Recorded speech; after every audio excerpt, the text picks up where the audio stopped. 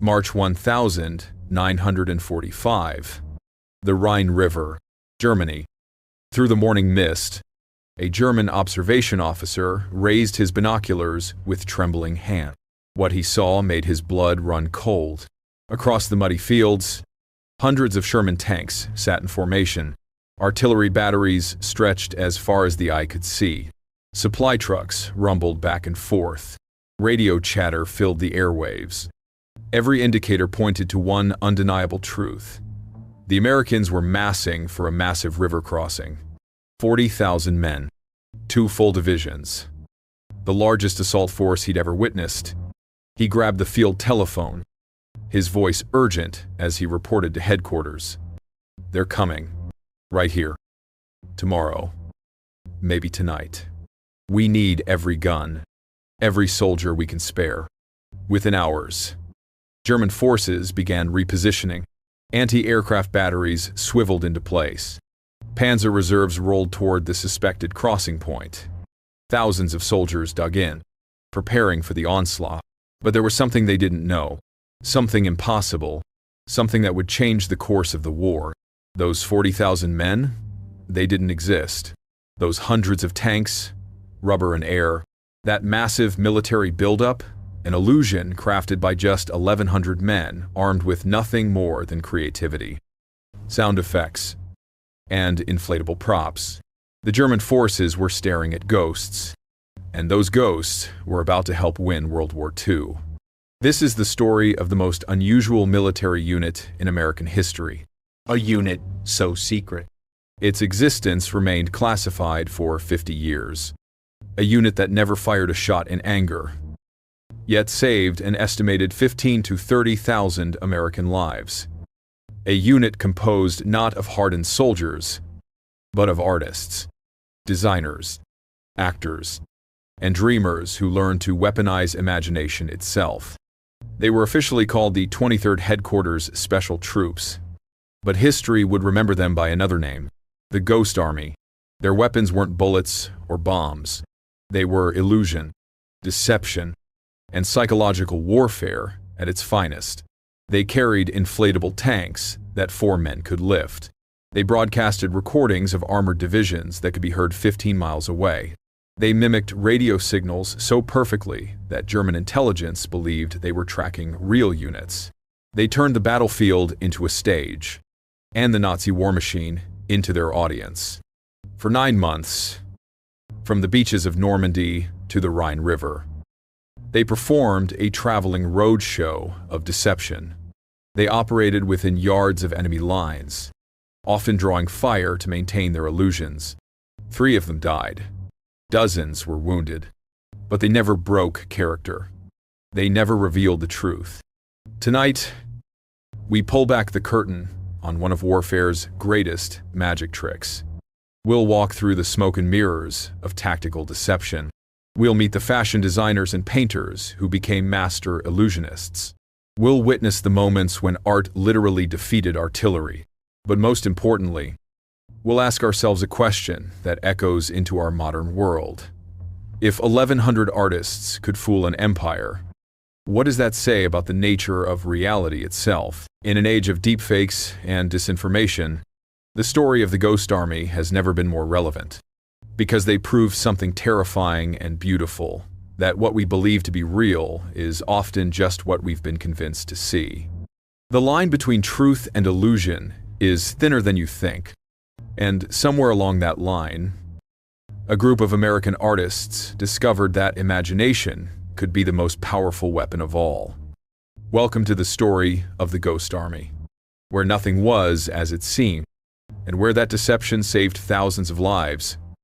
To understand how this extraordinary deception came to be, we need to step back to early 1944, a world at war, and a problem that couldn't be solved with conventional weapons.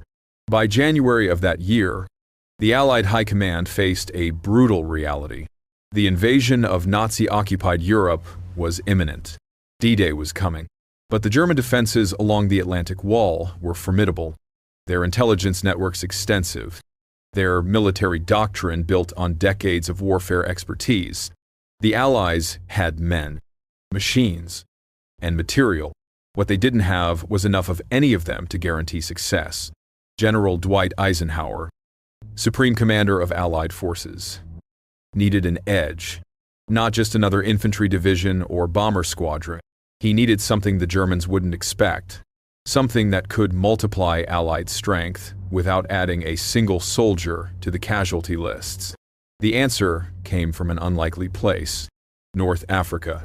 2 years earlier, in October 1942, British forces under Field Marshal Bernard Montgomery faced the legendary German commander Erwin Rommel at El Alamein, Egypt. The British were outnumbered, outgunned, and facing one of the most brilliant tactical minds in military history. But they had something Rommel didn't expect: a deception unit.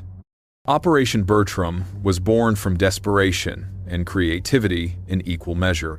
British engineers built dummy tanks from wood and canvas. They disguised real tanks as supply trucks. They created entire fake supply depots. Most importantly, they made Rommel believe the attack would come from the south when it was actually planned for the north. The deception worked. Rommel positioned his forces incorrectly.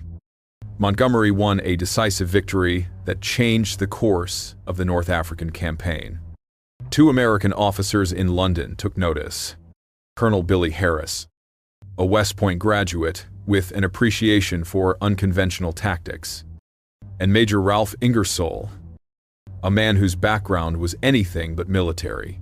Ingersoll had been the managing editor of the New Yorker magazine. He'd founded newspapers. He understood storytelling, perception, and how to manipulate both. Together, they asked a radical question: what if America created its own deception unit, not just for a single battle, but as a permanent, mobile force capable of fooling the enemy across entire campaigns? In January 1944, the answer took shape. The 23rd Headquarters Special Troops was officially activated at Camp Forest, Tennessee. But this wouldn't be an ordinary military unit. The recruitment process alone was unprecedented. Instead of visiting boot camps and infantry training centers, recruiters headed to art schools: Cooper Union in New York, the Pratt Institute in Brooklyn, the Philadelphia Museum School of Industrial Art. They were looking for men with high intelligence scores. The unit would eventually average an IQ of 119, the highest in the Army. But more than that, they wanted creative minds. Artists who could think in 3 dimensions, designers who understood visual perception, sound engineers who knew how acoustics worked. The men who answered the call were an unlikely group of soldiers. Many had never held a rifle. Some wore glasses thick enough to normally disqualify them from combat service. But they possessed skills the military had never valued before.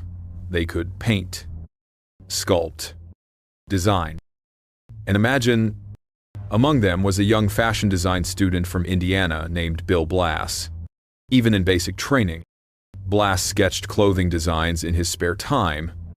He'd bring copies of Vogue magazine into foxholes, dreaming of the career that awaited him after the war. His fellow soldiers teased him, but Blass didn't care. He understood something they didn't yet: that his eye for detail, his understanding of visual presentation, would become a weapon. Then there was Ellsworth Kelly, a quiet art student from the Pratt Institute. Kelly had specifically requested assignment to the 603rd Camouflage Engineers Battalion. He saw the war as a chance to study form, light, and deception on the largest canvas imaginable. Years later, he would become one of America's most celebrated abstract painters, his works selling for millions. But in 1944, he was just another private learning to turn art into military strategy. Art Kane, a future legendary photographer. Arthur Singer, who would go on to create some of the most famous bird illustrations in American natural history. These weren't typical soldiers. They were the creative class, drafted into a war that would teach them to use their talents in ways they never imagined. By March 1944, the unit had moved to Camp Pine in upstate New York, now known as Fort Drum. But they began training with equipment so bizarre that even they questioned whether it would work. The centerpiece was a collection of inflatable tanks, trucks, and artillery pieces made from rubberized canvas. Each piece weighed less than 100 pounds. 4 men could carry what appeared to be a 30-ton Sherman tank. Gasoline-powered air compressors could inflate them in 15 minutes. But the visual deception was only one element. The sonic component was even more revolutionary. Working with engineers from Bell Laboratories, the Army's most advanced research partner, a specialized unit recorded actual sounds from armored divisions at Fort Knox. Tank engines roaring to life, treads clanking across bridges, artillery batteries firing in sequence, officers shouting orders, even sergeants barking at soldiers to put out their cigarettes. These recordings were transferred to state-of-the-art wire recorders, the predecessor to magnetic tape. Each spool held 30 minutes of sound on 2 miles of magnetized wire. The playback equipment was mounted on half-track vehicles equipped with speakers that weighed 500 pounds each. These weren't just loudspeakers. They were acoustic weapons capable of projecting sound across 15 miles of battlefield. The third element was radio deception, perhaps the most sophisticated of all. The signal company specialists learned to mimic the transmission patterns of real units. More impressively, they learned to copy the individual style, the fist, of specific radio operators. Every telegraph operator has a unique way of keying Morse code, as distinctive as a fingerprint. The Ghost Army operators became so skilled they could impersonate departed operators perfectly, making German intelligence believe they were still tracking the same unit even after it had moved hundreds of miles away. By May 1944, the Ghost Army was ready. 1,100 men, 4 specialized companies, an arsenal of inflatable equipment, sound effects libraries, and radio gear. They sailed for England, based near Stratford-upon-Avon, preparing for a mission unlike any in military history. They didn't know it yet, but they were about to become part of the largest deception operation ever conceived, the misdirection for D-Day itself. And after that, they would spend 9 months traveling across Europe, performing a deadly magic show where every mistake could cost thousands of lives. The artists had become warriors, but their weapons were stranger than anyone could have imagined. June 1942, the coast of Normandy, 2 weeks after D-Day. While the world's attention focused on the bloody beaches where thousands had died to secure a foothold in France, a smaller force made a Keter landing. 17 men from the Ghost Army waded ashore at Omaha Beach, carrying equipment that would have baffled anyone who saw it. Their mission was simple in concept, terrifying in execution. They were to create a phantom harbor using nothing but lights and hope. The real Mulberry Harbors. Those massive artificial ports the Allies had constructed were vital to the invasion's success. They allowed ships to unload supplies without capturing a port city. But they were also vulnerable, obvious targets for German artillery. The Ghost Army's job was to draw fire away from the real harbors by creating fake ones that would glow in the darkness, tempting German gunners to waste ammunition on illusions. As night fell, the men positioned their lights and began their performance. In the distance, German artillery observers saw what appeared to be harbor activity, flashes of light, movement, the telltale signs of a major supply operation. The shells began falling shortly after midnight, but they fell on empty beaches, on lights rigged to poles, on nothing but air and deception, miles away. The real harbors continued their work unmolested. For the men of the Ghost Army, it was a sobering introduction to their mission. One soldier would later recall the feeling, "We were bait. Live bait. If the plan worked, the shells would land on us. and we had nothing to protect ourselves but some lights and a prayer. But this was just the beginning. The real test came in July. Operation Brittany. A vast deception across the Brittany Peninsula that would determine whether the Ghost Army could truly change the course of the war. General George Patton, one of America's most aggressive commanders, needed to race east across France. His Third Army had broken through German lines, and speed was everything. But the Germans expected him to secure the Brittany Peninsula first, to capture its ports before advancing inland. Patton had no intention of doing that. But he needed the Germans to believe he was. Enter the Ghost Army. The plan was audacious. The 1,100 men would split into 4 separate task forces. Each would impersonate a combat team of 3,000 to 4,000 soldiers from different divisions: the 35th Infantry, the 80th Infantry, the 90th Infantry, and the 2nd Armored Division. They would move west and south into Brittany, while the real divisions continued racing east with Patton. On the morning of August 9th, the Ghost Army began its performance. Trucks loaded with inflatable equipment rumbled down country road. Radio operators began broadcasting false traffic patterns, creating the electronic signature of major troop movements. The sonic units prepared their speakers. Lieutenant Colonel Frederick Day commanded one of the task forces, designated to move toward the port city of Brest. His journey would become the stuff of Ghost Army legend. Moving through recently liberated French countryside, his small unit encountered pockets of desperate German soldiers who hadn't yet received word of the Allied breakthrough.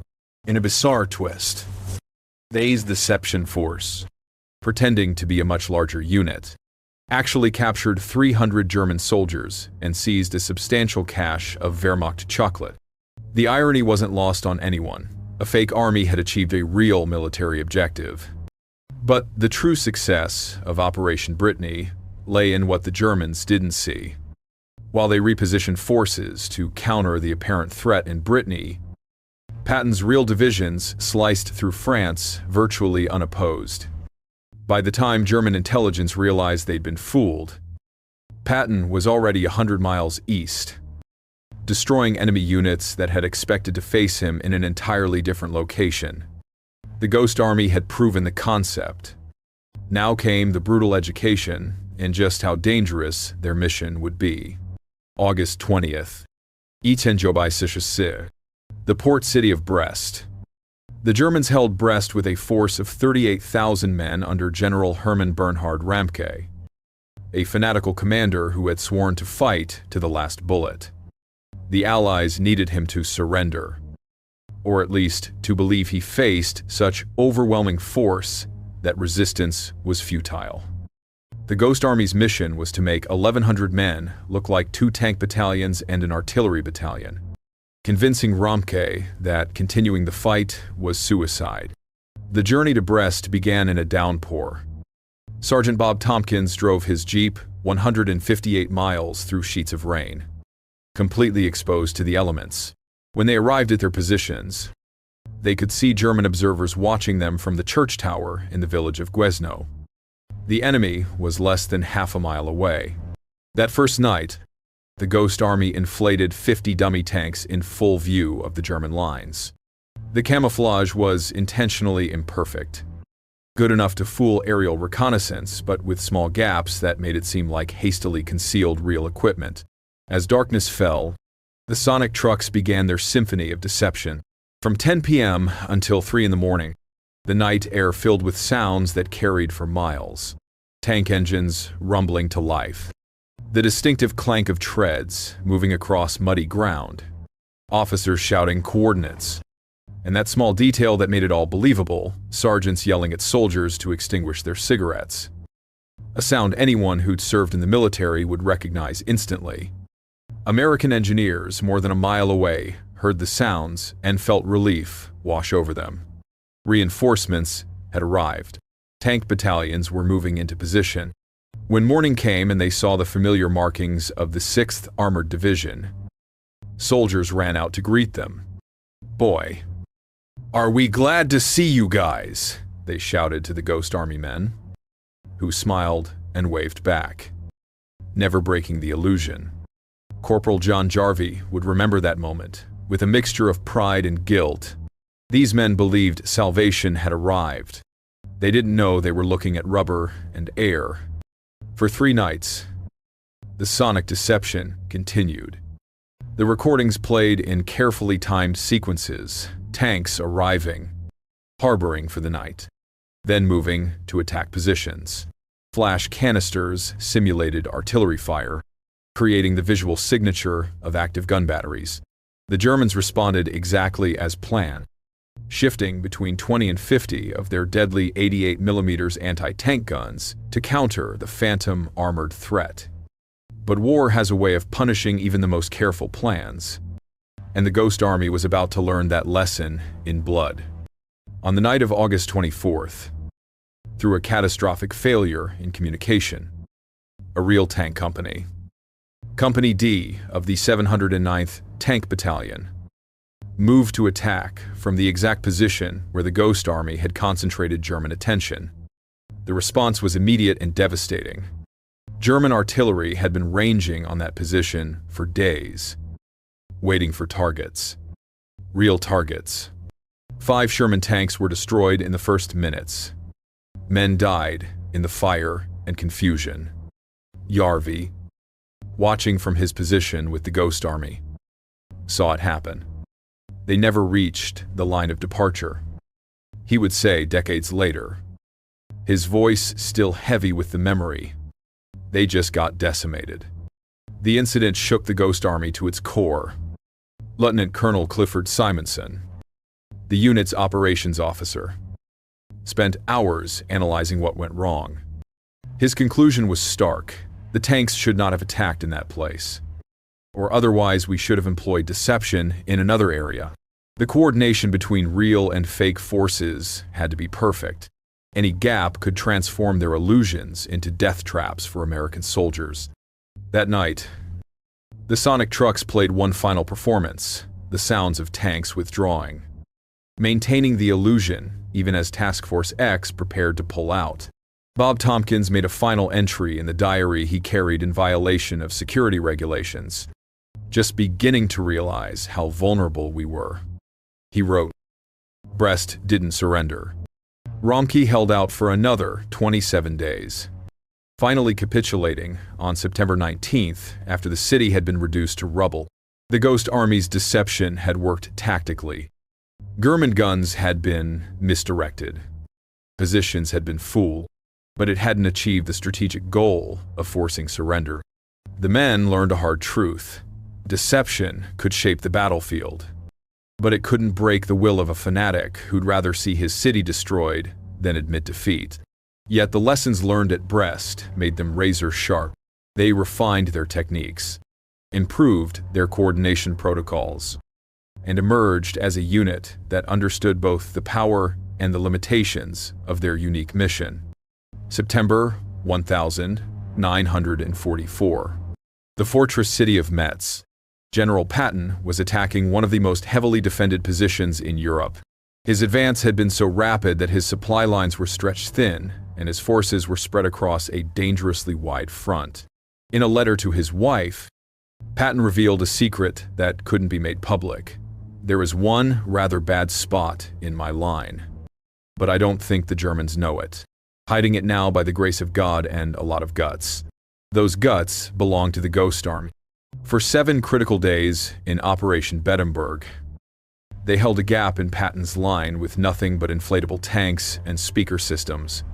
They created the illusion of a strong defensive position, where in reality only a skeleton force existed. The Germans, believing they faced significant resistance, never probed the line. By the time they might have discovered the truth, real divisions had arrived to plug the gap. Patton, who had been skeptical of the Ghost Army initially, became one of their strongest advocates. He understood what they'd done. They'd bought him time with smoke and mirrors. And time was the one resource no amount of firepower could create. Then came December. The Battle of the Bulge, Hitler's last desperate gamble. The German offensive through the Ardennes, caught the Allies by surprise. American forces in the Belgian town of Bastogne were surrounded, cut off, facing annihilation. Patton received orders to relieve them, but the operation required absolute secrecy. The Germans couldn't know where or when his relieving force would strike. Operation Kodak was different from every mission before it. No inflatable tanks. No sonic deception. Just radio. Pure. Perfect radio deception. The Ghost Army operators began broadcasting false signals, suggesting Patton's forces were pulling back, going defensive, preparing to weather the German storm rather than counterattack. They mimicked the radio signatures of units that should have been moving toward Bastogne, but created the electronic impression they were retreating eastward. German intelligence. Monitoring every transmission, tracking every familiar radio operator's fist. Believed what they heard. When Patton struck toward Bastogne, the Germans were completely unprepared. The relief force punched through lighter resistance than expected. Bastogne was saved. Thousands of American soldiers surrounded in that frozen town owed their lives to a deception they would never know about. The Ghost Army had evolved from a visual trick into something far more sophisticated. They were manipulating the very information space the enemy relied on for decision-making. They were hacking perception itself. But their greatest challenge still lay ahead. Across the Rhine River, where the fate of thousands would rest on their ability to create their most elaborate illusion yet. March 1945. The Rhine River.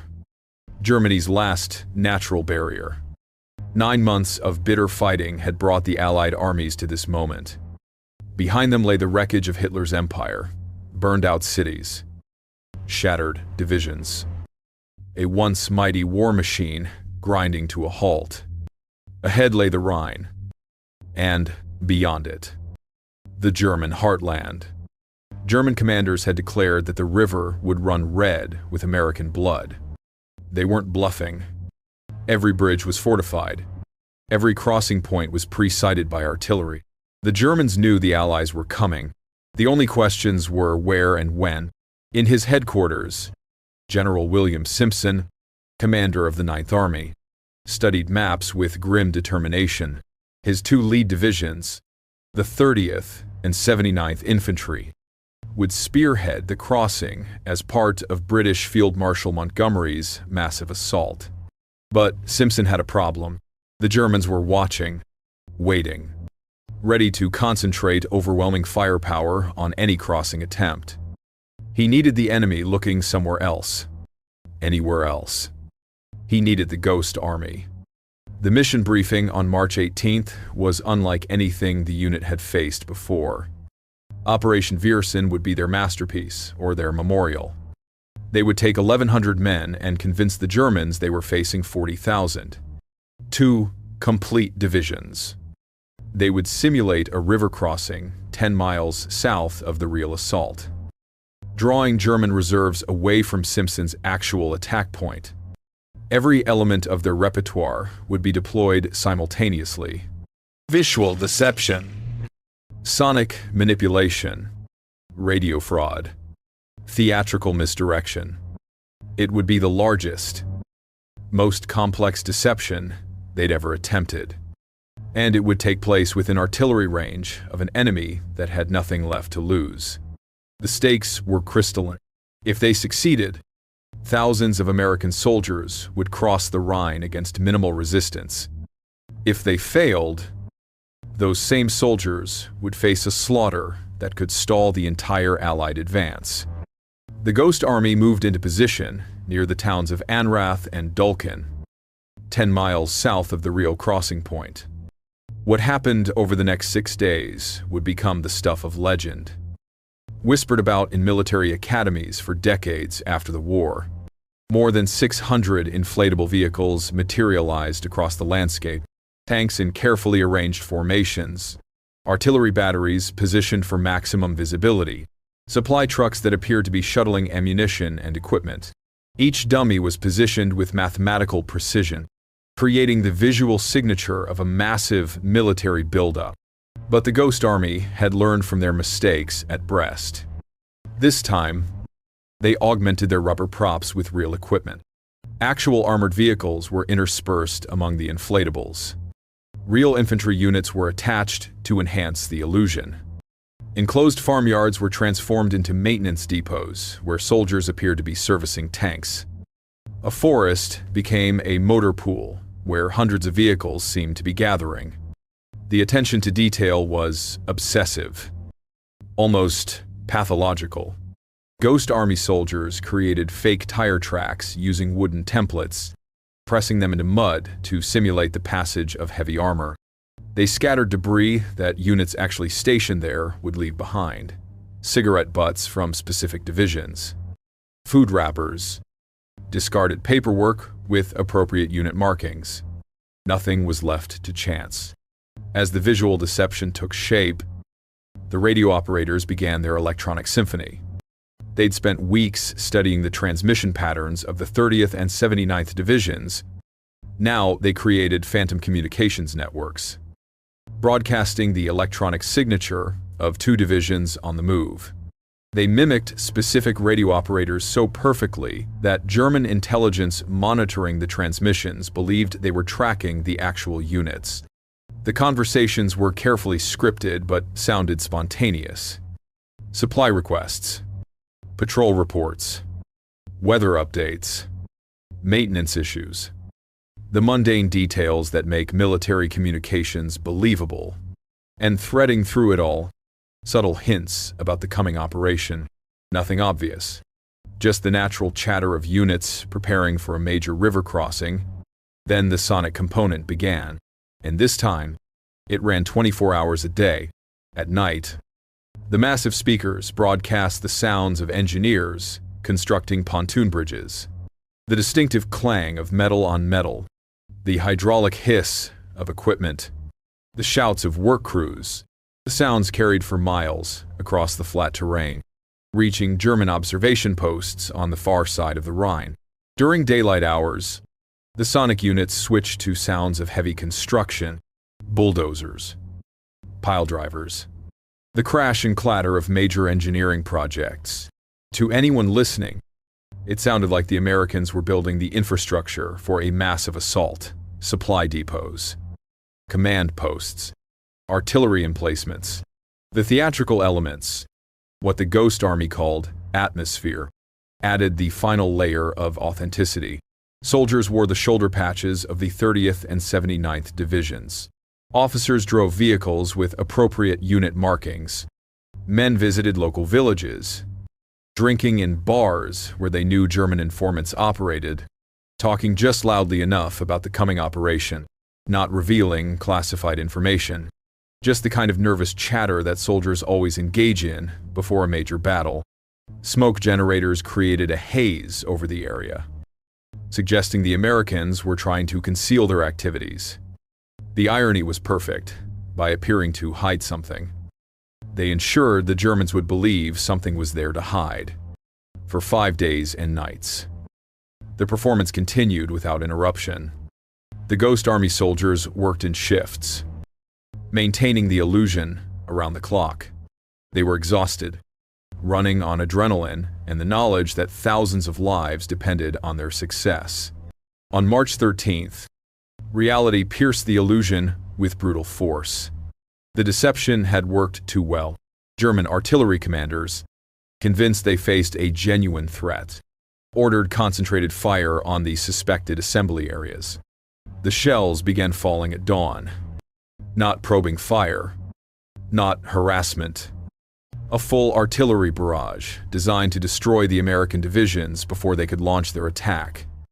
The Ghost Army soldiers scrambled for cover as the ground erupted around them. Shrapnel screamed through the air. The concussion waves from high-explosive shells threw men to the ground. This wasn't like the simulated dangers they'd faced in training.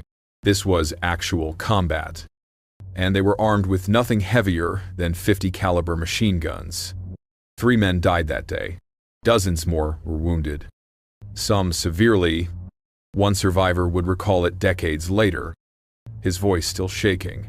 There were people probably no more than 20 or 30 feet away from me, that lost limbs because of shrapnel just falling all over.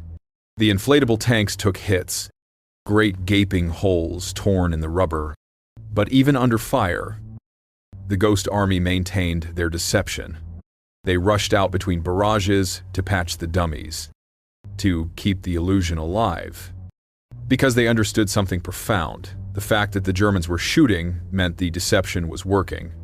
The enemy believed, and belief was what would save lives 10 miles to the north. The night of March 23rd arrived with a tension that could be felt across the entire front. In the real assembly areas, the 30th and 79th Divisions made final preparations. Assault boats were positioned.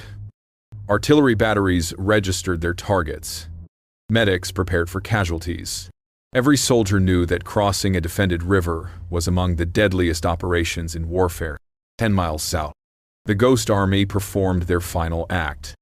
The sonic trucks played their loudest program yet. The sounds of boats launching, of motors starting, of a river crossing beginning. Flash canisters simulated artillery preparation fire, lighting up the night sky. Radio operators broadcast frantic traffic, suggesting the assault was underway.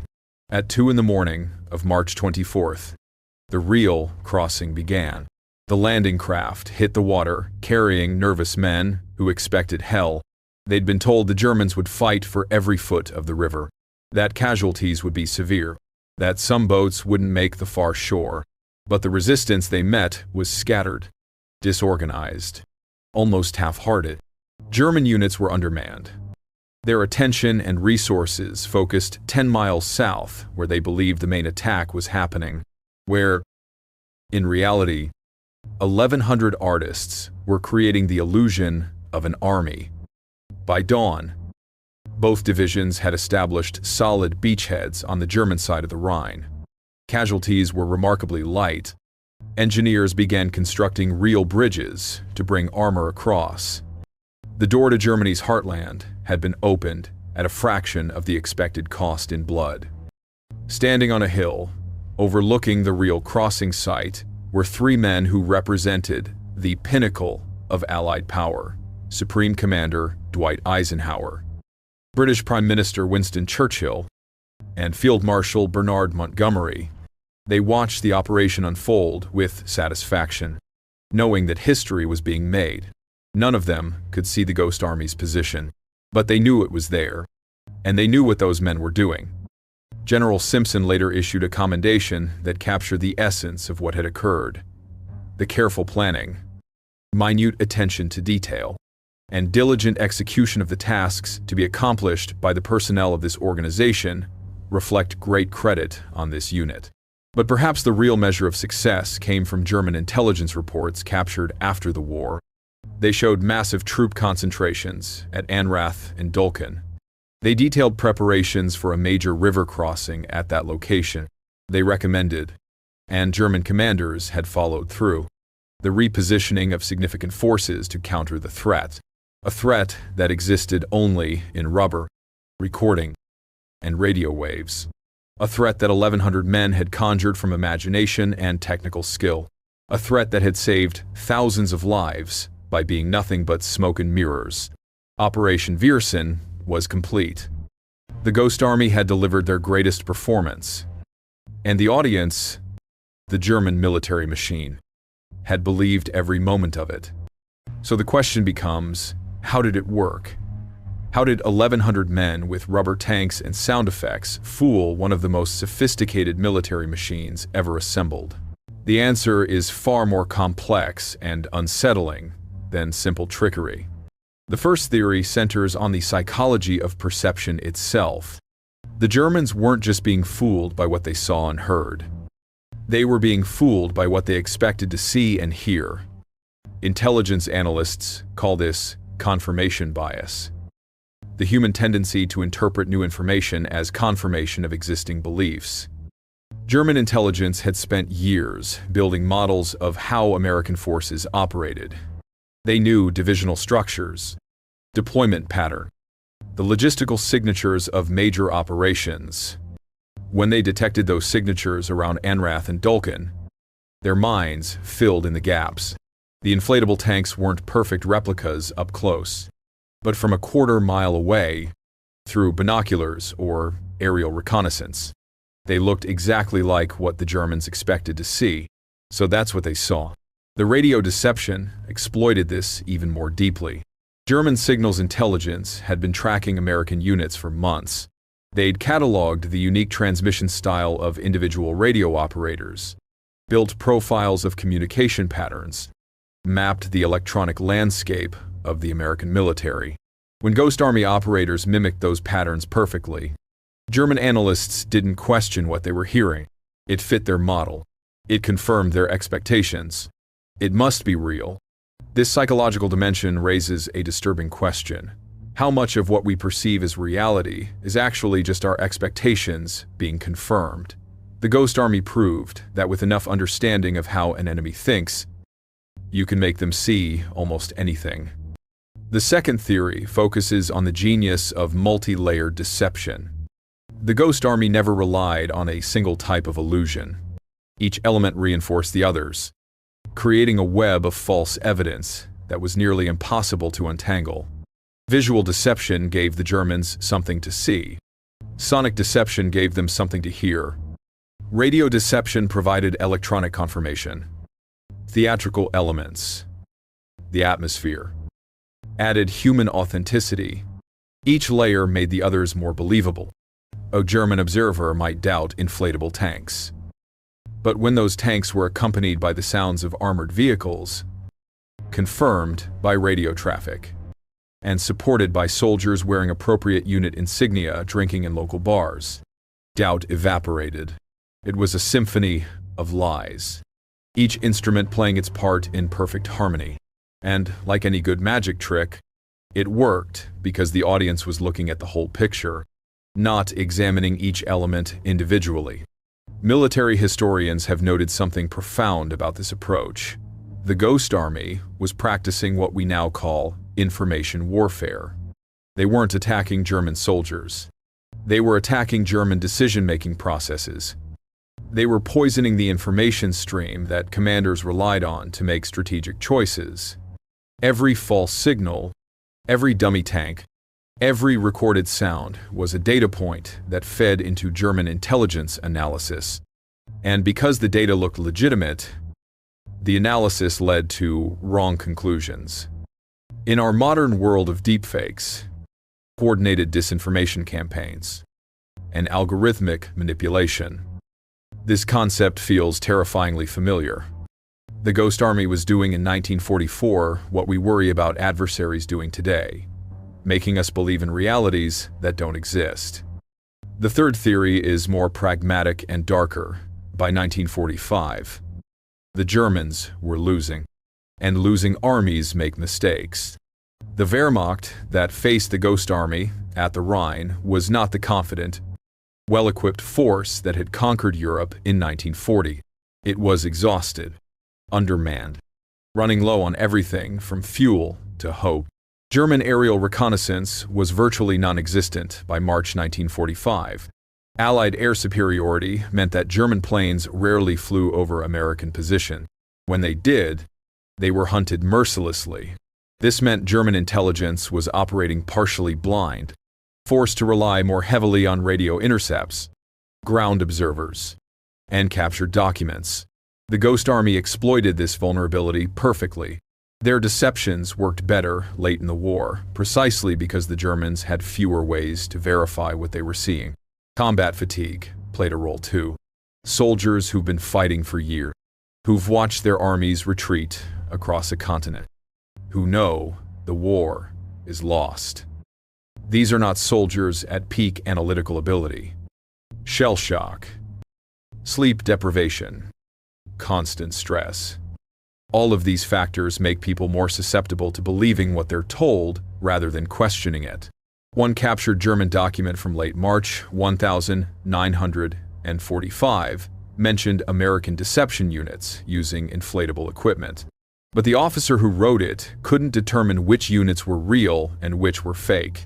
In the fog of war, with incomplete information and dwindling resources, The Germans had to assume everything might be real. And assumptions are exactly what the Ghost Army was designed to exploit. The fourth theory acknowledges the role of pure chance. The Ghost Army was lucky in ways they couldn't have predicted or controlled. If a German patrol had stumbled across an inflatable tank during setup, if a spy had been in the right place at the right time, if weather conditions had been different, the entire deception could have unraveled catastrophically. At Brest, German observers in the church tower at Gwezno watched the Ghost Army inflate their dummy tanks. They were close enough to have seen the truth with decent optics. But they didn't come down to investigate. Why? We don't know. Perhaps they assumed no one would be foolish enough to set up fake equipment in plain sight. Perhaps they believed what they expected to believe. Perhaps they simply didn't care enough to check. The Ghost Army was, in many ways, incredibly fortunate. Luck also meant that the few times German intelligence did catch glimpses of the truth, those reports were dismissed or lost in the chaos of military bureaucracy. One German deserter reportedly told interrogators about seeing American inflatable tanks, but no one believed him. He was written off as confused or lying. The truth was too bizarre to be credible.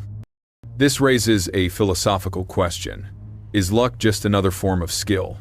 The Ghost Army created conditions where luck was more likely to favor them. They operated at night when verification was harder.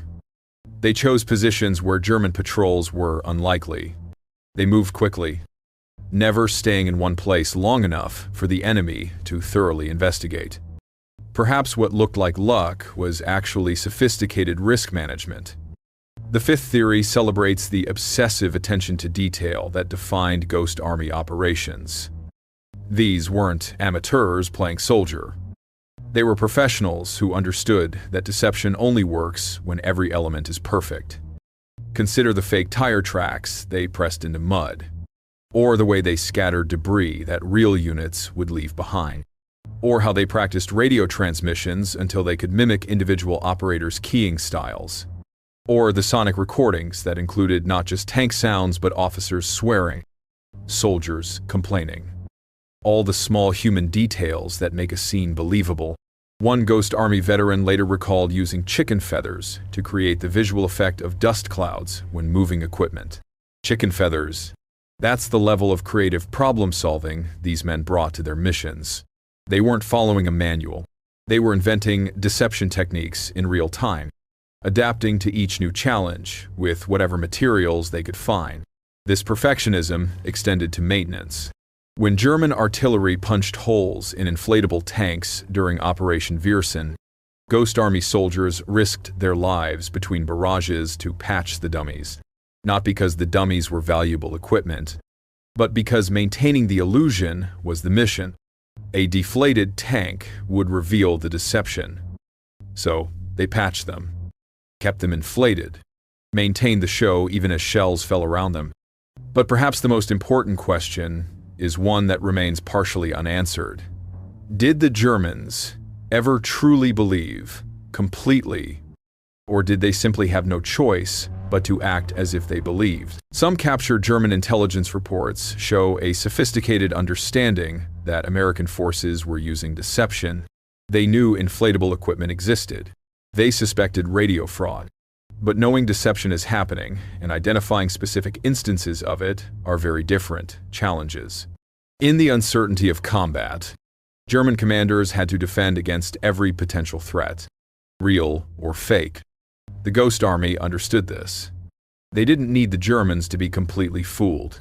They just needed to create enough doubt, enough uncertainty, that German forces would be positioned incorrectly when the real attack came. This is perhaps the most brilliant aspect of their success. The Ghost Army won not by creating perfect illusions, but by weaponizing uncertainty itself. In warfare, doubt is paralysis, and paralysis is defeat. One detail has emerged from declassified documents that adds a final layer to this story. After the Rhine crossing, American intelligence found German maps showing massive troop concentrations at Anrath and Dulken, arrows indicating planned defensive positions, notes about American divisional strength. The Germans hadn't just fallen for the deception in the moment. They'd built it into their strategic planning. The Ghost Army's illusions had become German military reality. 30 years after the war ended. U.S. Army analysts studied the Ghost Army's operations and wrote a conclusion that still resonates. Rarely, if ever, has there been a group of such few men which had so great an influence on the outcome of a major military campaign. But here's what keeps historians and military strategists awake at night. If it worked so well in 1944, if 1,100 men with primitive technology could fool an empire, what could a modern deception unit accomplish with digital manipulation, artificial intelligence, and global communications networks? The Ghost Army proved something both wonderful and terrifying. Reality is more fragile than we want to believe. What we see, hear, and trust can be manufactured.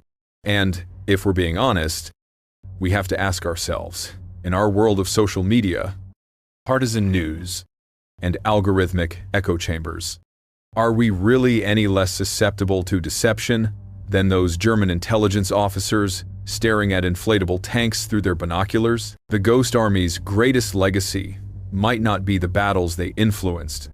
It might be the unsettling question they force us to confront. How do we know what's real? Ghost Army, When Illusion Won Battles. Part 6. Open Ending and Message 5. 500 characters. May 8th. WWII. Germany surrendered. The war in Europe was over. The Ghost Army packed up their equipment for the final time. The inflatable tanks that had fooled an empire. The speakers that had projected phantom armies across 15 miles of battlefield. The radio equipment that had made 1,100 men sound like 40,000. All of it was loaded onto trucks and ships for the journey home. In July 1945, the 23rd Headquarters Special Troops returned to the United States. They were stationed briefly at Pine Camp in upstate New York, the same place where they'd trained with such uncertainty just 16 months earlier. On September 15th, WWII, the unit was officially deactivated. The Ghost Army ceased to exist, but their final act of deception had already begun. This one would last 50 years. Every man who served in the unit was required to sign secrecy agreements. They could not discuss what they'd done. They could not tell their families, their friends, not even other veterans. The techniques they'd pioneered, the equipment they'd used, the missions they'd accomplished, all of it was classified at the highest levels. As far as the official record was concerned, the Ghost Army had never happened. The inflatable equipment was burned in a massive bonfire somewhere in France. The sonic recordings were locked away in military archives. The after-action reports were stamped secret and filed in vaults. The men went home carrying memories they couldn't share and nightmares they couldn't explain. For decades, they lived with their silence. Bill Blass became one of America's most celebrated fashion designers, dressing celebrities and socialites. But he rarely spoke of his time in the war. Ellsworth Kelly's abstract paintings sold for millions, hanging in the world's greatest museums. But the connection between his art and his wartime deception work remained hidden. Arthur Singer illustrated birds for postage stamps and field guides, and his work seen by millions who had no idea those same hands had once painted camouflage on rubber tanks. In 1985, a brief article in Smithsonian Magazine mentioned the Ghost Army for the first time. A few veterans began quietly sharing their stories. But it wasn't until 1996, more than 50 years after the war ended, that the operation was officially declassified. By then, most of the men were in their 70s or 80s. Some had already passed away, taking their stories to the grave, never receiving recognition for what they'd accomplished. The question haunts the historical record. Why the secrecy? Why keep this remarkable achievement hidden for half a century? The Cold War provides part of the answer. American military planners wanted to use similar deception tactics against the Soviet Union. Revealing the Ghost Army's methods would have taught potential enemies exactly what to watch for. In the chess game of nuclear standoff, deception remained a viable strategy. Perhaps it still is. But there's another possibility, one more unsettling. Perhaps the military establishment was uncomfortable with what the Ghost Army represented.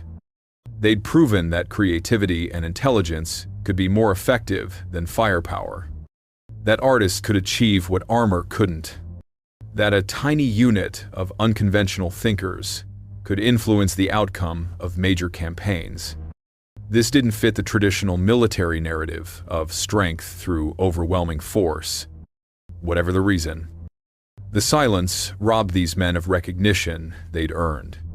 3 Ghost Army soldiers died in the line of duty. Dozens more were wounded.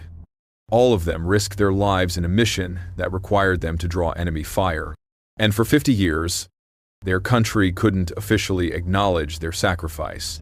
The recognition, when it finally came, was bittersweet. In 2013, PBS aired a documentary about the Ghost Army, bringing their story to a wide audience for the first time. Veteran, now in their late 80s and 90s, finally heard the words they'd waited decades to hear. Thank you for your service.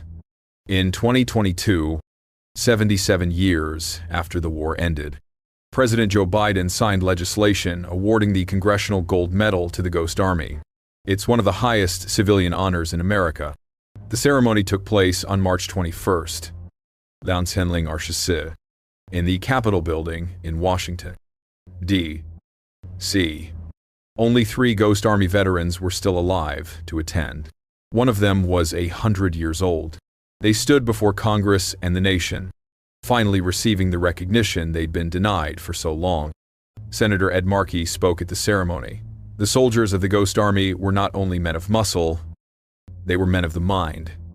They were creative, original thinkers who used art and imagination to wage battle with the enemy. But perhaps the most profound legacy of the Ghost Army isn't found in medals or monuments. It's found in the uncomfortable questions they force us to ask. In an age where artificial intelligence can generate fake videos indistinguishable from reality, where social media algorithms create customized versions of truth, where nation-states wage information warfare against each other's populations, the Ghost Army's story feels less like history and more like prophecy.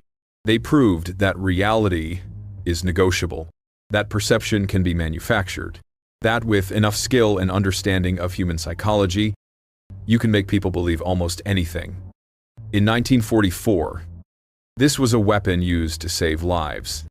Today, these same techniques are used to manipulate elections, spread disinformation, and undermine trust in shared reality itself. The Ghost Army showed us something we'd rather not admit. We're all vulnerable to deception. Not because we're stupid, but because we're human. We see what we expect to see. We believe what confirms our existing beliefs. We trust patterns that feel familiar. These psychological tendencies help German intelligence officers mistake rubber for steel. What makes us think we're immune to similar manipulation today? On the night of March 24th, 2 divisions crossed the Rhine River with minimal casualties. Thousands of mothers welcomed their sons home instead of receiving folded flags. Those men never knew that 10 miles south, artists and engineers had saved their lives with nothing but imagination and technical skill. How many other times has reality been shaped by forces we don't see? How many victories have been won by illusions we never detected? How many times have we been the German observers, staring through binoculars at something we believed was real, never questioning whether it might be nothing but air and canvas? The Ghost Army's final deception might be the most successful of all, making us believe we've learned their secrets. The techniques are declassified. The equipment is in museums. The story has been told, but the deeper truth remains elusive. In a world where information is power and perception is reality, the Ghost Army's legacy asks us to question everything, not with paranoid suspicion, but with intelligent skepticism. They proved that the line between truth and fiction is thinner than we want to believe. That war isn't just fought with weapons, but with ideas, perceptions, and carefully crafted lies. So here's the question we're left with. If 1,100 men with primitive technology could reshape reality on European battlefields, what's being reshaped around us right now? What are we seeing that isn't really there? What are we believing that we've been convinced to believe? The Ghost Army won their battles with illusion, but their greatest victory might be teaching us to question our own certainty about what's real. They were deceivers. They were artists. They were heroes. And they proved something both beautiful and terrifying. Sometimes the most powerful weapon isn't the one that destroys, but the one that makes us see what isn't there. The ghosts have finally been recognized. Their story has been told. But the questions they raise will haunt us long after their voices have fallen silent. In the end, perhaps that's exactly as it should be. Because the moment we stop questioning reality is the moment we become most vulnerable to those who would reshape it for us. The Ghost Army taught us that truth is fragile, perception is malleable, and reality itself can be a weapon. What we choose to do with that knowledge will determine whether their legacy becomes a warning or a blueprint. The show is over. The curtain has fallen. But somewhere, in some way you haven't noticed yet, another performance might already be underway. The question is, are you the audience? Or are you part of the illusion?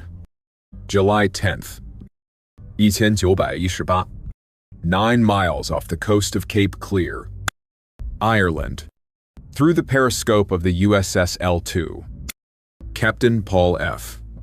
Foster watched something that would haunt him for the rest of his life. A German U-boat, floating on the surface, listing heavily to one side, clearly disabled, dead in the water. But that wasn't what made Foster's blood run cold. It was the figure standing on the bow, a German officer, overcoat billowing in the ocean wind, arms folded across his chest, standing perfectly still, like a statue carved from shadow, just standing there, watching, waiting. Foster was preparing to fire torpedoes when suddenly, an explosion ripped through the U-boat from stem to stern. A massive fireball erupted from within the steel hull. The sound was deafening. Even underwater, black smoke poured into the sky. The submarine broke apart in seconds. The bow plunged first, dragging the rest down into the cold Irish waters. No distress calls. No survivors scrambling to escape.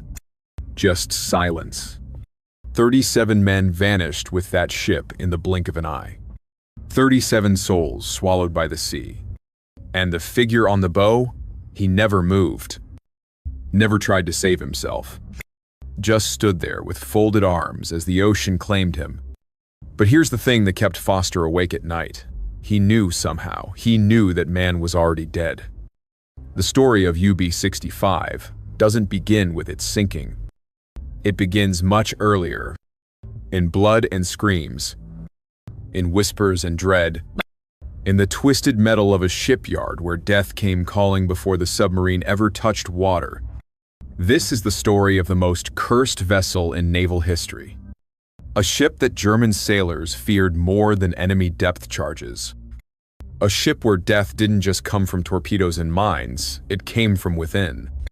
From something that couldn't be seen, couldn't be fought, couldn't be escaped. This is the story of UB-65, the haunted U-boat. It's 1916. The First World War has been raging for 2 years. And Germany is desperate. The British naval blockade is strangling the German Empire, cutting off food and supplies. Starvation stalks the streets of Berlin. Children are dying of hunger. The military is running out of ammunition. Germany has one weapon left. One terrible, desperate weapon that might break the British stranglehold and turn the tide of war. The U-boat. These submarines are the cutting edge of naval warfare. Sleek, steel predators that slip beneath the waves. Invisible to surface ships, they can strike without warning, sending thousands of tons of Allied shipping to the bottom of the Atlantic. By 1917, German U-boats had destroyed nearly 30% of the world's merchant fleet. But victory came at a horrific price. Life aboard a U-boat was a special kind of hell. Imagine being sealed inside a steel tube 200 feet long and 20 feet wide with 34 other men. You can't bathe. You can't shave. You can't even change your clothes for weeks, sometimes months at a time. The air inside reeks of diesel fuel, sweat, unwashed bodies, and the stench of the toilet bucket. The walls drip with condensation. Everything is damp and cold and suffocating. You're constantly on high alert, knowing that a single depth charge from a British destroyer could crush your submarine like a tin can, turning it into a steel coffin at the bottom of the ocean. No escape, no rescue. Just a slow death in the darkness as the air runs out and the water rises. The psychological toll was devastating. 3/4 of all U-boat crewmen never made it home. The odds of survival were worse than almost any other branch of the military. In this atmosphere of terror and desperation, something else began to grow. Something that fed on fear. Something that turned one particular submarine into a legend that would outlive the war itself. In June 1906, at the Vulcan shipyard in Hamburg, construction began on submarine UB-65. She was one of 24 type UB-3 coastal submarines, specially designed to operate from occupied Belgian ports. These vessels were built to hunt Allied shipping in the English Channel and the approaches to the British Isles. UB-65 would carry a crew of 34 men and 3 officers. She would be armed with a 5-centimeter deck gun and 5 torpedo tubes loaded with 10 deadly torpedoes. On paper, she was a formidable weapon of war. But from the very first day, from the moment her keel was laid, UB-65 was marked by death. And the dying had only just begun. To understand what happened aboard UB-65, you need to understand the world these men inhabited. A world of iron and blood. A world where the line between courage and madness grew thinner every day. The year is 1916, and the Great War has become a war of attrition. Millions are dying in the muddy trenches of France and Belgium. The battlefields have become slaughterhouses. But beneath the waves, another kind of warfare is unfolding silent, invisible, and just as deadly. Germany's surface fleet is bottled up in port, unable to challenge British naval supremacy.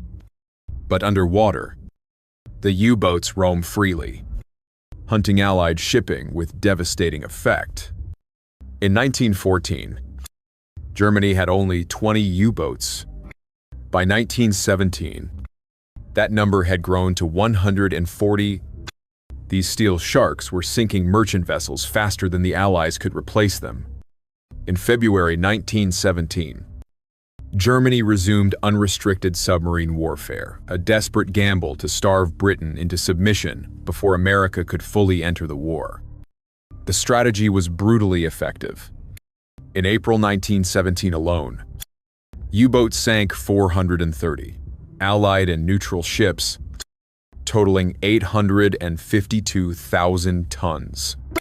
Britain was bleeding. Food supplies were running critically low. The island nation was on the verge of starvation. For a few terrible months, it seemed Germany might actually win, but the human cost was staggering. By the end of the war, U-boats had killed more than 30,000 Allied sailors, and sunk over 3,000 ships. On the German side, 28,000 U-boat crewmen lost their lives, a casualty rate of 75%. 738 U-boats were destroyed. Think about that for a moment. 3 out of every 4 men who served on U-boats never came home. They died in explosions, drownings, or slow suffocation as their steel tombs sank into the abyss.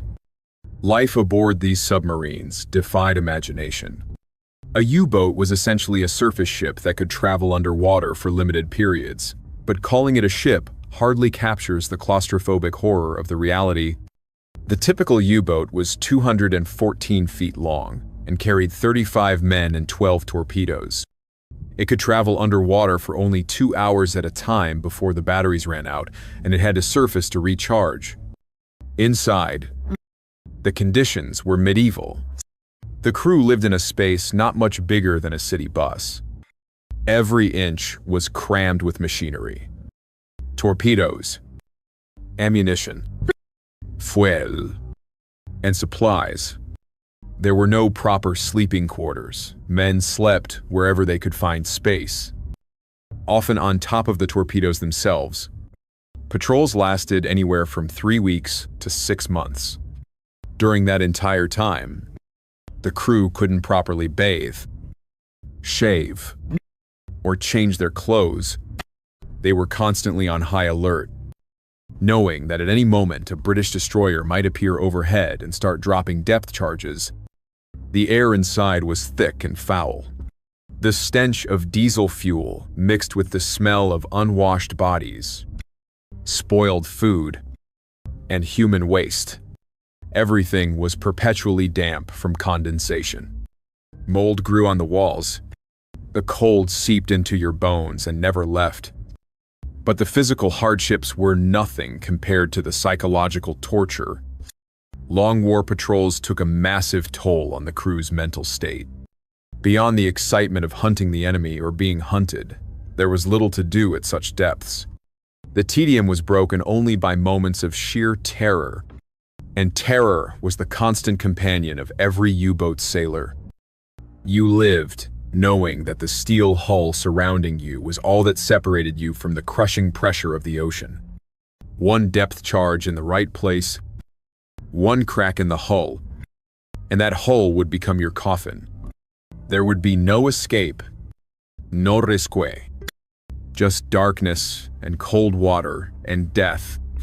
Morale in U-boats depended on 3 crucial factors: success against the enemy, trust in the captain, and comradeship among the crew. If any one of these 3 factors failed, the crew could not be expected to perform efficiently.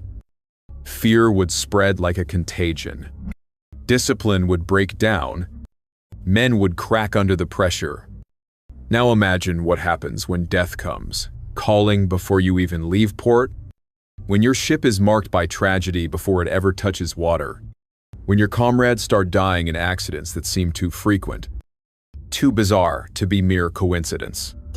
That's when the whispers begin. That's when superstition takes root. That's when rational men start believing in things they once would have mocked. That's when a ship becomes cursed. UB-65 was a Type UB-3 submarine, part of the new generation of coastal U-boats designed specifically to operate from bases in occupied Belgium. These vessels were improvements over earlier designs, larger, more powerful, better armed.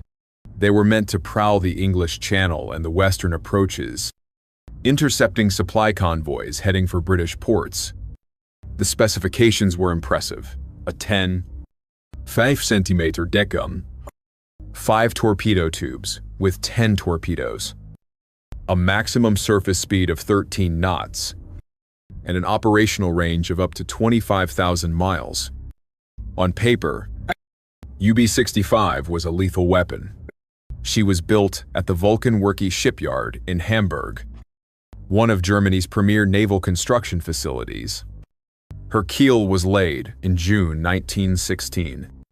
She was launched on June 26th, 1917. and commissioned on August 18th, 1917, under the command of Captain Lieutenant Martin Schell. These are the cold facts. The official record, the kind of information you'd find in a naval registry. But the official record doesn't tell you about the screams. It doesn't tell you about the blood on the shipyard floor. It doesn't tell you about the workers who refused to board the submarine after what they witnessed. It doesn't tell you about the men who swore they saw things that couldn't possibly exist. The official record doesn't tell you that UB-65 was born in blood and would die the same way. The first death came without warning. It was a routine day at the Vulcan shipyard in Hamburg, June 1906. Workers were assembling the hull of UB-65, piece by massive piece. A steel girder weighing several tons was being lowered into position by crane. Standard procedure. Nothing unusual. Two workers stood below, talking, taking a brief rest from the back-breaking labor. They didn't hear the chain slip. They didn't hear the warning shouts from above. The girder fell. One man died instantly, his body crushed beyond recognition. The other was pinned by the legs, his screams echoing across the shipyard as his co-workers desperately tried to lift the beam off him. It took them 20 minutes. By the time they freed him, he'd lost too much blood. He died later that day in the hospital. The foreman surveyed the carnage, the blood pooling on the concrete, the twisted remains, and said what everyone in wartime Germany had learned to say: "It's unfortunate and tragic that two men had to die. But the work must continue. The fatherland needs ships." And so the work continued. The blood was washed away. The bodies were carried off. And UB-65 continued to take shape. But the workers noticed something after that day. A change in atmosphere. The usual banter and jokes stopped. Men worked in silence, hurrying through their tasks, eager to leave the submarine behind at the end of each shift. Some refused to work on UB-65 altogether, requesting transfers to other projects. When asked why, they couldn't explain it. Just a feeling, a sense that something was wrong with this particular boat. Weeks passed. The submarine neared completion. Then came the second tragedy. 3 workers entered the engine room to make final adjustments. It was a routine inspection, checking seals, testing connections, making sure everything was ready for sea trials. The door closed behind them. Minutes later, someone passing by heard coughing, then shouting, then desperate pounding on the door from the inside. The door was jammed. By the time workers managed to force it open, all 3 men were dead, sprawled on the floor of the engine room. Their skin had turned a sickly blue-gray. Their eyes bulged. Their mouths hung open in silent screams. Poisonneux gas. Somehow, toxic fumes from the diesel engine had leaked into the sealed compartment. The official investigation found no explanation. The engine had been turned off. There should have been no fumes. The safety mechanisms had all been functioning properly. It made no sense. But 3 more men were dead. The whispers started then, quiet at first. Was this ship cursed? 5 men dead before it had even touched water. 5 families destroyed. 5 funerals held in Hamburg's rain-soaked cemeteries. But Germany needed U-boats. The war demanded it. So once again, the work continued. The day of the launch finally arrived. A clear day in the summer of 1917. Flags flew. Officers stood in dress uniforms. UB-65 sat on the slipway, ready to slide into the water for the first time. There should have been cheers, celebration, pride. Instead, there was nervous silence. Too many workers remembered the deaths, Too many had heard the stories. The submarine slid down the ramp and into the harbor. For a moment, everything seemed fine. The launch was smooth. The submarine floated properly, settling into the water exactly as designed. Then the weather changed. Dark clouds rolled in from nowhere. The wind picked up. Waves began crashing against the newly launched vessel. And that's when the sixth man died. A sailor, one of the original crew assigned to UB-65, was on deck, checking the hatches. A wave, larger than the others, swept across the submarine. When the water receded, the sailor was gone, vanished into the harbor. They searched for hours. His body was never found. The crew stood on deck, dripping wet, staring at the spot where their comrade had disappeared. A young man, barely 19 years old, looked at the captain and said what everyone was thinking. "Sir, this boat is cursed." The captain ordered him to be silent. "Superstitious nonsense," he said. "Accidents happen. The sea is dangerous." The man had simply been careless. But in his eyes, you could see the doubt, the fear. The sea trials began. This was when UB-65 would prove herself or fail. The crew took her out into the North Sea to test her systems, surface speed, diving capabilities, torpedo tubes. Everything needed to work perfectly. On what should have been a routine dive, disaster struck again. The captain gave the order to submerge. The diving planes angled down. The ballast tanks flooded. UB-65 began to descend. Level off at 20 meters. The captain ordered, but the submarine didn't level off. She kept diving. Deeper. Deeper. Blow the tanks. Blow the tanks. Nothing happened. A ballast tank had fractured. Water was pouring in faster than the pumps could handle. The submarine was sinking uncontrollably toward the bottom.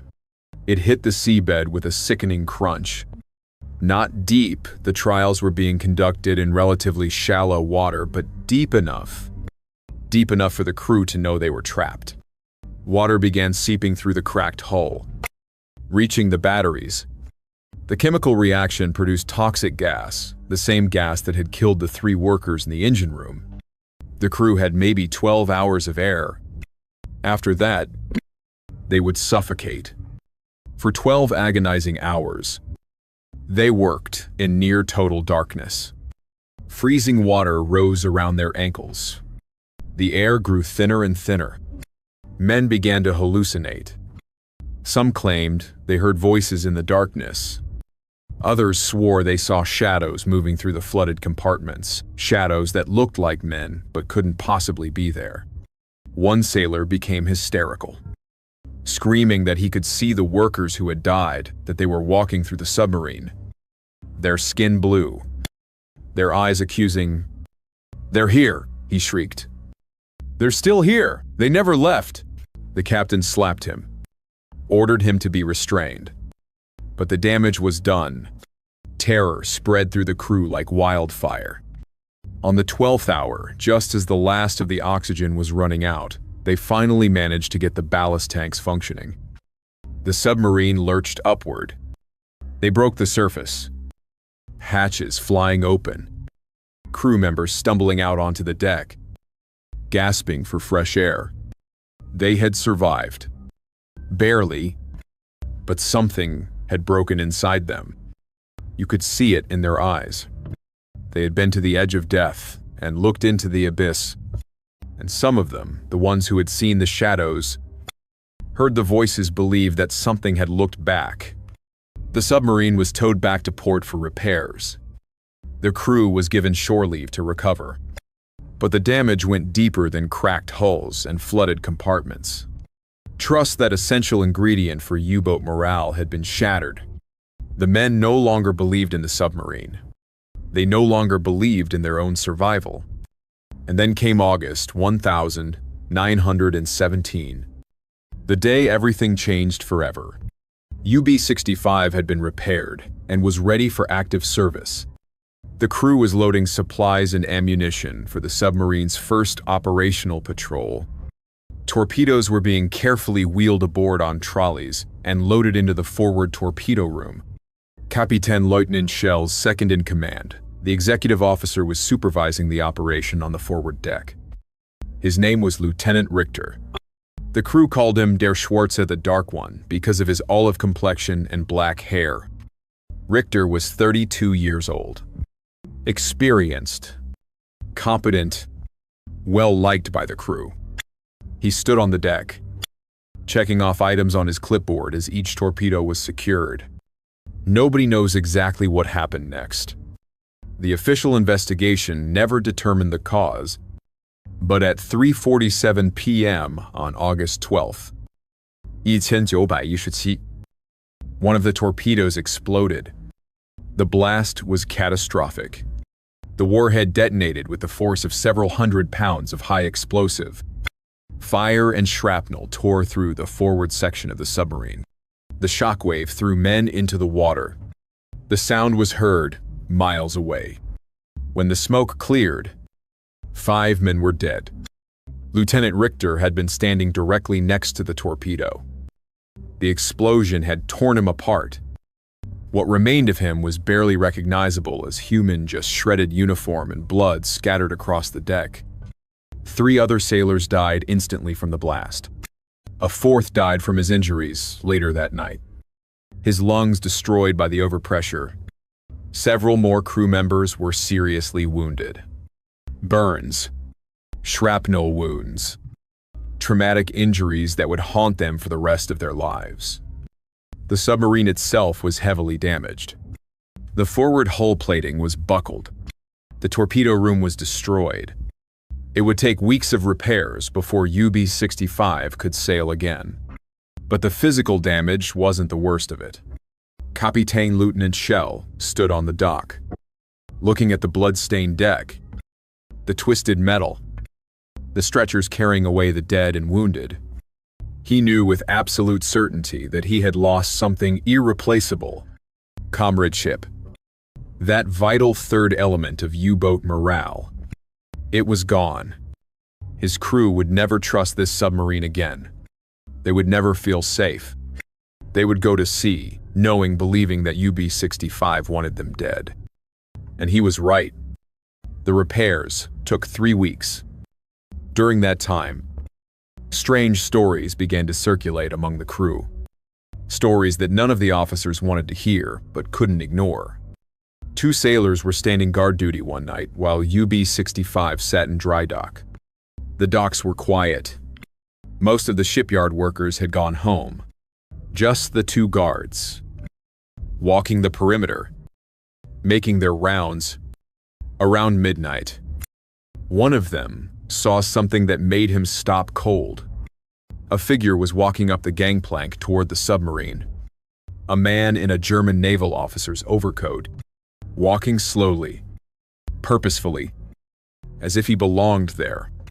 "Hey," the guard shouted. "This area is restricted." The figure didn't respond, didn't even pause, just kept walking up the gangplank toward the forward deck. The second guard came running. "Who is that? Did you get a look at him?" They both watched as the figure reached the top of the gangplank and stepped onto the deck. He walked to the bow, to the exact spot where Lieutenant Richter had been standing when the torpedo exploded.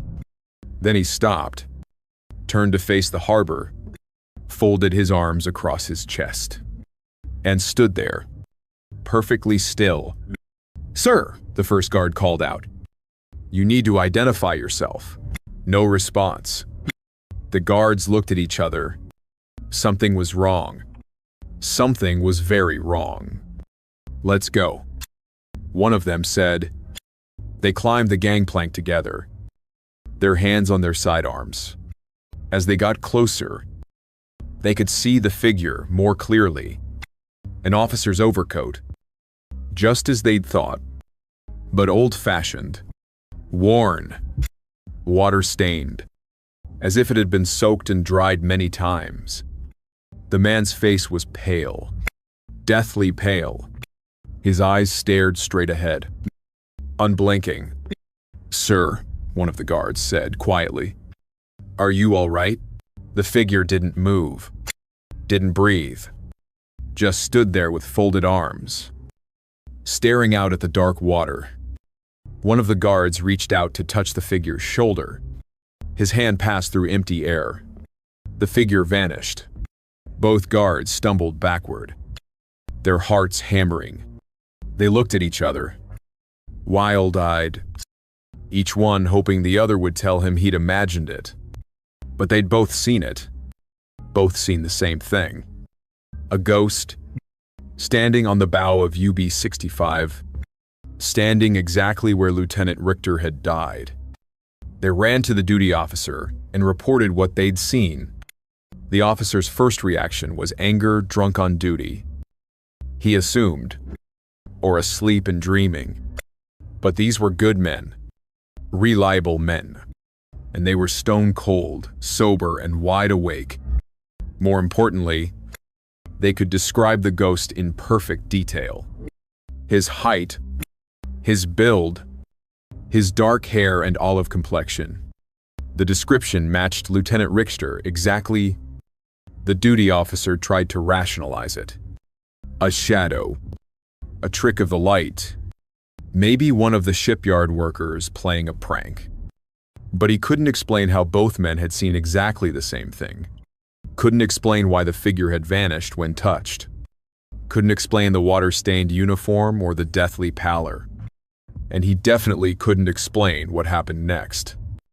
Because over the following days, other crew members reported seeing the same figure, always in the same place, always standing on the bow with folded arms, always staring out to sea. Some saw him at dawn, others at dusk. A few claimed to have seen him in broad daylight.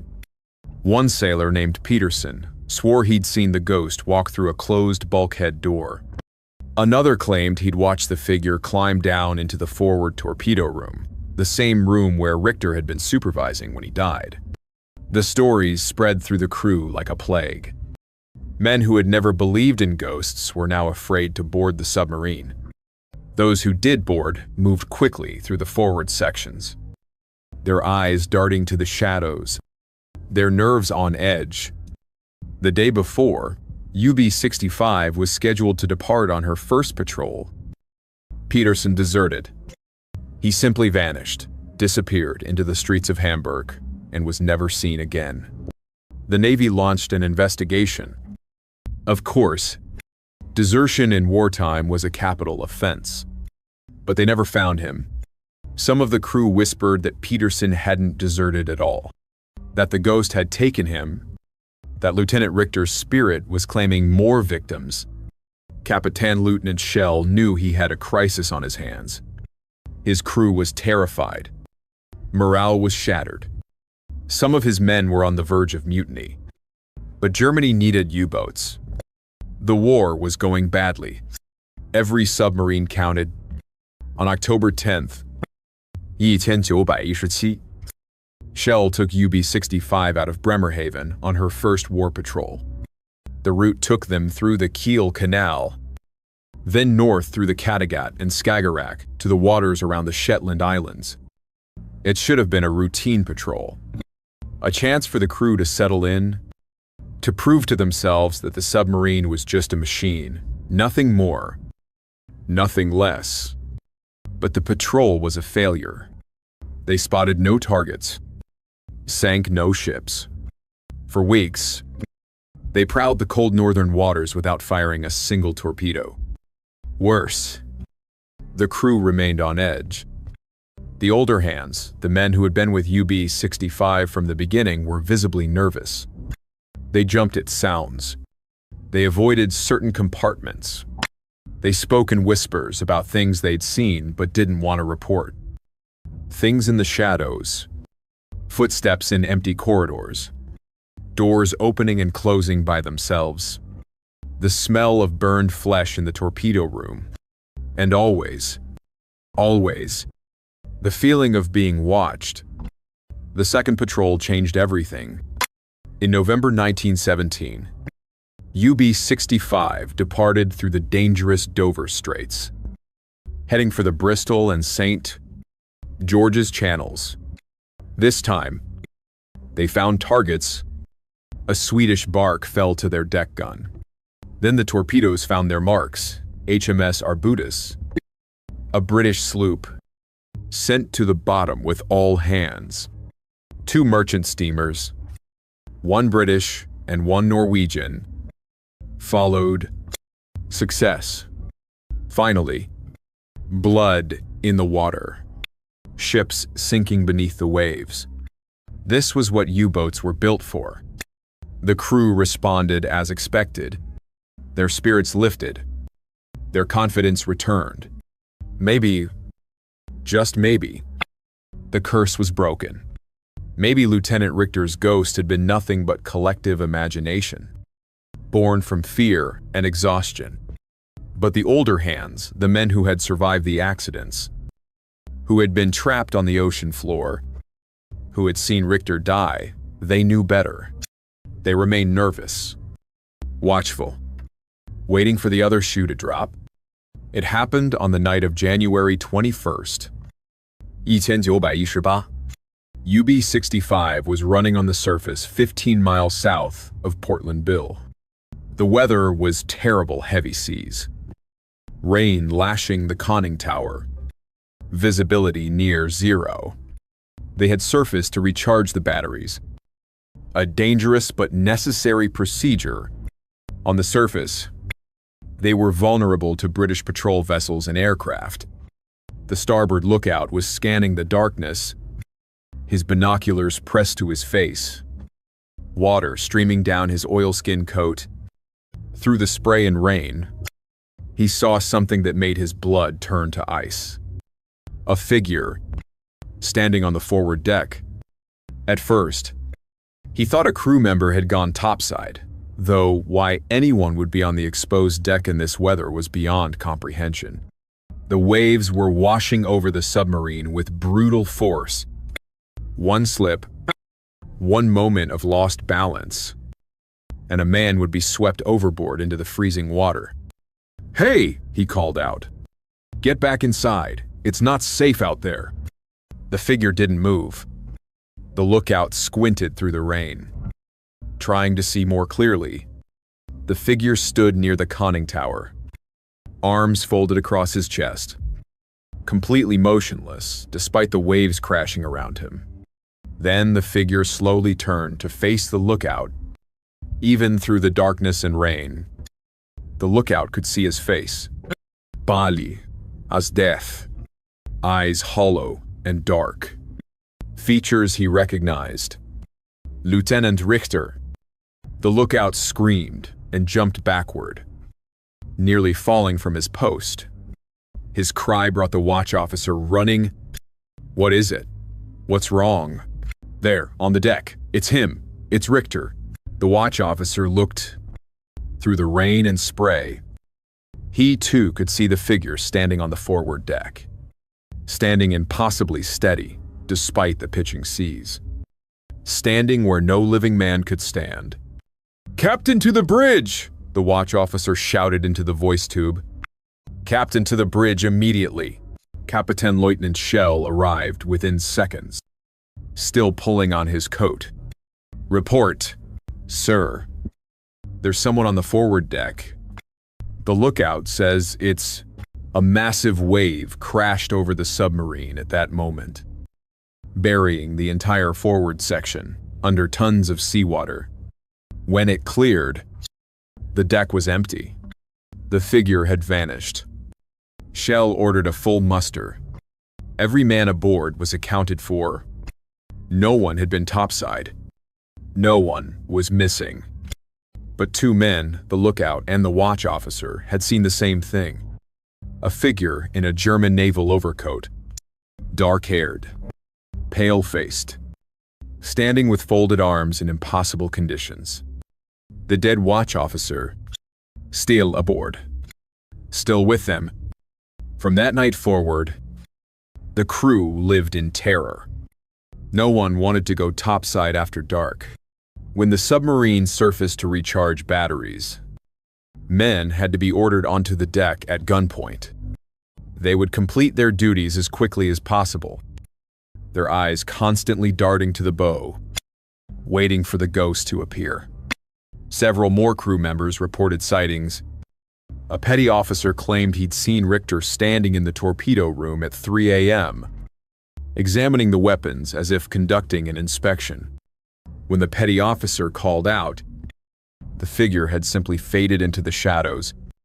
Another sailor swore he'd watched the ghost walk the length of the pressure hull, passing through closed, watertight doors as if they didn't exist. A machinist reported feeling a hand on his shoulder while working alone in the engine room. He'd spun around to find no one there, but the handprint remained visible on his oil-stained coveralls.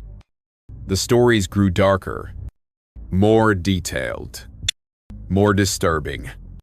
Men began reporting nightmares, vivid, horrifying dreams, where Lieutenant Richter came to them with a message. The boat wants more. The boat must feed. One sailor became so unhinged that he tried to jump overboard during a surface run. His shipmates restrained him, but he kept screaming, "He's coming for me! I can feel him! He wants to take me down with him!" That sailor was locked in his bunk, under constant watch, but his ravings infected the rest of the crew. The paranoia spread like a virus. Then, during a port call at Zeebrugge in March 1918, another death occurred. Oberleutnant Honig had just come aboard after meeting with Fleet Command. He was walking down the gangplank toward the dock when British aircraft appeared overhead, beginning a bombing raid on the harbor. Explosions erupted across the docks. Men scattered for cover. Shrapnel filled the air. A piece of shrapnel no larger than a playing card caught Honig in the neck as he reached the bottom of the gangplank. It severed his carotid artery. He dropped like a stone, blood fountaining from the wound. His headless body, for that's what it looked like, after the massive blood loss, was carried back aboard UB-65. That night, 9 men reported seeing Lieutenant Richter's ghost standing beside the canvas shroud covering Honig's corpse. The ghost had been staring down at the dead officer, his expression unreadable. One witness said the ghost had turned to look directly at him and smiled. That was the breaking point.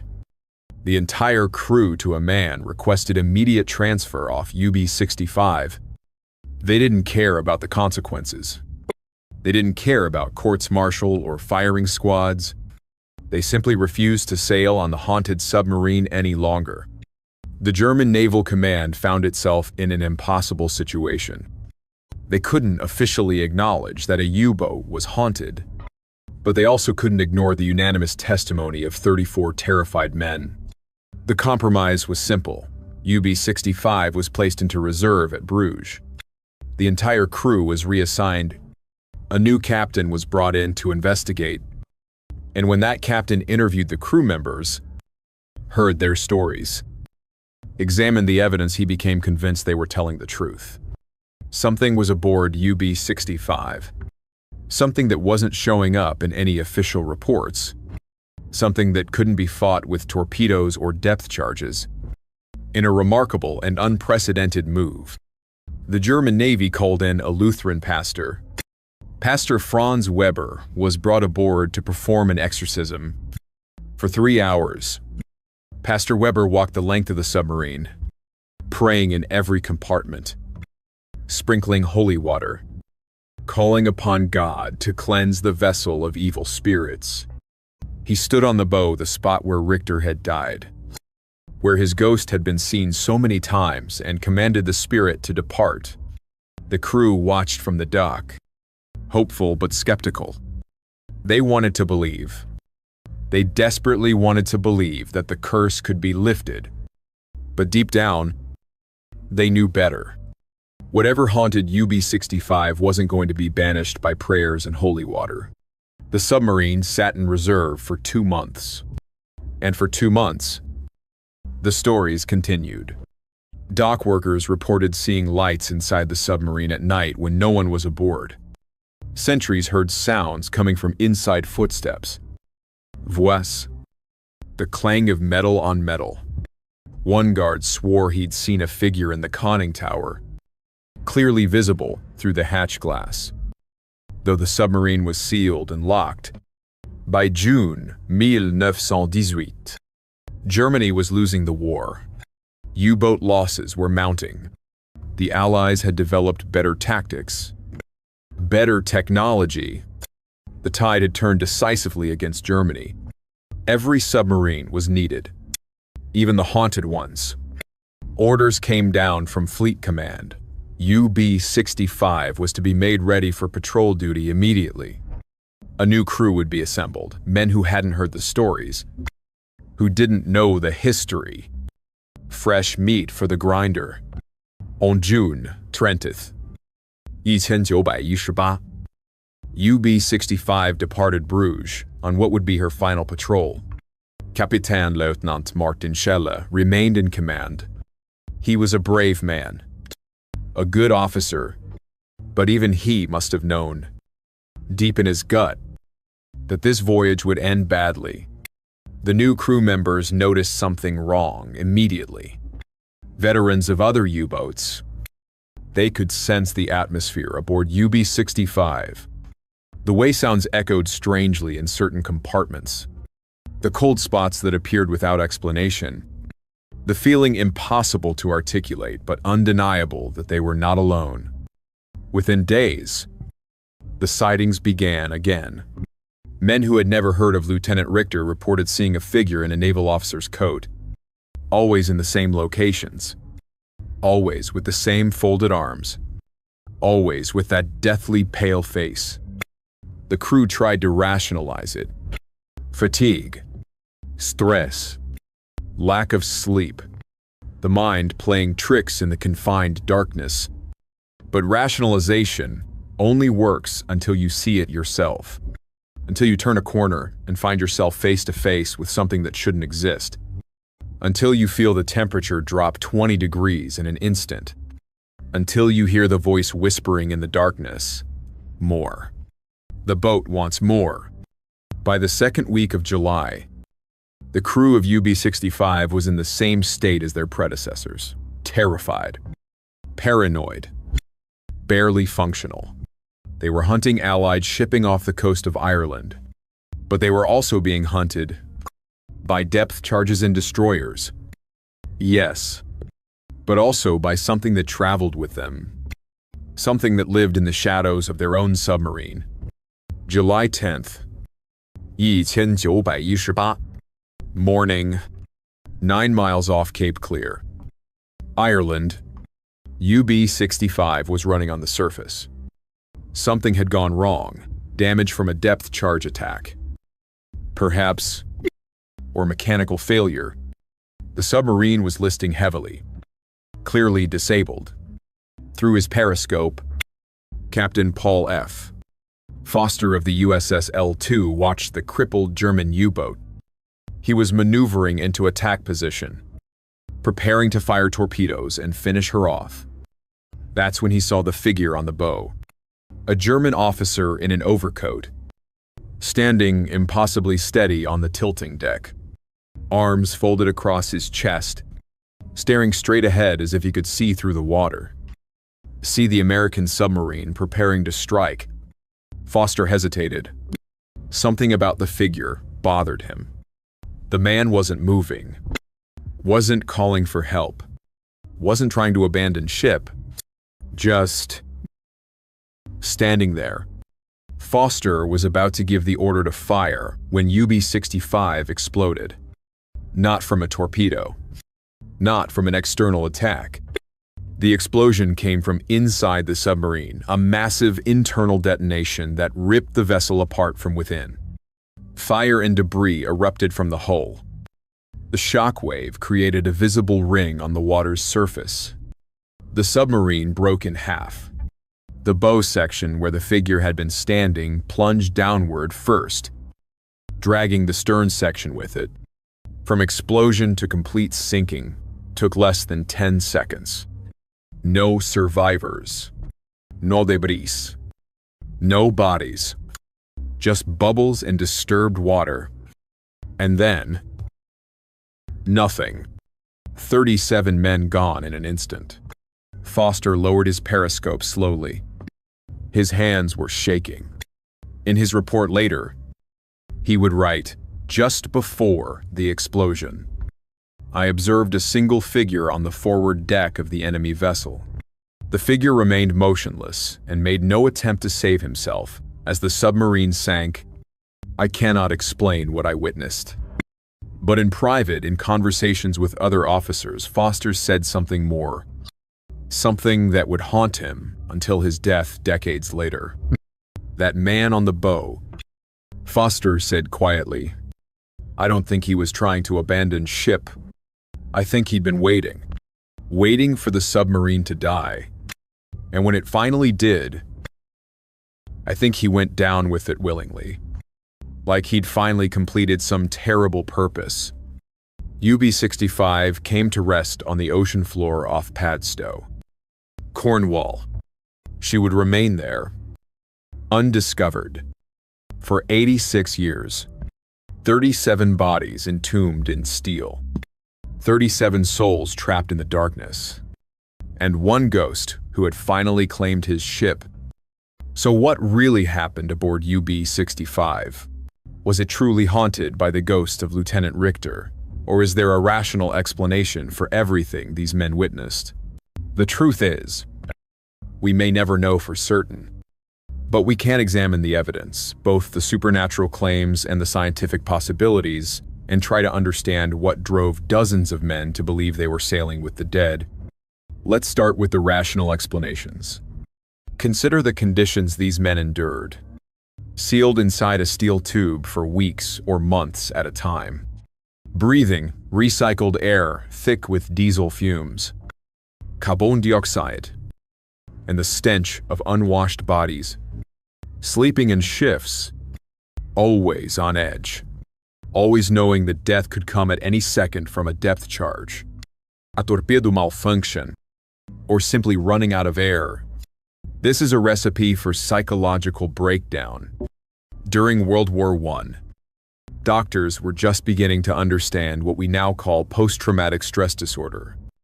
Back then, they called it shell shock, a term that barely scratched the surface of the psychological devastation caused by modern warfare. Symptoms included hallucinations, paranoia, severe anxiety, insomnia, and what we might call dissociative episodes, moments where reality becomes untethered, and the mind creates its own truths. Now imagine you're a U-boat sailor who has already experienced multiple near-death situations. You've been trapped on the ocean floor for 12 hours. Convinced you were going to suffocate. You've watched 5 of your comrades die in a horrific explosion. You've seen blood and body parts scattered across the deck. Your mind is already fractured. Your nerves are shredded. You're operating on the edge of sanity. Then someone, just one person, claims to see a ghost. Word spreads through the crew. Now everyone is looking for the ghost, expecting to see it. And when you expect to see something strongly enough, your traumatized brain will provide it. This is called mass hysteria, or collective delusion. It's well documented in psychological literature. When a group of people are under extreme stress and share a common belief system, they can experience shared hallucinations. They genuinely see things that aren't there, not because they're lying, but because their minds are creating a shared reality. The lack of oxygen aboard submarines would have made this worse. When the brain is deprived of adequate oxygen, which happened regularly on long dives, it begins to malfunction. Judgment becomes impaired. Visual and auditory hallucinations become common. People see shadows that aren't there. Hear voices in the machinery noise. Add in the effects of carbon dioxide poisoning. Sleep deprivation. vitamin D deficiency from lack of sunlight, and chronic stress, and you have the perfect conditions for widespread psychological breakdown. But here's the problem with this theory. It doesn't explain Captain Foster. Foster was an American submarine commander. He had never heard the stories about UB-65. He had no preconception about ghosts or curses. He was simply observing an enemy vessel through his periscope, preparing to attack.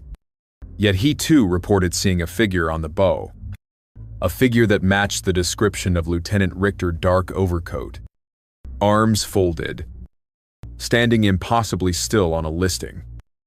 Damaged submarine. How do you explain that with mass hysteria? Foster wasn't part of the German crew. He wasn't infected by their collective delusion. Unless, of course, he saw exactly what he said he saw. A real crew member, still aboard, who for whatever reason didn't try to save himself when the submarine exploded. Another possibility, the accidents aboard UB-65 were real, but the ghost stories were fabricated or exaggerated after the fact. And there's evidence to support this. The primary source for much of the haunting story is a British journalist named Hector Charles Bywater. Bywater was a naval expert, a talented writer, and crucially, a part-time intelligence operative during World War I. He worked for British intelligence, gathering information on German naval capabilities. Bywater wrote extensively about UB-65 after the war, including detailed accounts of the ghost sightings. But researchers have discovered that some of his sources appear to be fabricated, references he made to documents and witnesses that may never have existed. Why would Bywater invent or embellish the story? Consider the context. During World War I, psychological warfare was a crucial element of the conflict. Both sides spread rumors designed to damage enemy morale. Stories of haunted ships, cursed weapons, and supernatural vengeance would have been perfect propaganda designed to make German sailors afraid of their own submarines.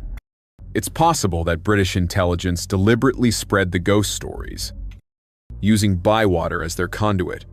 The goal would be simple: make German U-boat crews question their vessels, fear their missions, and potentially refuse to sail.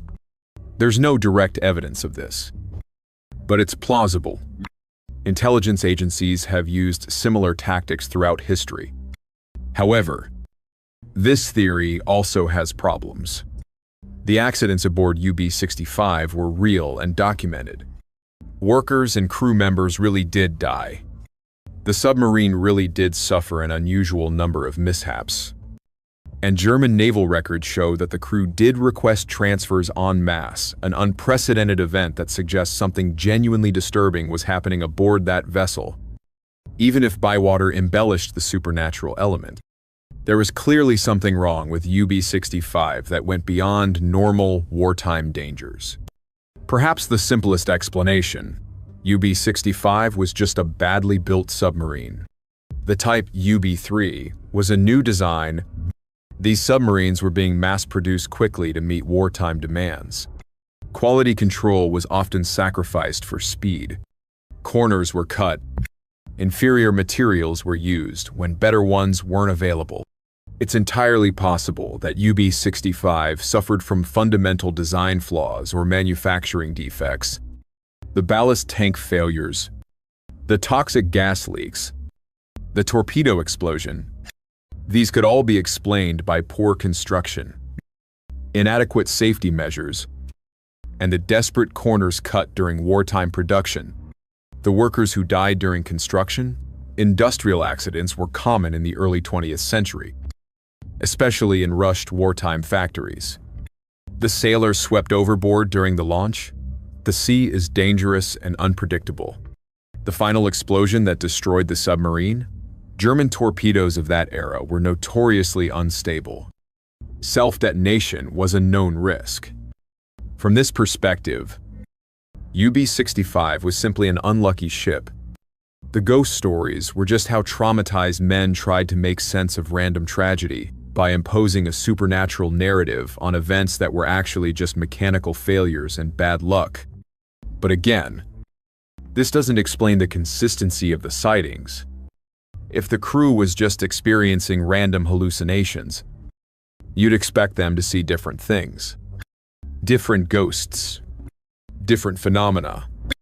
Instead, dozens of men over many months reported seeing the exact same figure in the same locations with the same appearance. That level of consistency is unusual for mass hysteria or individual hallucinations. But what if just for a moment we entertain the possibility that something genuinely paranormal was happening aboard UB-65? Consider the circumstances of Lieutenant Richter's death. He died suddenly, violently, in the midst of a routine task. One moment he was alive, supervising the loading of torpedoes. The next moment, he was torn apart by an explosion. According to various spiritual and paranormal traditions, this is exactly the kind of death that creates ghosts. A sudden, traumatic death. No time to prepare. No chance to say goodbye. Just instant. Violent transition from life to death. If ghosts exist, if human consciousness can somehow persist after death, then Richter would be a prime candidate for becoming one. Add to this the fact that UB-65 was, in a very real sense, built from blood. 17 men died before the submarine ever went to sea. Their fear, their pain, their final moments of terror, all of that happened in connection with this one vessel. Some paranormal researchers believe that locations or objects can absorb psychic energy, especially traumatic energy. If that's true, then UB-65 would have been saturated with death from the moment of its creation. The submarine itself could have become a kind of spiritual magnet, attracting or creating supernatural phenomena. And then there's the question of the final sighting. Captain Foster's observation of a figure on the bow just before the submarine exploded. Foster had no reason to lie. He had no knowledge of the ghost stories. He was simply reporting what he saw through his periscope, a man standing on the deck of a doomed submarine, making no attempt to save himself. If that was Lieutenant Richter's ghost, had it returned one final time to witness the destruction of the vessel it had haunted? Was it finally satisfied? Was this the ending it had been waiting for? Or, and this is the truly chilling possibility, was the ghost responsible for the explosion? Had Richter's spirit somehow caused the torpedo to detonate, deliberately destroying the submarine and ensuring that no one else would have to suffer aboard it? In 2004, marine archaeologists located the wreck of UB-65 off the coast of Padstow, Cornwall.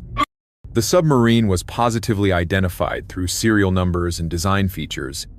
The wreck survey revealed that the aft hatches were open, suggesting at least some crew members had attempted to escape, but there was no clear indication of what caused the final explosion. The external damage could be consistent with depth charge attack, internal torpedo explosion, or structural failure. The submarine's secrets had died with it.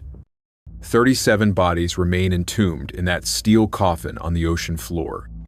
In 2006, the wreck was granted protected status under British law. It is now an official war grave. Diving on it is prohibited. The dead have been given their peace, at least in the physical world. But the questions remain. The mystery endures. Was UB-65 truly haunted? Or were the ghost stories just the desperate attempts of traumatized men to explain the inexplicable? Did Lieutenant Richter's spirit really walk the decks of that submarine? Or were dozens of witnesses experiencing shared hallucinations brought on by stress, fear, and the hellish conditions of U-boat warfare? Did a ghost destroy UB-65 inches July 1918? Or did the submarine simply fall victim to the same mechanical failures that had plagued it from the beginning? We have the facts, the accidents, the deaths, the witness testimonies, the final explosion. But facts don't always reveal truth. Sometimes they just show us the limits of what we can know. What we do know, beyond any doubt, is this. 37 men died in terror aboard UB-65. Whether they were killed by mechanical failure, enemy action, or something that exists beyond our understanding, doesn't change the fundamental tragedy. They died far from home. They died in darkness and cold water. They died screaming. Or perhaps they died before they even knew what was happening. And their story, haunted or not, serves as a reminder of the true cost of war.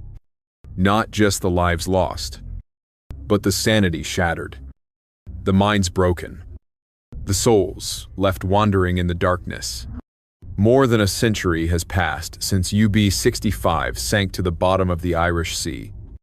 The submarine lies there still, 200 feet below the surface, off the coast of Padstow, Cornwall. A steel tomb containing 37 souls who never came home. In 2006, the British government granted the wreck protected status as an official war grave. No one is permitted to dive on it. No one is allowed to disturb what remains. The dead, it seems, have finally been given their peace. But the story refuses to die. Over the decades, the tale of UB-65 has been told and retold. Each telling adds new details, new embellishments, new layers of mystery. The line between historical fact and legend has become so blurred that even experts disagree on what really happened. Here's what we know with absolute certainty. UB-65 existed. She was built at the Vulcan shipyard in Hamburg. She was commissioned in August 1917 under the command of Kapitän Lieutenant Martin Schell.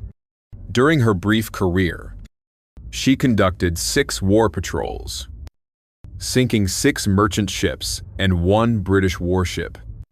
She was lost, with all hands on or around July 10th. 1918, off the coast of Ireland. Multiple workers and crew members died in connection with the submarine during construction, during trials, and during active service. The exact number varies depending on the source, but at least 17 deaths occurred before the final sinking. Captain Paul F. Foster of the USS L2 did report observing UB-65 on the morning of July 10th. 1918. He did report seeing what appeared to be a figure on the bow, and he did witness the submarine explode and sink, apparently from an internal detonation rather than an external attack. These are facts, documented, verified, undeniable. Everything else, the ghost sightings, the supernatural occurrences, the curse exists in that shadowy realm between testimony and proof, between belief and skepticism. War doesn't just kill people. It kills something deeper, something essential. It kills the ability to distinguish between what's real and what's imagined. It kills the boundaries that normally keep us tethered to sanity. It kills the part of us that can sleep soundly, that can trust the world, that can look at darkness without seeing monsters. The men who served aboard UB-65 lived in a hell we can barely comprehend. They were entombed in steel, surrounded by explosives, breathing poisoned air, knowing that death could come at any moment in any number of horrifying ways. They watched their comrades die. They felt the submarine shudder under depth charge attacks. They experienced the terror of being trapped underwater with the oxygen running out. They lived, for months, in conditions that would break most people in days. Is it any wonder they saw ghosts? Whether Lieutenant Richter's spirit actually walked those steel corridors, or whether traumatized minds created him from fear and grief, does it really matter? To the men who saw him, who felt his presence, who heard his footsteps in the darkness, he was real. He was as real as the torpedoes, the depth charges, and the cold water waiting outside the hull. Their terror was genuine. Their suffering was genuine. And in the end, their deaths were genuine. There's something profoundly sad about the story of UB-65. Not just the deaths, though, those are tragedy enough, but the way the story has been told over the years. It's been sensationalized, turned into entertainment. The suffering of real men has been transformed into a spooky campfire tale, complete with ghostly apparitions and mysterious curses. We forget that behind every ghost sighting was a terrified young man, far from home, serving in the most dangerous military service of the war. We forget that the haunted submarine was really just a badly built vessel manned by traumatized sailors who had every reason to be afraid. We forget the 37 families who received telegrams informing them their sons, husbands, fathers, and brothers were lost at sea. We forget the mothers who mourned, the wives who became widows, the children who grew up without fathers. These weren't characters in a horror story. They were real people, and they deserve to be remembered as such. So here's the question I want to leave you with. Do you believe UB-65 was haunted? Maybe you do. Maybe you think Lieutenant Richter's ghost really did return to the submarine, trapped by the violence of his death, unable to rest until the vessel itself was destroyed. Maybe you believe that some deaths are so traumatic, so sudden, that the soul cannot immediately depart, that it lingers, confused and angry, in the place where life ended. Or maybe you don't. Maybe you see the story as a textbook case of mass hysteria, psychological trauma, and propaganda. Maybe you believe that what those men saw was nothing more than shadows and imagination, fueled by stress, fear, and the knowledge that they were sailing on a submarine that had killed so many of their comrades. Both explanations are valid.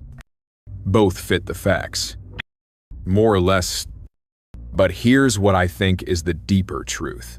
It doesn't matter whether the ghost was real. What matters is that dozens of men believed they were sharing their submarine with the dead. That belief was their reality. It shaped their actions, dominated their thoughts, and ultimately may have contributed to their deaths. Fear is real. Whether its object is real or not, trauma is real. Suffering is real. The men of UB-65 suffered. They feared. They died. And that is the true horror of this story, not some supernatural specter, but the very human reality of what war does to the human mind and spirit. Tonight, if you stood on the cliffs of Cornwall and looked out over the dark waters where UB-65 went down, what would you see? Just waves. Probably just the endless rolling of the sea. But if you listened really, listened beyond the crash of surf and the cry of seabirds, what might you hear? The wind. Certainly. But maybe something else. Something that sounds almost like voices. In the final months of 1944, as the Second World War ground toward its bloody conclusion, something inexplicable began stalking the night skies over Europe. Something that would terrify even the most experienced combat pilots. Something that, to this day, remains unexplained. November 23rd. 10 o'clock at night. The sky above the Rhine Valley was ink black, broken only by a thin crescent moon and scattered clouds drifting across the stars. Lieutenant Edward Schluter, a decorated veteran pilot from Oshkosh, Wisconsin, sat in the darkened cockpit of his Bristol Beaufighter, cutting through the frigid air above the Vosges Mountains. His mission to intercept German aircraft operating between Strasbourg and Mannheim deep in enemy-controlled territory. Schluter wasn't alone. Beside him sat Lieutenant Donald J. Meyer, the radar observer, his eyes fixed on the glowing green scope that was supposed to reveal any enemy aircraft within miles. Behind them, Lieutenant Fred Ringwald, the squadron's intelligence officer, peered into the darkness, searching for any sign of the Luftwaffe. They were part of the 415th Night Fighter Squadron, based at Dijon in south-central France. These men were hunters of the night, trained to find and destroy enemy bombers that prowled the darkness. They had faced death countless times. They knew fear intimately, but nothing had prepared them for what was about to happen. As their Beaufighter crossed the Vosges and descended toward the Rhine, its dark waters reflecting the pale moonlight, Ringwald suddenly leaned forward. His voice crackled through the intercom. Casual at first, almost curious. "I wonder what those lights are over there in the hills." Schluter and Myers looked. At first, they saw nothing unusual. Then, emerging from the darkness off their left wing, they appeared. 8 to 10 brilliant orange lights, arranged in a row, moving through the air at incredible speed. They weren't flares. They weren't tracer rounds.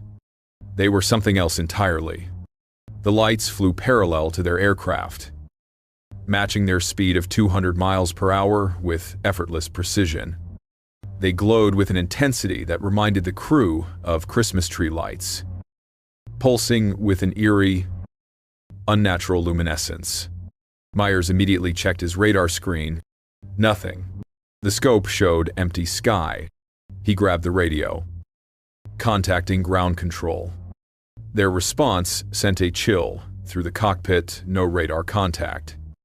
No aircraft detected in their vicinity. Schluter, acting on instinct, banked the Beaufighter toward the lights. They vanished, simply disappeared, as if someone had flipped a switch.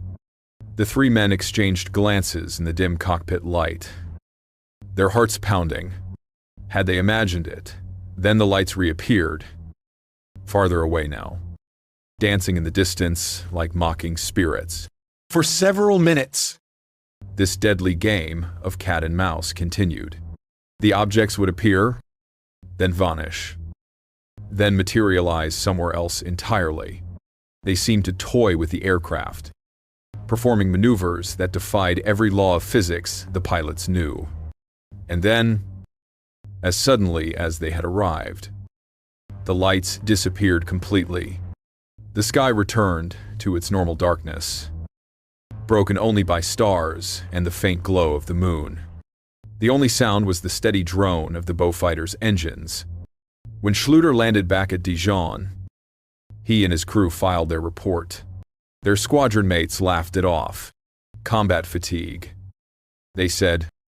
Reflection from ice crystals. Maybe even moonlight, playing tricks on tired eyes. But Schluter, Meyers, and Ringwald knew what they had seen. They had witnessed something that shouldn't exist. What they didn't know was that their encounter was just the beginning. Over the coming weeks and months, more and more pilots would report similar sightings. The mysterious lights would earn a name, borrowed from a popular comic strip of the era Foo Fighters, and they would become one of the most enduring mysteries of the Second World War. But here's what truly terrified the pilots. These lights weren't just random phenomena. They seemed intelligent, purposeful. They followed the aircraft. They observed. They hunted the hunters. And nobody, not the Army Air Forces, not British intelligence, not even the most brilliant scientists of the age, could explain what they were or where they came from. To understand why these mysterious lights struck such fear into the hearts of battle-hardened pilots, you need to understand the world they were fighting in. The late autumn and winter of 1944 was perhaps the most desperate period of the entire war. The conflict had reached a fever pitch, and the night skies over Europe had become a killing ground unlike anything in human history. The 415th Night Fighter Squadron had been formed in February 1943 at an airfield in Florida, where young pilots learned to hunt in total darkness using primitive radar systems installed in converted P-70 aircraft. By March of that year, they had shipped out to England, where the reality of their mission became brutally clear. They were given aging Bristol Beaufighters, hand-me-down aircraft from the Royal Air Force with thousands of hours already on their airframes and engines that had seen better days. In July 1943, the squadron entered combat over Tunisia, flying missions in the pitch-black Mediterranean nights. They hunted German Junkers Ju-88 bombers and fought against an enemy that was desperate, skilled, and utterly ruthless. By November 1944, when Schluter and his crew encountered those orange lights, the squadron had relocated to Dijon in southern France. They were now flying the newest American night fighter, the Northrop P-61 Black Widow, a massive twin-engine aircraft painted in glossy black, equipped with cutting-edge SCR-720 radar that could detect enemy aircraft from 5 miles away in total darkness. But even with this advanced technology, night fighting remained the most dangerous job in the Air Force. Every mission was a lonely dance with death.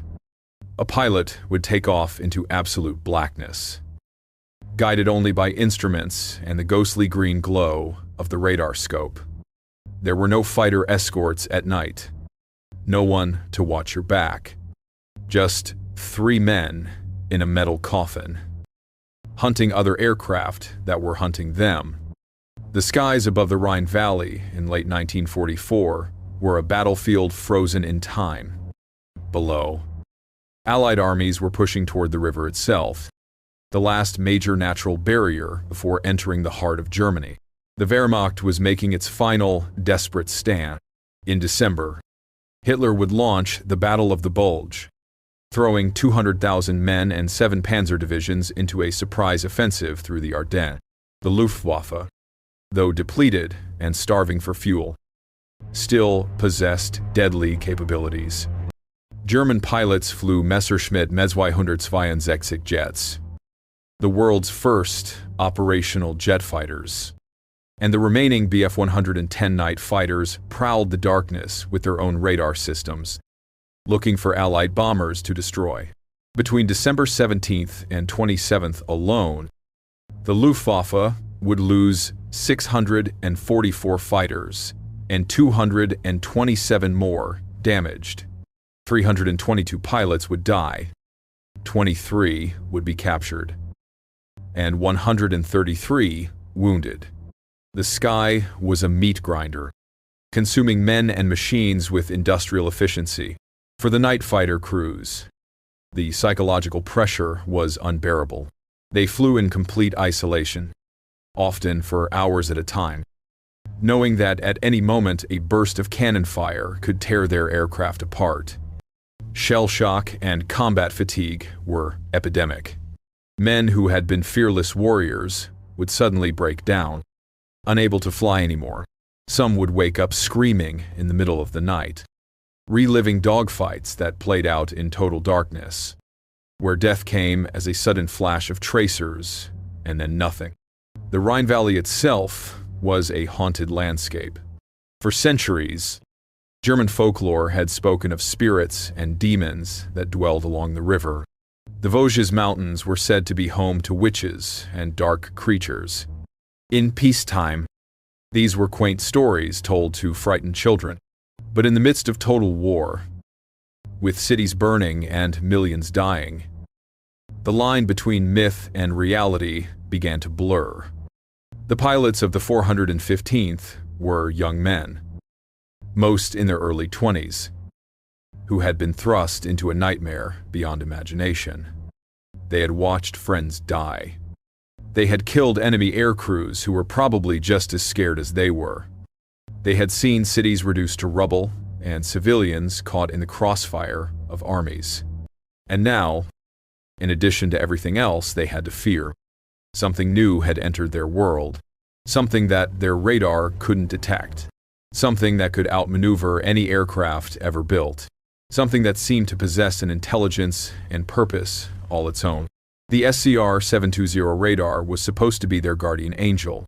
Their eyes in the darkness. It worked by sending out microwave pulses and detecting the echoes that bounced back from enemy aircraft. The system was revolutionary, giving American night fighters a decisive advantage over the Germans. But when those orange lights appeared alongside Schluter's Beaufighter, the radar saw nothing. It was as if the lights didn't exist in the physical world at all. This was the crucible in which the Foo Fighter mystery was born. A place where exhausted men fought a war in total darkness. Where technology pushed the boundaries of what was possible. And where the normal rules of reality seemed to have been suspended. In this environment, anything seemed possible, even the impossible. After that first encounter on November 23rd, Schluter, Mayers, and Ringwald found themselves the subject of ridicule back at base. Their fellow pilots made jokes about them seeing things, about combat fatigue, finally catching up with the squadron's most experienced crew.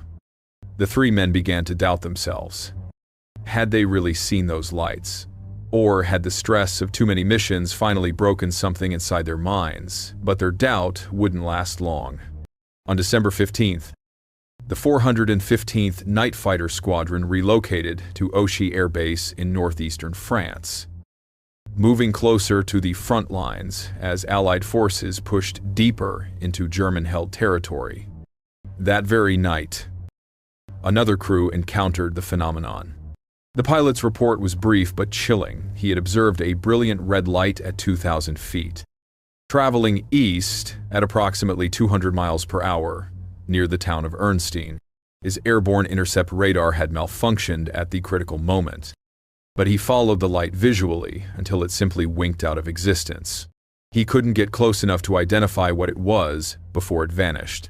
2 days later, on December 17th, another pilot was flying at 800 feet over Breisach, Germany, when his report would add a new dimension to the mystery. He spotted 5 or 6 flashing lights, alternating between red and green, arranged in a distinctive T-shaped formation. As he maneuvered his aircraft through turns, trying to shake them off or get a better look. The lights mimicked his movements perfectly.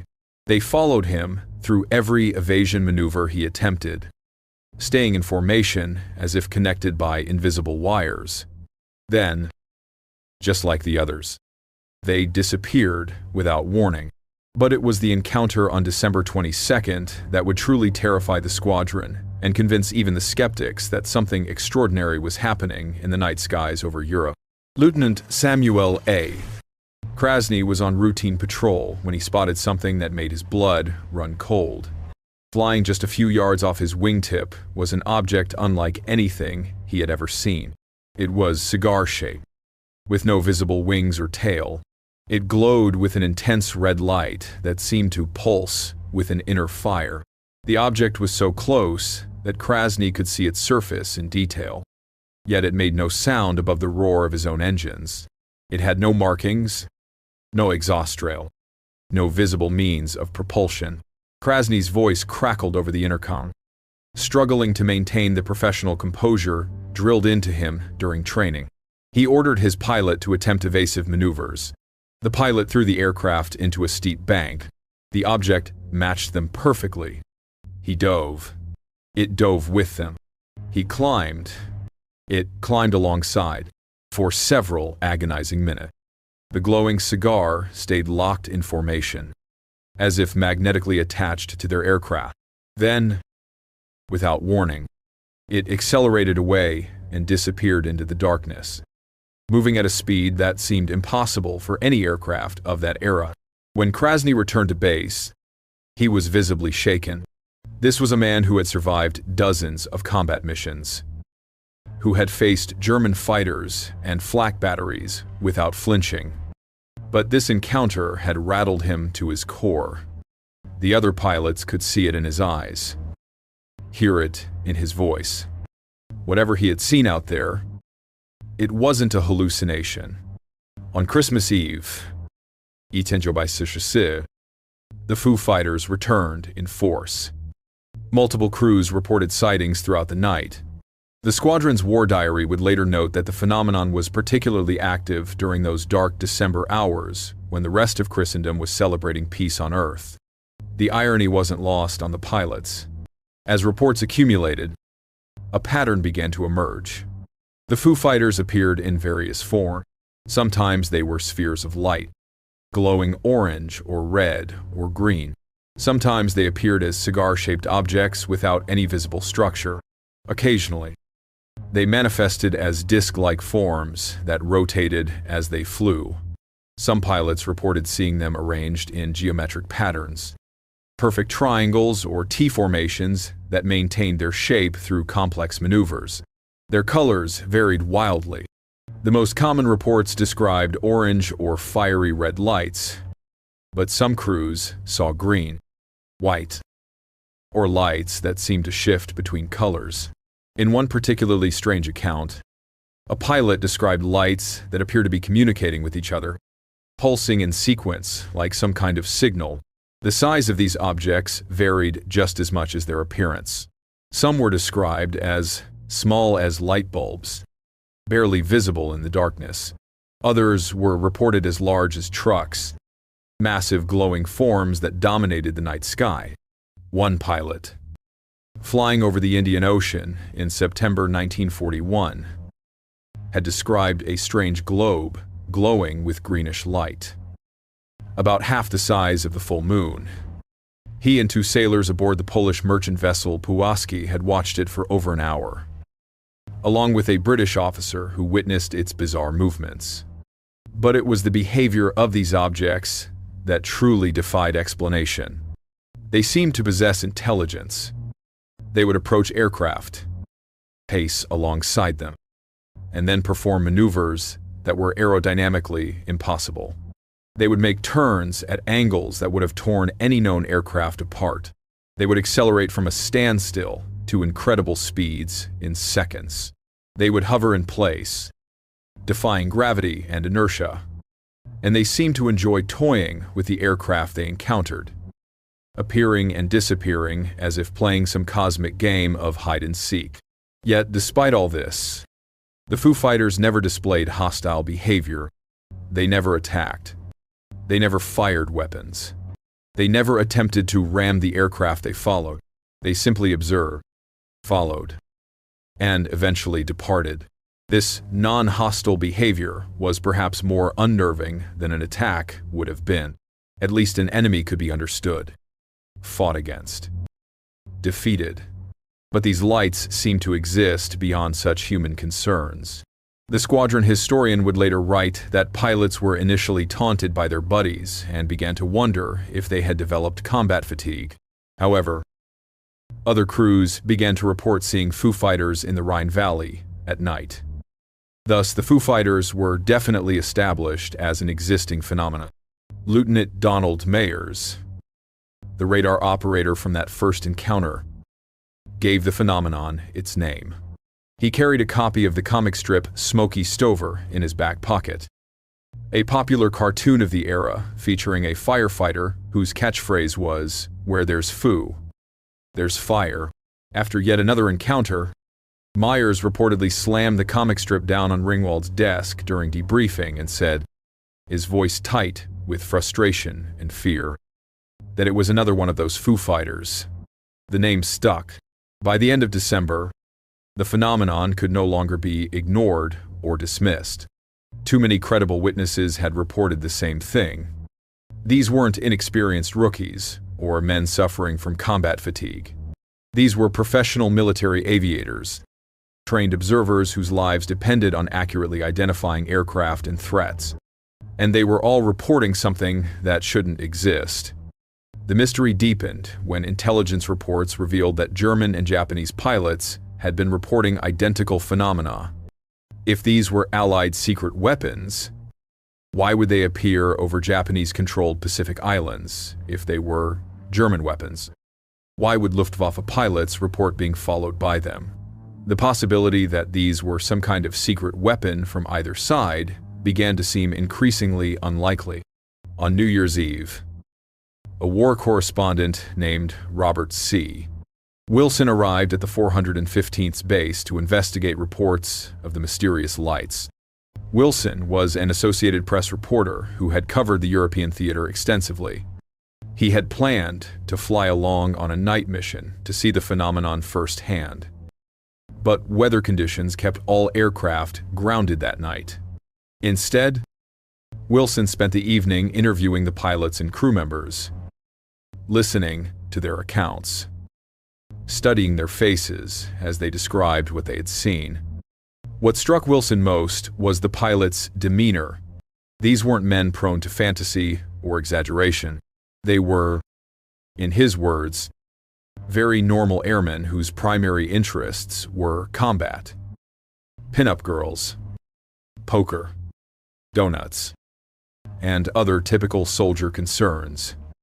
They weren't the type to make up stories or seek attention. Yet every one of them he spoke to was absolutely convinced that something real and inexplicable was happening in the skies over Europe. The next day, Wilson filed his story. By January 2nd, it appeared on the front page of the New York Times and newspapers across America. The headline spoke of mysterious balls of fire that Allied pilots couldn't explain. Wilson quoted Mayers extensively, describing 3 types of these lights that the crews had encountered. Red balls of fire that appeared off wingtips and flew alongside aircraft. A vertical row of 3 balls of fire that flew in front of planes, and groups of about 15 lights that appeared in the distance, arranged like a Christmas tree floating in the sky. Mayer's final quote in the article would become one of the most haunting statements of the entire phenomenon. "They don't attack us. They just seem to follow us like will-o'-the-wisps." Will-o'-the-wisps. Those ghostly lights from folklore that were said to lead travelers astray in marshes and swamps, luring them to their doom. The comparison was apt and deeply unsettling. The story created a sensation. Suddenly, the Foo Fighters were front-page news across America. Theories proliferated wildly. Some suggested they were German secret weapons, perhaps some kind of radar jamming device or psychological warfare tool. Others proposed natural explanations, from ball lightning to St. Elmo's fire to reflections of searchlights off ice crystals. Still others, particularly after the war, would suggest something far more exotic, visitors from another world, observing humanity's most destructive conflict. But the newspaper articles and official reports couldn't capture what it was truly like to encounter these things in the darkness, thousands of feet above enemy territory, completely alone. Lieutenant Wallace Gould's experience would become one of the most terrifying accounts on record. It was a moonless night over German airspace, the kind of darkness so complete that you couldn't see your hand in front of your face. Gould was flying patrol, his eyes scanning the instrument panel's faint glow, when something appeared alongside his aircraft with such suddenness that his heart seemed to stop. A brilliant light materialized directly off his wingtip, so close he could have reached out and touched it if the fuselage hadn't been between them. The light was intensely bright, yet it didn't illuminate the surrounding darkness in the way a flare or searchlight would. It simply existed, a sphere of impossible radiance hovering in the void. Gould's first thought was that a German jet had somehow snuck up on them, perhaps some new aircraft equipped with landing lights to confuse Allied pilots. His hand moved toward the weapons controls, adrenaline flooding his system. But as his eyes adjusted to the light, he realized there was no aircraft, no structure, no wings or fuselage, just the light itself, pulsing with an inner energy that seemed almost alive. The light followed his aircraft for several seconds that felt like hours. Gould could feel his pulse hammering in his temples, his breath coming in short gasps. Then, without warning, The object shot upward with such velocity that it seemed to simply vanish. Later, when Gould tried to estimate its speed, he calculated that it had climbed more than 20,000 feet in a matter of seconds. No aircraft in existence could perform such a maneuver. The G-forces alone would have killed any human pilot. When Gould returned to base, his hands were still shaking. He told investigators that he had initially thought it was some kind of jet-propelled aircraft pursuing them. But, he emphasized, they had been very close to the object, close enough to see every detail. And none of them saw any structure on the fireball whatsoever. Try to imagine what these men were experiencing. Picture yourself in that cockpit. You're flying alone in absolute darkness. No moon. No stars visible through the cloud cover. Just you and two other men in a metal tube. The only sound, the constant drone of your engines and the crackle of the radio. Your entire world has shrunk to the dim glow of your instrument panel and the ghostly green sweep of the radar scope. You're hunting. That's your job.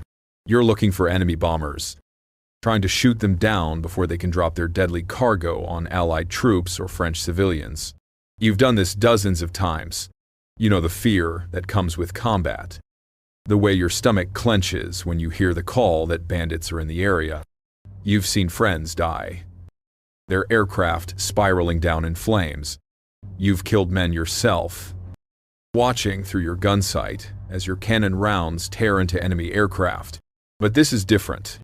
This is something your training never prepared you for. Suddenly, your radio operator's voice cuts through the intercom.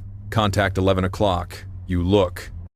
At first, you see nothing. Then they appear. 8 glowing spheres. Orange like molten metal.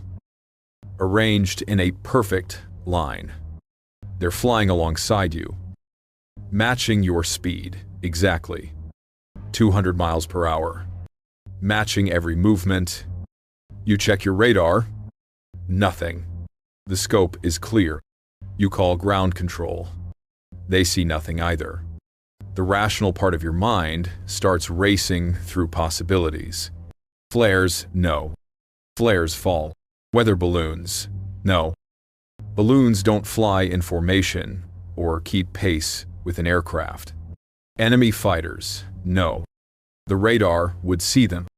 And besides, why would they just fly alongside you without attacking? You make a decision.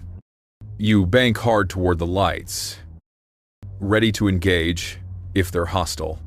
They disappear, just like that, as if someone flipped a switch. Your heart is pounding so hard you can hear it in your ears. Then they're back, but now they're behind you. How did they get behind you? You never saw them move. They just ceased to exist in one location and reappeared in another. You try to shake them. You dive.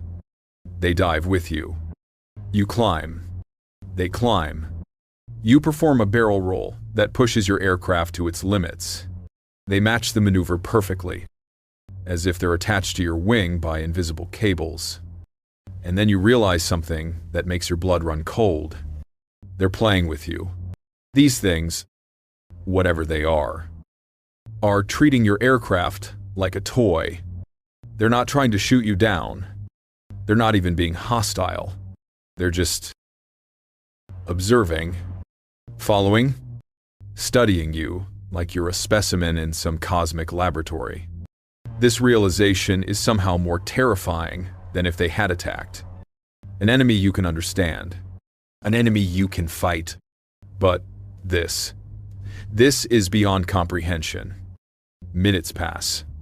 Could be 5 minutes. Could be 15. Time loses meaning when you're this afraid. Then, as suddenly as they appeared, the lights are gone. The sky returns to normal darkness. The only sound is your ragged breathing and the steady drone of the engines. You return to base. You file your report, and you know, with absolute certainty, that you'll never forget what you saw. You'll never forget that feeling of being watched, studied, hunted by something that exists beyond the boundaries of everything you thought was possible. Richard Ziebart, the historian for the 417th Night Fighter Squadron, would later interview many of these men. He noted that the pilots were very professional.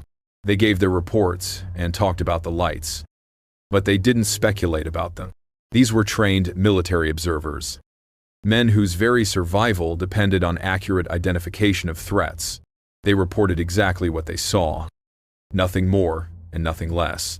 But Keith Chester, a researcher who would later write extensively about these encounters, got closer to the truth when he interviewed pilots off the record.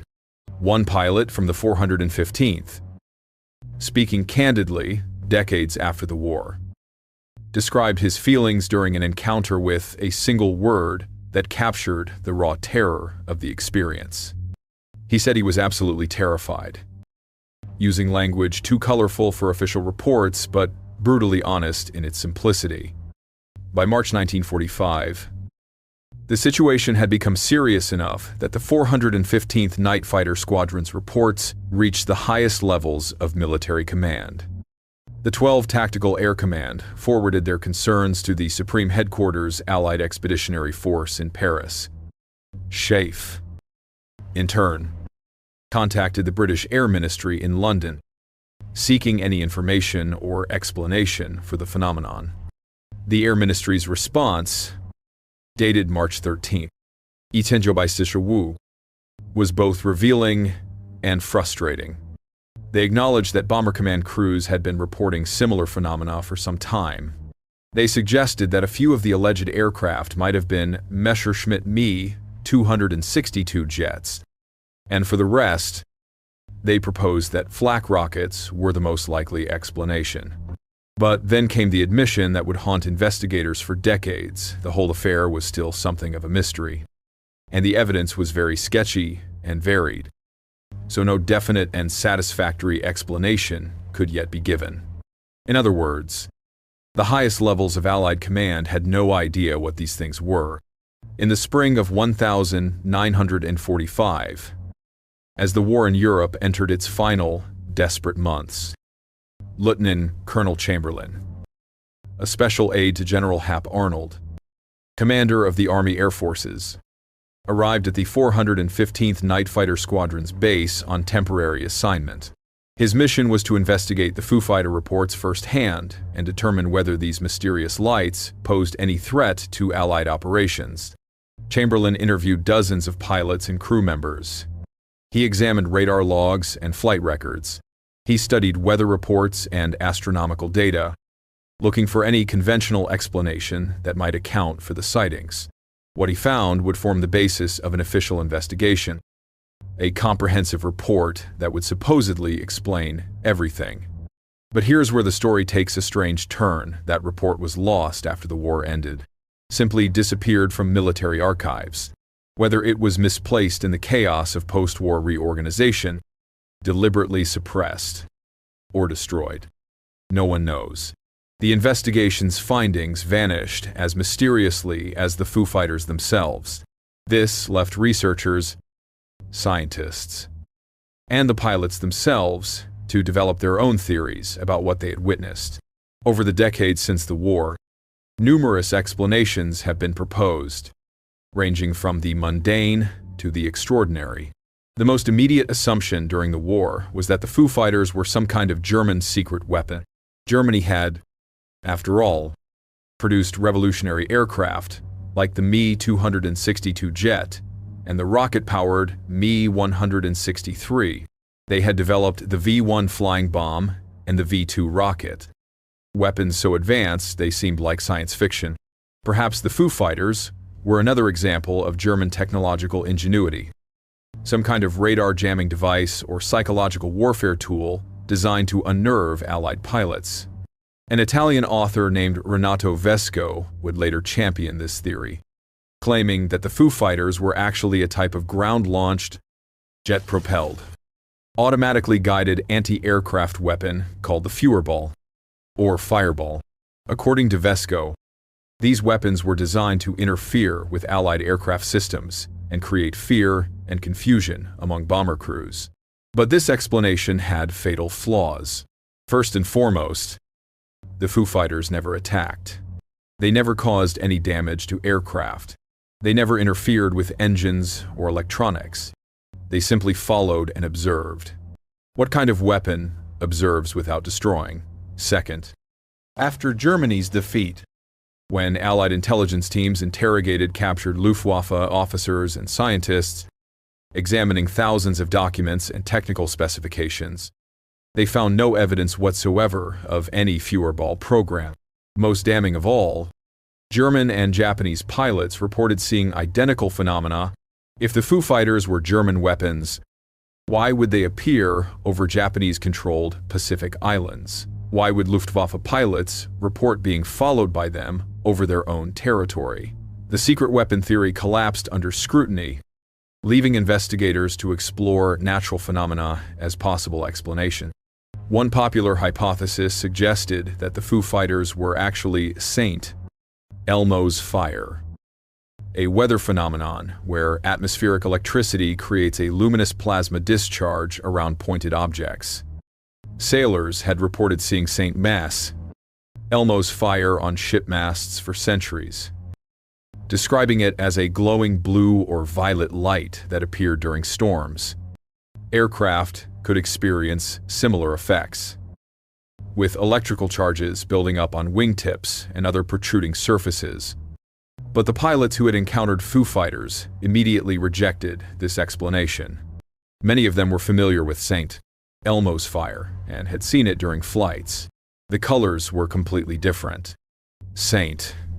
Elmo's fire glowed blue or violet, while the Foo Fighters were typically orange, red, or green. More importantly, St. Elmo's fire was stationary relative to the aircraft, appearing on the aircraft's own structure. The Foo Fighters flew independently, performing complex maneuvers that no electrical discharge could possibly execute. Another natural phenomenon proposed was ball lightning, mysterious glowing spheres that occasionally appear during thunderstorms. Ball lightning was poorly understood in the 1,940 seconds and remains somewhat mysterious even today. Witnesses have described it as lasting for several seconds, moving erratically, and sometimes passing through solid objects before dissipating. Yet ball lightning typically appears only during stormy weather. While many Foo Fighter sightings occurred on clear nights, ball lightning rarely lasts more than a few seconds. While Foo Fighters followed aircraft for minutes at a time, and ball lightning doesn't arrange itself in geometric formations or respond to aircraft maneuvers. Perhaps the most dismissive explanation suggested that the pilots were simply hallucinating due to combat fatigue. War is extraordinarily stressful, and the psychological toll on combat pilots was immense. Night flying added another layer of stress, with pilots operating in complete darkness, often for hours, with constant threat of enemy attack. Could the Foo Fighters have been nothing more than the product of exhausted, stressed minds, seeing patterns in random lights or misidentifying stars, planets, or reflections? The pilots themselves found this explanation insulting and unconvincing. These weren't inexperienced recruits, prone to panic or imagination. These were professional military aviators, many of them veterans of dozens of combat missions. The American Legion magazine reporter who interviewed the 415th described them as very normal airmen whose primary interests after combat were pin-up girls, poker, and donuts.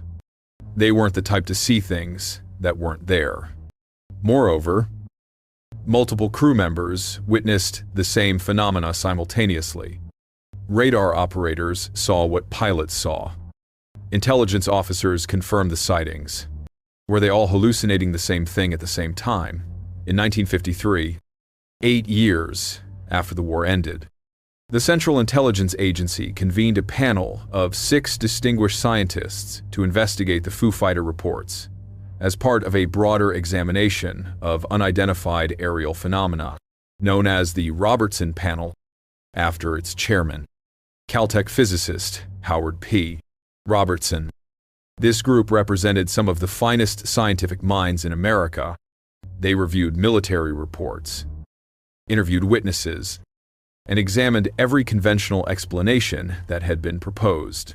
Their conclusions were frustratingly vague. They suggested that the Foo Fighters might be electrostatic phenomena similar to St. Elmo's fire, or electromagnetic effects, or perhaps simply reflections of light from ice crystals in the upper atmosphere. But they offered no definitive explanation. They couldn't explain how ice crystals could follow aircraft through complex maneuvers, or why electromagnetic phenomena would appear as distinct objects rather than diffuse glows. The Robertson panel's report essentially concluded that they didn't know what the Foo Fighters were. More recently, in 2024, researchers from the universities of California and Arizona, along with Harvard-Smithsonian scientists, proposed a fascinating new theory. They suggested that the Foo Fighters might be plasmas, the fourth state of matter, distinct from solids, liquids, and gases. Plasmas are ionized gases that can exist in the upper atmosphere under certain conditions. These researchers argued that plasmas can exhibit properties that make them appear almost alive. They can grow, replicate, make contact with each other, and may even feed off electromagnetic radiation from satellites and spacecraft. According to this theory, the electrical fields generated by aircraft could attract these naturally occurring plasmas, causing them to follow planes and respond to their movements. The plasma's ionized nature would make them invisible to radar, which requires solid objects to produce echoes. Their ability to rapidly form and dissipate could explain the Foo Fighters' sudden appearances and disappearances. It's an elegant scientific explanation, and it accounts for many of the reported characteristics. But it still leaves questions unanswered. Can natural plasmas really maintain coherent forms for minutes at a time? Can they arrange themselves in geometric patterns? Can they accelerate from stationary to incredible speeds instantaneously? The plasma theory is compelling, but it's not conclusive. Then there are the explanations that venture beyond conventional science into the realm of the extraordinary. After the war, as the modern UFO phenomenon emerged with the famous Roswell incident in 1947 and thousands of subsequent sightings, many researchers began to view the Foo Fighters as early evidence of extraterrestrial visitation. The technology displayed, the seemingly intelligent behavior, the global nature of the sightings, all suggested something beyond human capability or natural phenomena. Could the Foo Fighters have been visitors from another world, observing humanity during its most destructive conflict? Were they reconnaissance probes sent by an advanced civilization to study our primitive warfare? The timing is suggestive. The Foo Fighters appeared during a war that saw the first use of jet aircraft, guided missiles, and ultimately, atomic weapons. Perhaps this technological leap attracted the attention of beings monitoring our planet's development. Or perhaps the explanation lies not in outer space, but in other dimensions. Some theorists have suggested that the Foo Fighters were manifestations from parallel realities, briefly intersecting with our own. This would explain why they seem to exist, partially outside our physical laws, why radar couldn't detect them, why they could appear and disappear instantaneously. They weren't breaking the laws of physics in our dimension because they weren't entirely in our dimension. The folklore and mythology surrounding the Rhine Valley offers yet another perspective. For centuries, German legends spoke of spirits and supernatural beings inhabiting the river and its surrounding mountains. In a region steeped in such traditions, some wondered if the Foo Fighters were something older than modern warfare. Ancient entities disturbed by the massive conflict raging across their territory. So, what are we left with? More than 80 years after Lieutenant Edward Schluter first spotted those orange lights off his wingtip above the Rhine Valley, the truth is, we're left with the same mystery that confronted those young pilots in the winter of 1944. We have hundreds of credible reports from trained military observers. We have official documents acknowledging the phenomenon. We have investigations that reach the highest levels of Allied command. And yet, we have no definitive answers. The Foo Fighters represent something profound about the nature of war and human experience. They remind us that even in humanity's most documented conflict, even with thousands of observers and all the technology of modern warfare, there are still mysteries that elude explanation. The night skies over Europe in 1944 were perhaps the most scrutinized airspace in history, patrolled by aircraft equipped with the latest radar, observed by countless ground stations, fought over by the most technologically advanced militaries ever assembled. And yet, something appeared there that none of that technology or expertise could identify. Consider the deeper implications of this mystery. Those pilots were young men, most barely out of their teens or early 20s, thrust into a conflict that killed more than 70 million people worldwide. They watched cities burn. They saw friends die in flames. They killed enemy aircrews who were probably just as frightened as they were. They lived with the constant knowledge that any mission could be their last, that death could come as a sudden burst of cannon fire in the darkness. In that context, the Foo Fighters took on a significance beyond their physical nature. They became symbols of the ultimate powerlessness that war imposes on those who fight it. These pilots were masters of the most advanced technology of their age, flying machines that represented the pinnacle of human engineering. Yet when confronted with these mysterious lights, all their training, all their equipment, all their courage meant nothing. They couldn't engage them, couldn't outmaneuver them, couldn't even understand what they were. They were reduced to spectators of something beyond their comprehension. War doesn't just destroy bodies and cities. It destroys certainty. It destroys the comfortable assumptions we make about reality. For those pilots, the appearance of the Foo Fighters shattered one more illusion: that the universe operates according to rules we understand, that the night sky follows physical laws we can predict. Instead, they learned that even in the midst of humanity's most organized violence, there are forces and phenomena that remain stubbornly, terrifyingly mysterious. The official investigations that followed the war tell their own story. The fact that Lieutenant Colonel Chamberlain's report was lost suggests either remarkable incompetence or deliberate suppression. The Robertson panel's failure to reach any definite conclusion, despite having access to some of the brightest scientific minds in America, indicates that this mystery genuinely stumped the experts. The British Air Ministry's admission that the whole affair remained unexplained reveals that even at the highest levels of military command, no one knew what was happening. Perhaps that's the most unsettling aspect of the Foo Fighter phenomenon. We want to believe that mysteries can be solved, that sufficient investigation and scientific analysis can explain anything, but sometimes reality refuses to cooperate with our desire for answers. Sometimes, the evidence points in multiple directions, or in no direction at all. Sometimes, we're forced to live with uncertainty. Today, most of the men who witnessed the Foo Fighters are gone. Edward Schluter passed away decades ago, taking his memories of that November night to the grave. Donald Myers, who gave the phenomenon its whimsical name, is gone.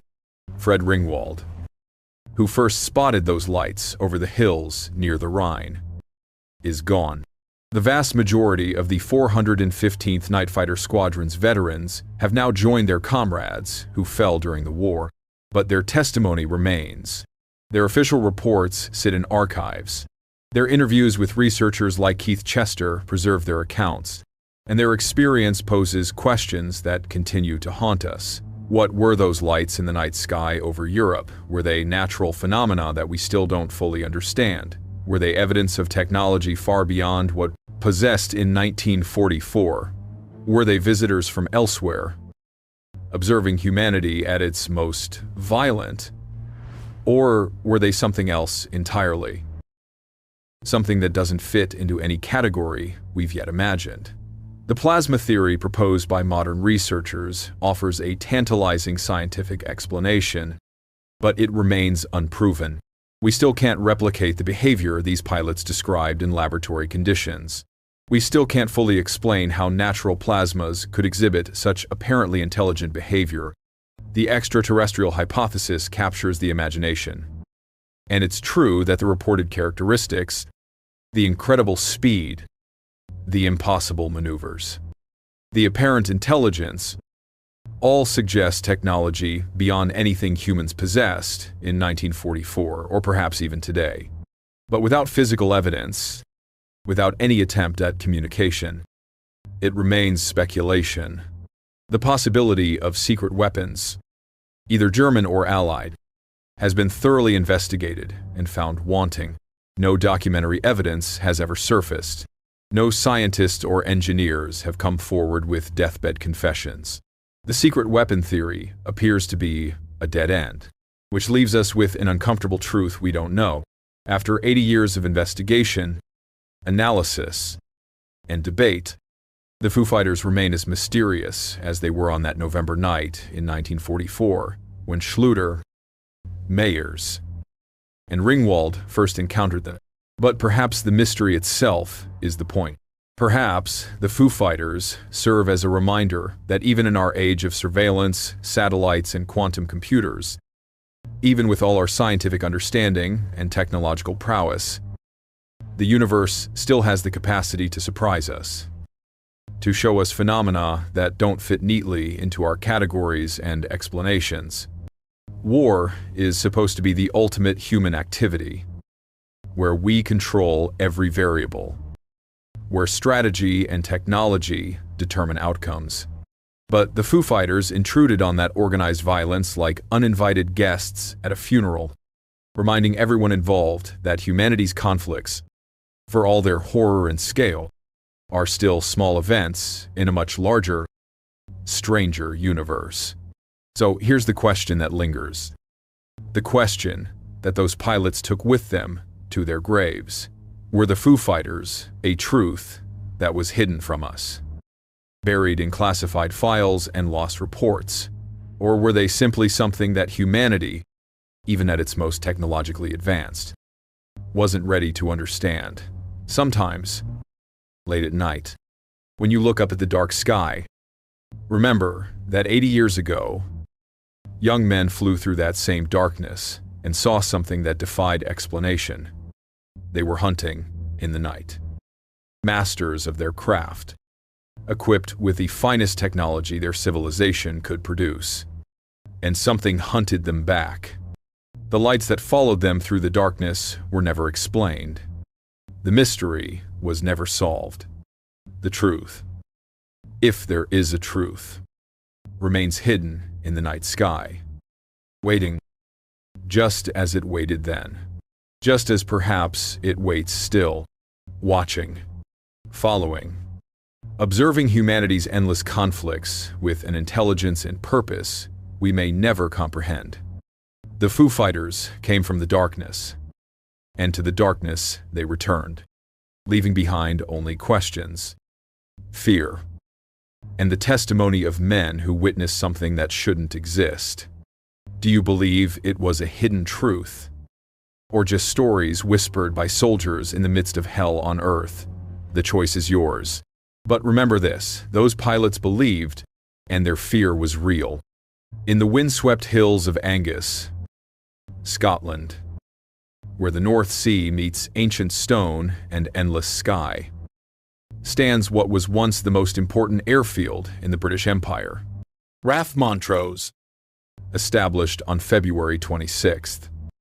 Viersen holds the distinction of being the first operational military aerodrome in the United Kingdom.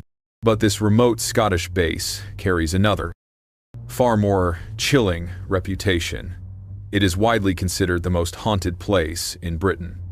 Here, among the weathered hangars and crumbling runways, More than 12 different apparitions have been reported over the decades. Phantom footsteps echo through empty corridors. Ghostly airmen in World War-era flying gear emerge from the morning mist. Mysterious biplanes circle the airfield in the dead of night, their engines silent as tombs. Even a spectral black Labrador has been seen following visitors through the museum that now occupies part of the old base. But among all these supernatural inhabitants, one spirit commands particular attention, a figure that has haunted this place for over a century, refusing to abandon his post even in death. The locals know him simply as the Montrose Ghost, though his real name was Lieutenant Desmond Arthur, and his story begins not with his death, but with a moment of terrible injustice that would bind his soul to this desolate airfield forever. Picture, if you will, the early spring of 1913. The world stood on the precipice of the most devastating war in human history. Though few realized it then, aviation was barely a decade old, a miraculous, terrifying new frontier, where brave men strapped themselves to contraptions of wood, wire, and fabric, defying gravity itself in machines that killed as often as they flew. Pilots were celebrities, as famous as movie stars, drawing crowds wherever they landed. Yet, for every triumph, there was tragedy. For every successful flight, there was a funeral. This was the world that young Desmond Arthur entered when he arrived at Montrose in the spring of 1913. Eager to serve his country and master the art of flight, he could not have known that he would become the first man to die in an aircraft accident in Scotland, nor that his death would mark the beginning of a mystery that continues to this day. The wind that sweeps across the Scottish Highlands carries more than just the salt spray of the North Sea. It carries whispers of the past, echoes of engines that no longer exist, and the voices of men who died too young in pursuit of mastering the skies. At Montrose, these whispers have taken on a life of their own. On certain nights, when the fog rolls in from the sea and blankets the old airfield in an impenetrable gray shroud, visitors report seeing a figure in an early 20th century flying uniform walking purposefully toward the officers' mess. This figure moves with military precision, his boots clicking against the concrete with an otherworldly rhythm. Those brave enough to follow watch in horror as he approaches the door of what was once the No.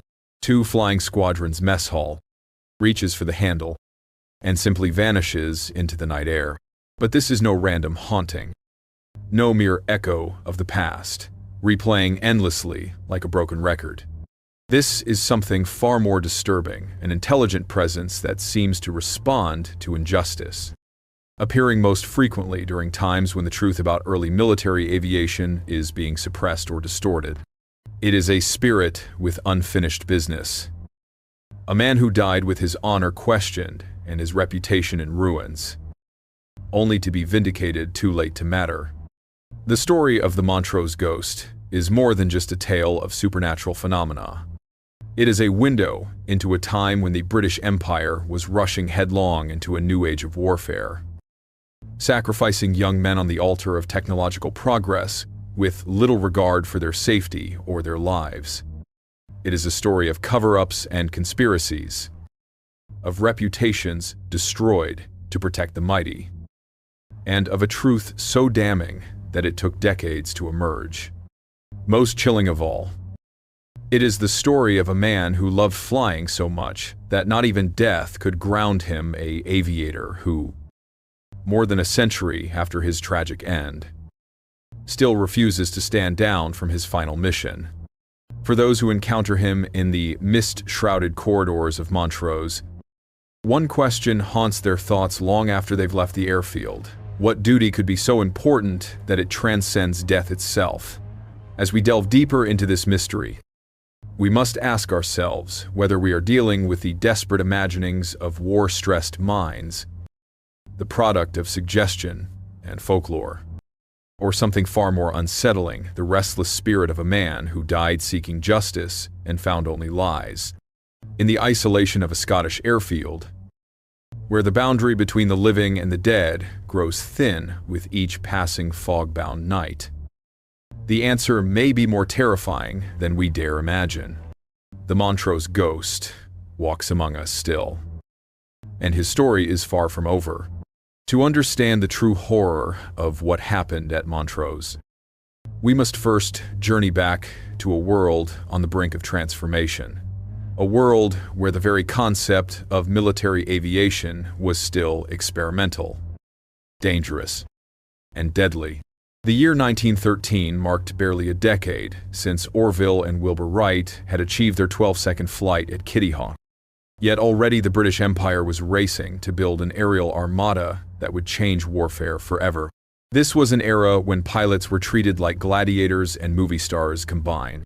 Crowds would gather wherever these daredevils landed, mesmerized by men who had seemingly conquered the impossible. But behind the glamour lay a grim reality that military authorities were desperate to hide flying was a death sentence waiting to happen. The statistics were horrifying. Training accidents claimed more lives than enemy fire. Aircraft were fragile contraptions of wood, wire, and canvas that could disintegrate without warning. Engines failed constantly. Landing gear collapsed. Wings snapped off in mid-flight. Most terrifying of all, parachutes were deliberately withheld from pilots because military leadership feared they would encourage cowardice, that a pilot might abandon his aircraft rather than fight to save it. Into this deadly lottery stepped Winston Churchill, then serving as First Lord of the Admiralty. In 1912, Churchill had conceived an ambitious plan to establish 12 air stations across Britain, operated by the newly formed Royal Flying Corps. These bases would serve as the backbone of British air defense, protecting the naval installations that were the lifeline of the empire. The first of these stations would be built at Montrose, a strategic location chosen for its ability to defend the crucial Royal Navy bases at Rosyth, Cromarty, and Scapa Flow.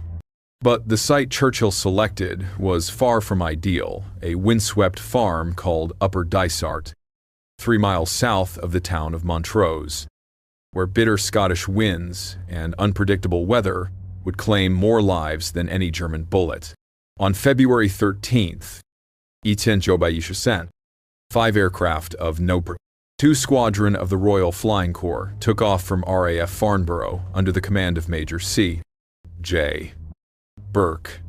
What followed was an epic 450-mile journey north that would take 13 grueling days of flying in stages, battling weather, mechanical failures, and the constant threat of death that hung over every early aviator like a dark cloud. When they finally touched down at Upper Dysart Farm on February 26th, Viersen, they had no idea they were making history as the crew of Britain's first operational military airfield.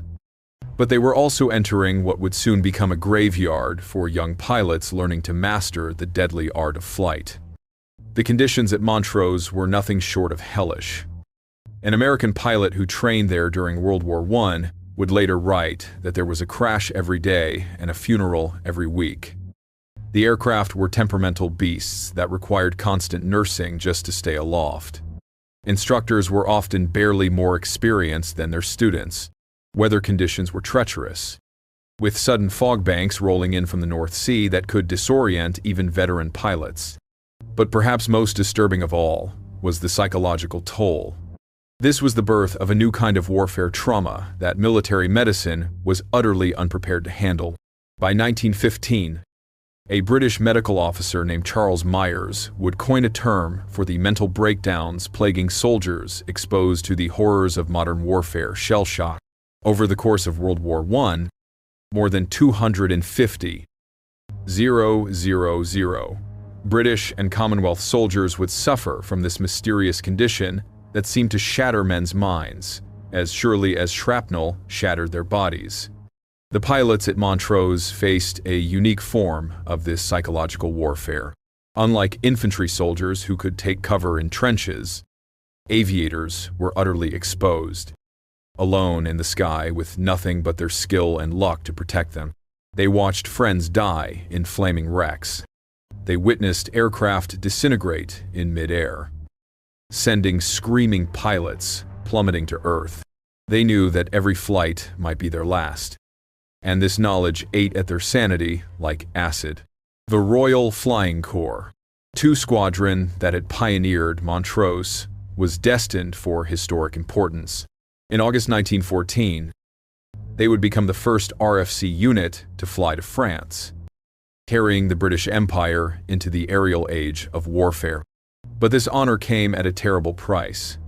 The unit was composed of pilots from across the Empire: Englishmen, Canadians, Australians, South Africans, all united by their willingness to risk everything in pursuit of mastering the skies. Their missions would evolve from simple reconnaissance flights to artillery spotting, from aerial photography to deadly dogfights with German pilots.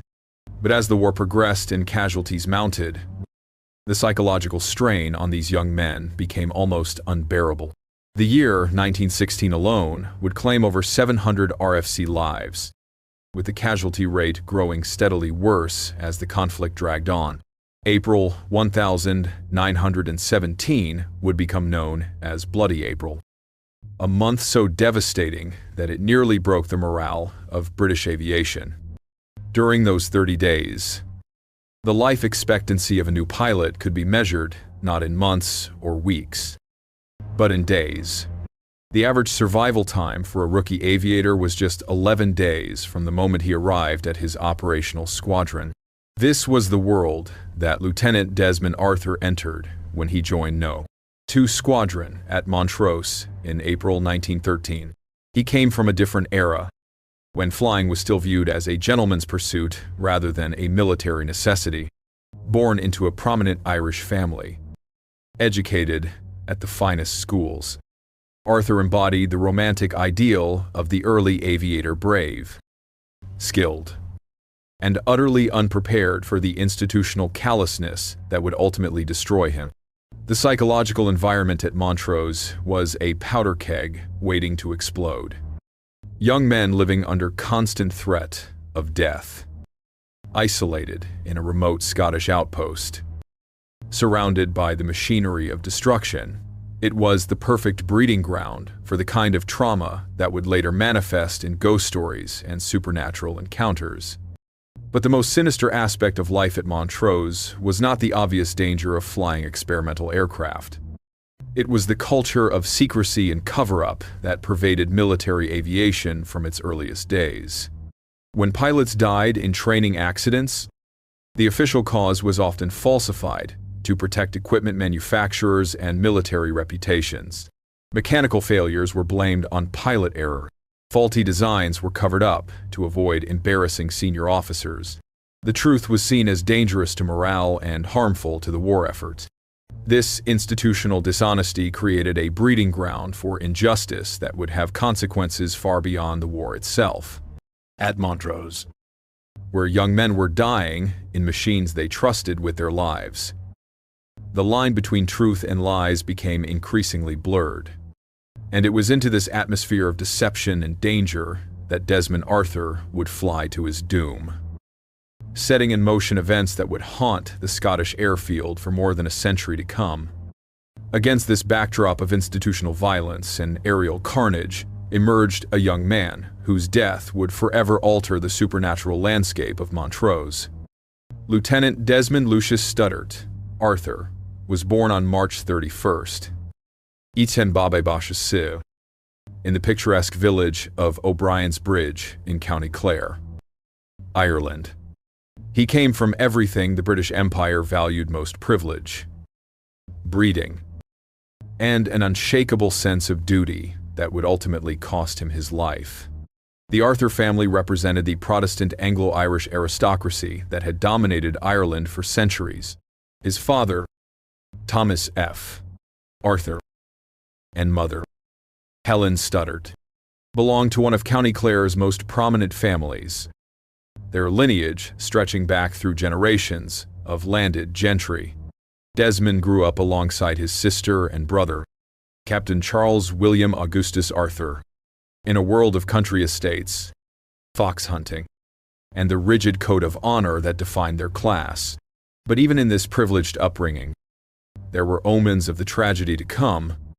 In 1905, the very year Desmond came of age, the family's ancestral mansion at Glenamara was consumed by fire, burning to the ground in a conflagration that locals would later claim was a portent of doom.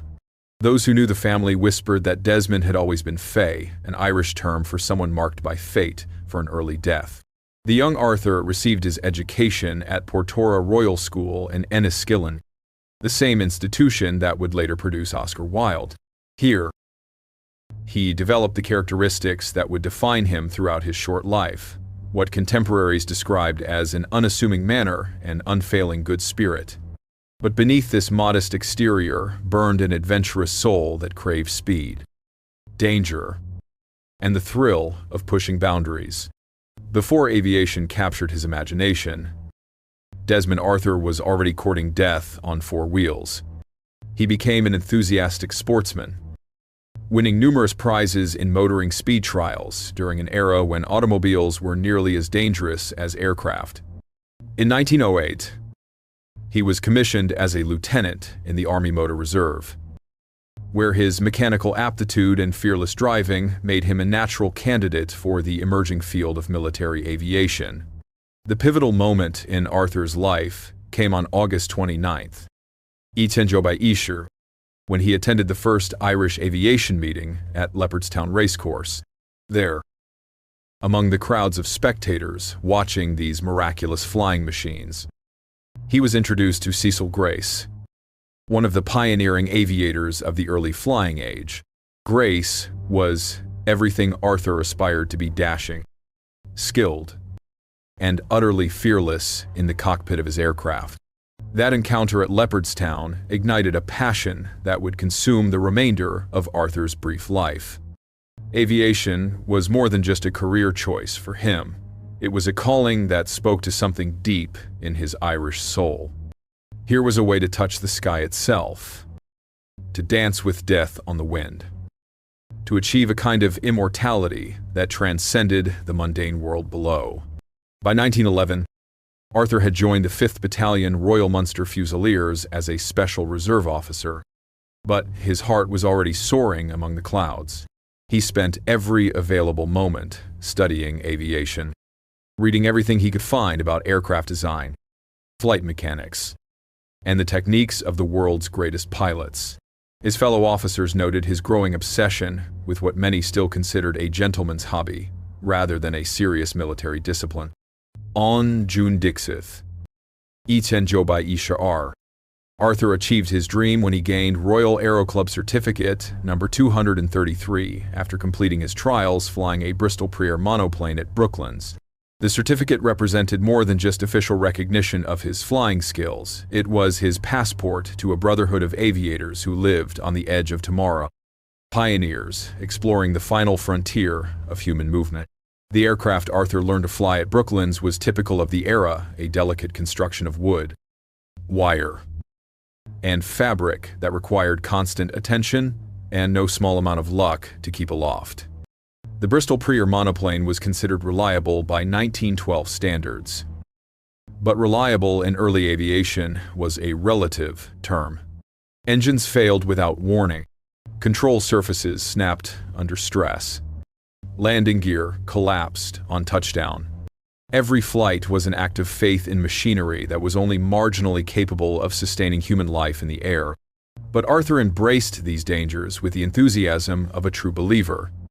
Fellow pilots remarked on his natural skill in the cockpit, his intuitive understanding of how aircraft behaved in flight, and his calm demeanor under pressure. He possessed that rare combination of technical knowledge and instinctive feel that separated competent pilots from exceptional ones. On April 17th, WWII, Arthur's aviation career reached its pinnacle when he joined No. 2 Squadron of the Royal Flying Corps, based at the newly established airfield at Montrose. He was finally living his dream, a professional military pilot in the world's most advanced air force. Stationed at Britain's premier aviation facility, Montrose in 1913 was the epicenter of British aviation innovation. As the first operational military airfield in the United Kingdom, it represented everything the Empire hoped to achieve in the coming aerial age. The base was designed to train pilots for combat operations while simultaneously developing the tactics and techniques that would dominate future warfare. But beneath the veneer of progress and innovation, Montrose was also a death trap. The airfield was built on Upper Dysart Farm, a site chosen more for its strategic location than its suitability for aviation operations. The Scottish weather was notoriously unpredictable, with sudden fog banks rolling in from the North Sea that could reduce visibility to zero in minutes. Strong winds constantly buffeted aircraft during takeoff and landing. The primitive runways were little more than cleared fields that became treacherous mud bogs in wet weather. The aircraft stationed at Montrose were the WWII, two biplanes machines that epitomized both the promise and the peril of early military aviation. These aircraft were marvels of engineering for their time, capable of carrying a pilot and observer on reconnaissance missions that would have been impossible just a few years earlier. But they were also temperamental machines that demanded constant maintenance and expert handling. Arthur thrived in this environment of controlled chaos. His fellow pilots noted his meticulous attention to aircraft maintenance, his careful study of weather conditions before each flight, and his methodical approach to mastering every aspect of aviation operations. He was exactly the kind of pilot the Royal Flying Corps needed, technically proficient, utterly reliable, and completely dedicated to the mission. As the spring of 1913 progressed, Arthur settled into the routine of military aviation at Montrose. His days were filled with training flights, mechanical instruction, and the endless paperwork that accompanied military life. He flew reconnaissance missions over the Scottish countryside, practiced formation flying with his squadron mates, and participated in the experimental programs that were pushing the boundaries of what aircraft could accomplish. But on the morning of May 27th, Viersen, routine would give way to catastrophe in a way that would forever change not just Arthur's fate, but the very nature of Montrose itself. The young Irish pilot was about to embark on what seemed like just another training flight, a simple journey from Upper Dysart to Lunan Bay that should have taken less than an hour to complete. He could not have known that he was flying toward an appointment with destiny. That mechanical failure and institutional cover-up would combine to create an injustice so profound that it would literally prevent his soul from finding peace. The stage was set for a tragedy that would echo through the corridors of Montrose for more than a century, creating the most persistent and well-documented haunting in British military history. Tuesday, May 27th, Viersen dawned crisp and clear over the Scottish Highlands, with a gentle breeze rippling across the grass airfield at Upper Dysart. For Lieutenant Desmond Arthur, it promised to be a routine training day, the kind of ordinary morning that would be forgotten within hours under normal circumstances. But nothing about this day would prove ordinary, and what happened in the skies above Montrose would reverberate through the corridors of the airfield for the next century. Arthur rose early, as was his custom, and made his way to the flight line where his assigned aircraft awaited. WWII, 2 biplane, number 205, sat gleaming in the morning light.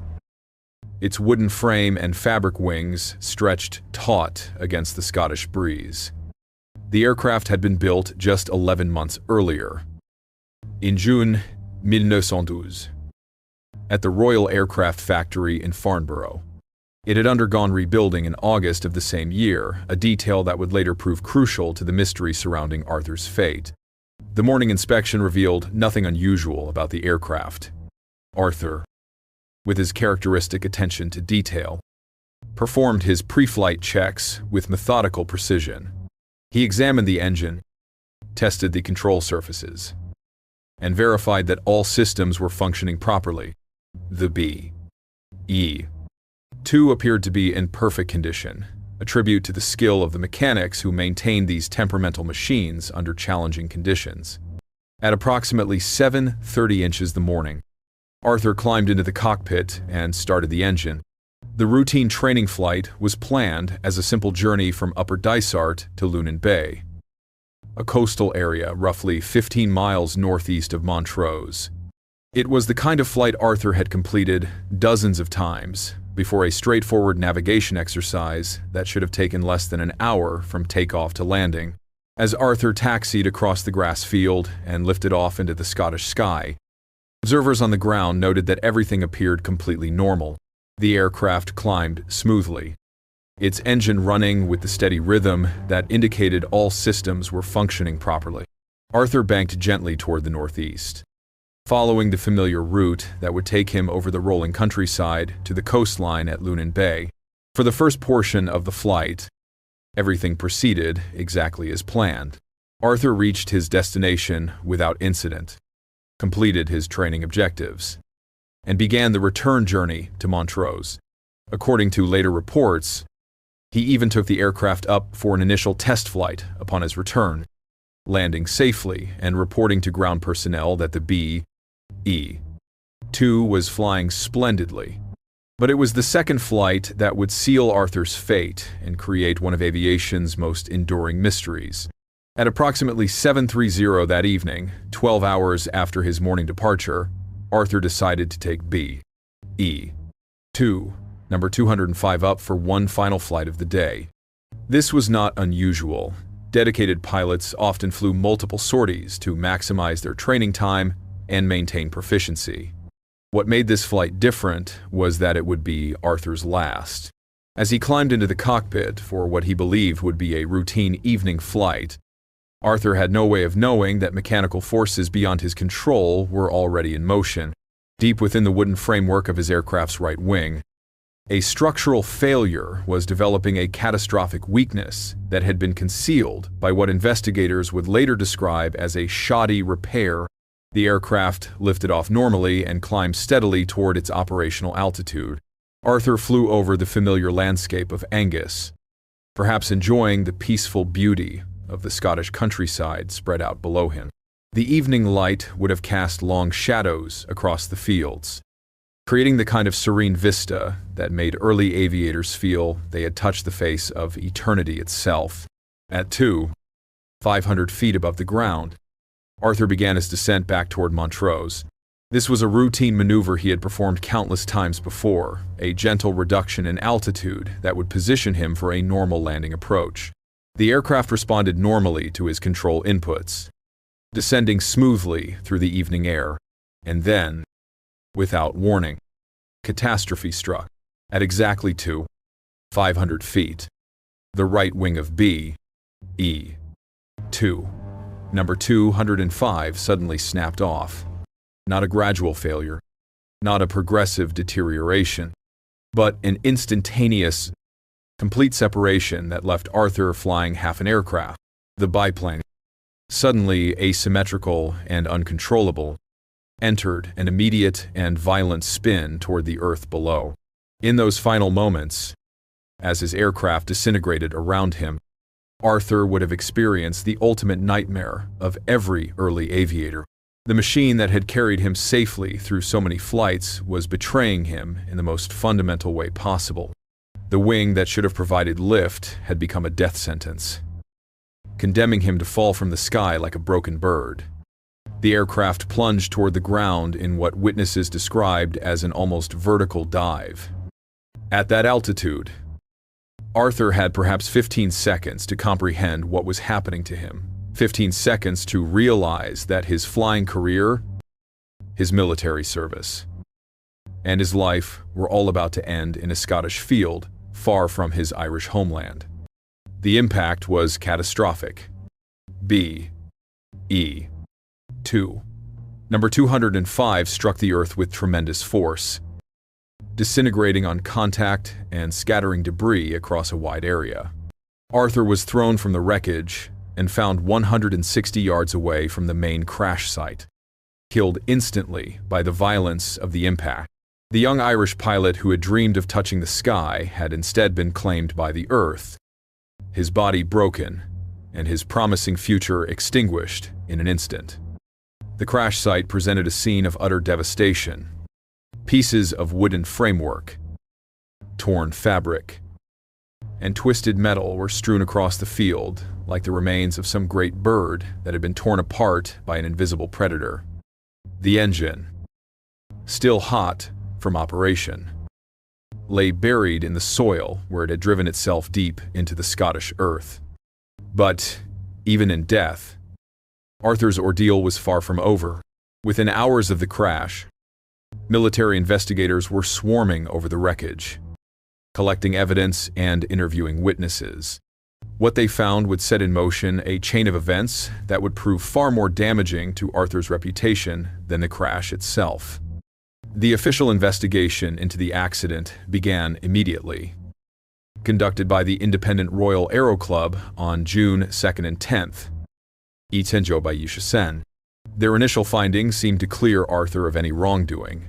The investigators concluded that the crash had been caused by an inadequate repair to a wing spar, a critical structural component that had been damaged and then improperly fixed before the aircraft was transferred from Farnborough to Montrose. The Royal Aero Club's report painted a picture of institutional negligence rather than pilot error. According to their findings, damage to the aircraft had been accidentally inflicted and then shoddily repaired to prevent detection. This was exactly the kind of cover-up that plagued early military aviation, where mechanical failures were routinely concealed to protect reputations and avoid accountability. But Arthur's vindication would prove to be temporary. Political pressure was mounting to find a scapegoat for the embarrassing accident, and a dead Irish pilot made a convenient target. In 1914, Member of Parliament William Joynson Hicks complained publicly about what he termed a whitewash, alleging that Secretary of State for War, Colonel Seeley, was refusing to admit to the faulty repair that had killed Arthur. The controversy deepened in the spring of 1916, when Noel Pemberton Billing called for a judicial inquiry into the military and naval air services. His words would prove prophetic and chilling. He declared that certain officers had been murdered rather than killed by the carelessness, incompetence, or ignorance of their senior officers or of the technical side of those two services. On August 3rd, a government committee was established to reinvestigate Arthur's death. Their conclusions would prove devastating to his memory and reputation. Despite the earlier findings of mechanical failure, this new investigation concluded that the pilot was at fault, and that the crash was the result of dangerous flying, what they termed stunt flying, that had overstressed the aircraft beyond its design limit. The official report published in autumn 1916 was damning in its assessment of Arthur's character and competence.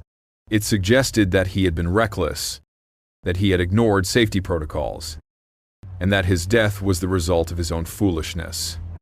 For a man who had prided himself on his methodical approach to aviation, who had been known for his careful attention to detail and conservative flying style, these accusations were character assassination of the worst kind.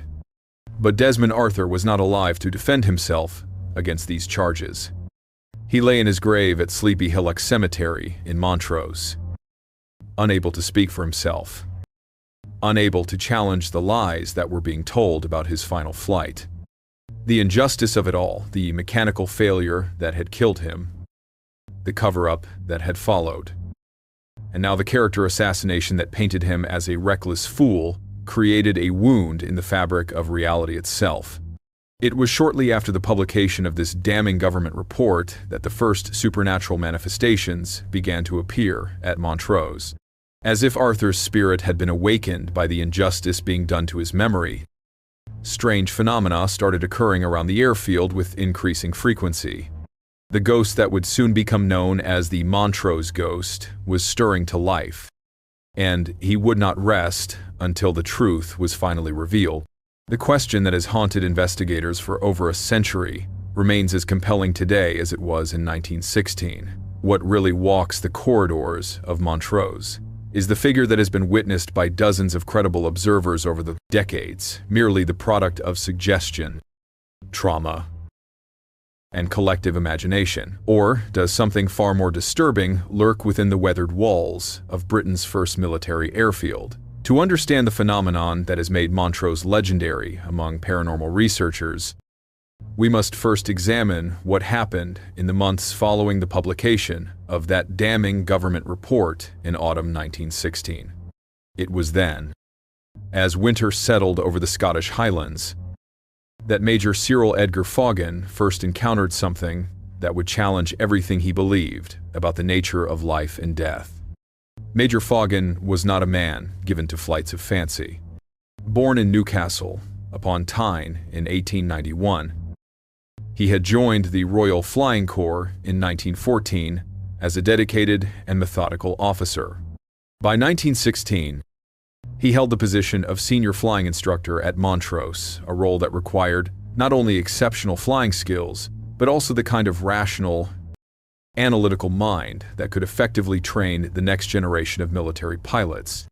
On an evening in late 1916, Vaughan was making his way to the officers' mess after a long day of flight instruction. The path he followed was one he had walked hundreds of times before, a familiar route that should have held no surprises.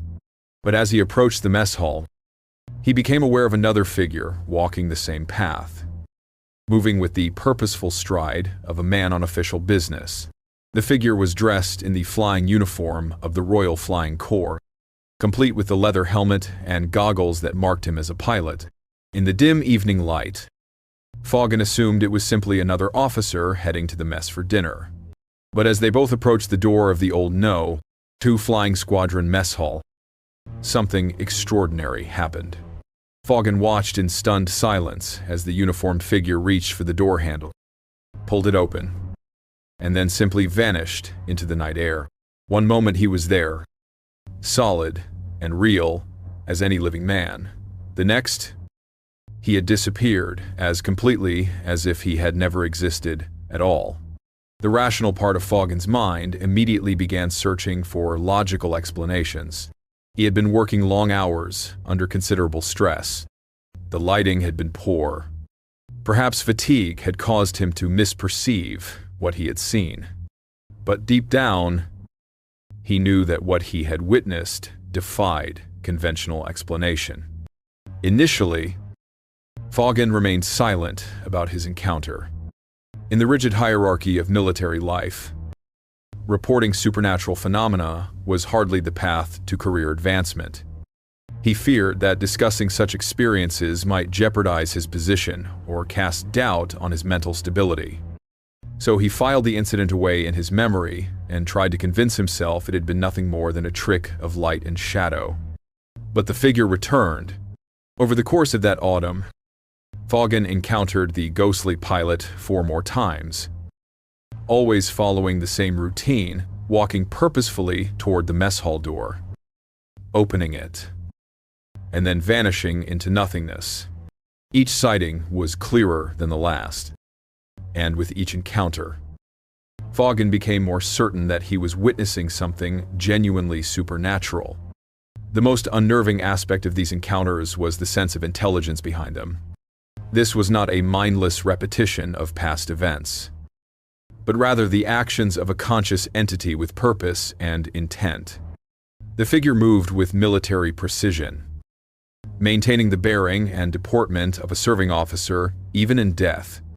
Word of Vaughan's experiences began to spread quietly through the officer ranks at Montrose. Other personnel came forward with their own encounters, each adding another piece to the growing puzzle of the airfield's supernatural resident. Flight instructors reported seeing the same uniformed figure in the corridors of the administration building. Guards on night duty described encounters with a pilot who would approach their posts, only to vanish when challenged. One particularly disturbing incident involved a flight instructor who was awakened in his quarters by the sensation of being watched. Opening his eyes, He found a man in full flying gear sitting in a chair at the foot of his bed, staring at him with an intensity that seemed to pierce the very soul. When the instructor called out, demanding to know what the intruder wanted, the figure simply stood up and walked through the closed door of the room, leaving behind only the lingering scent of aviation fuel and leather. The sightings were not random or scattered. They followed a pattern that suggested a deliberate intelligence at work. The apparition appeared most frequently in areas associated with No.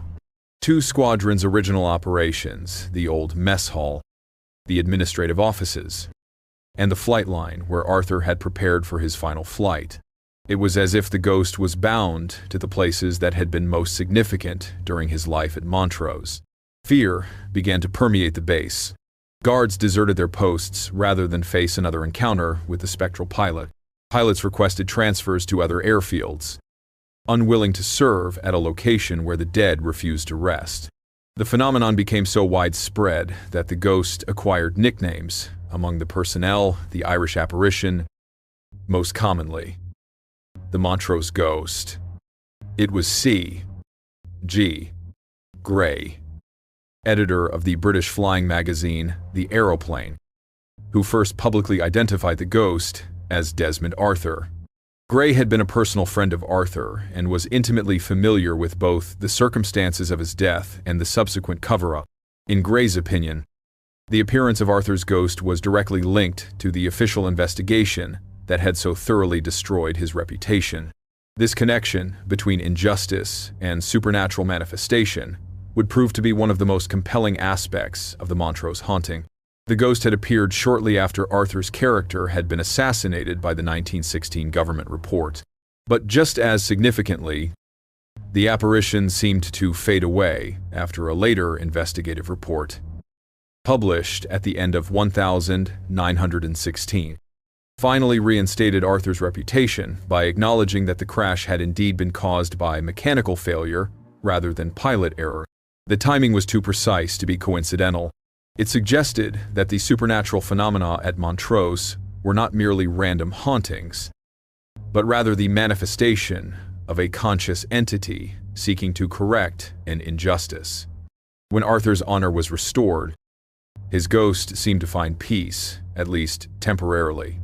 The paranormal activity at Montrose virtually disappeared after 1917, leading many to believe that the ghost had finally found rest. But this period of calm would prove to be merely an intermission in a much longer supernatural drama.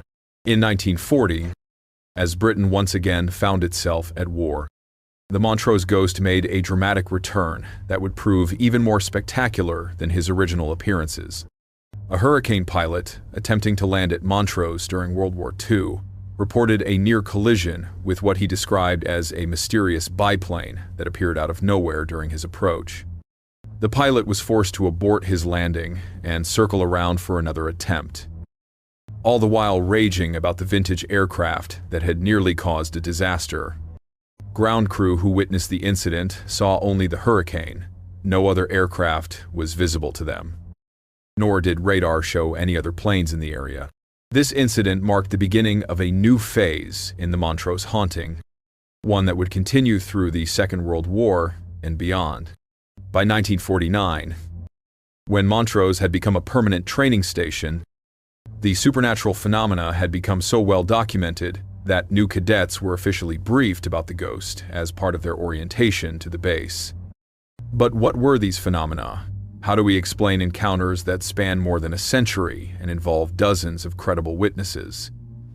The theories proposed by investigators fall into several distinct categories, each offering a different perspective on one of the most enduring mysteries in military history.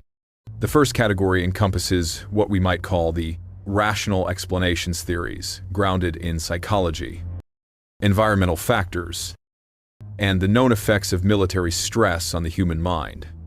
Proponents of these theories point to the well-documented phenomenon of shell shock, which affected more than 250,000 British and Commonwealth soldiers during World War I. Shell shock, now recognized as a form of post-traumatic stress disorder, could manifest in hallucinations, anxiety attacks, and a variety of other psychological symptoms. The high-stress environment of a military airfield, combined with the constant threat of death that hung over early aviators, created ideal conditions for mass psychological phenomena. The environmental factors at Montrose also support rational explanations for the sightings. The Scottish climate, with its frequent fog banks and unpredictable lighting conditions, could easily create optical illusions.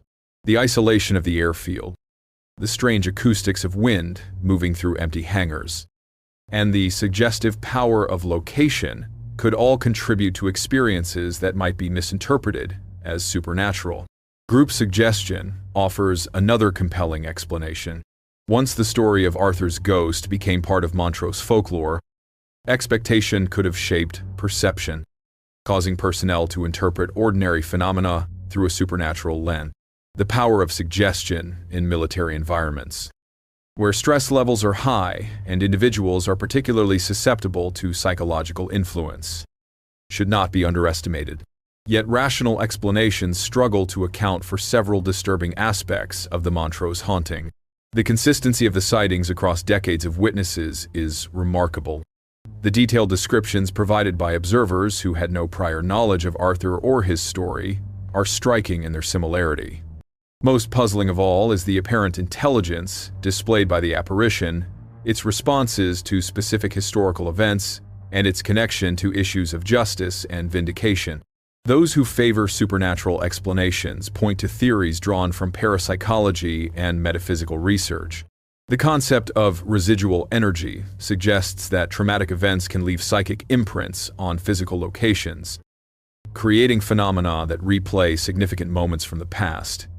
Arthur's violent death and the subsequent injustice done to his memory could have created exactly the kind of emotional intensity needed to generate such an imprint. The intelligent haunting theory goes further, proposing that Arthur's consciousness has somehow survived death and remains bound to Montrose by unfinished business. This would explain the ghost's apparent awareness of current events and its responses to changes in Arthur's historical reputation. Some researchers have proposed that Montrose serves as a kind of portal between worlds, a location where the boundary between life and death has been permanently weakened by the accumulated trauma of decades of military aviation accidents. The high-stress environment, combined with the intense emotions generated by life and death situations, might have created a thin place in reality where spirits can more easily manifest. The truth about the Montrose ghost may ultimately prove to be more complex than any single theory can encompass. What cannot be disputed is the profound impact that these phenomena have had on everyone who has encountered them, whether psychological or supernatural in origin. The ghost of Desmond Arthur has become an integral part of Montrose's identity, a reminder that some injustices create wounds that transcend the boundaries between life and death.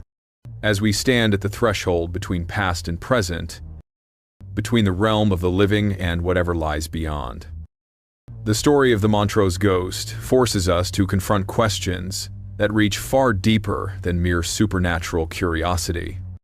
This is not simply a tale of things that go bump in the night, but rather a profound meditation on justice, memory, and the terrible cost of institutional betrayal.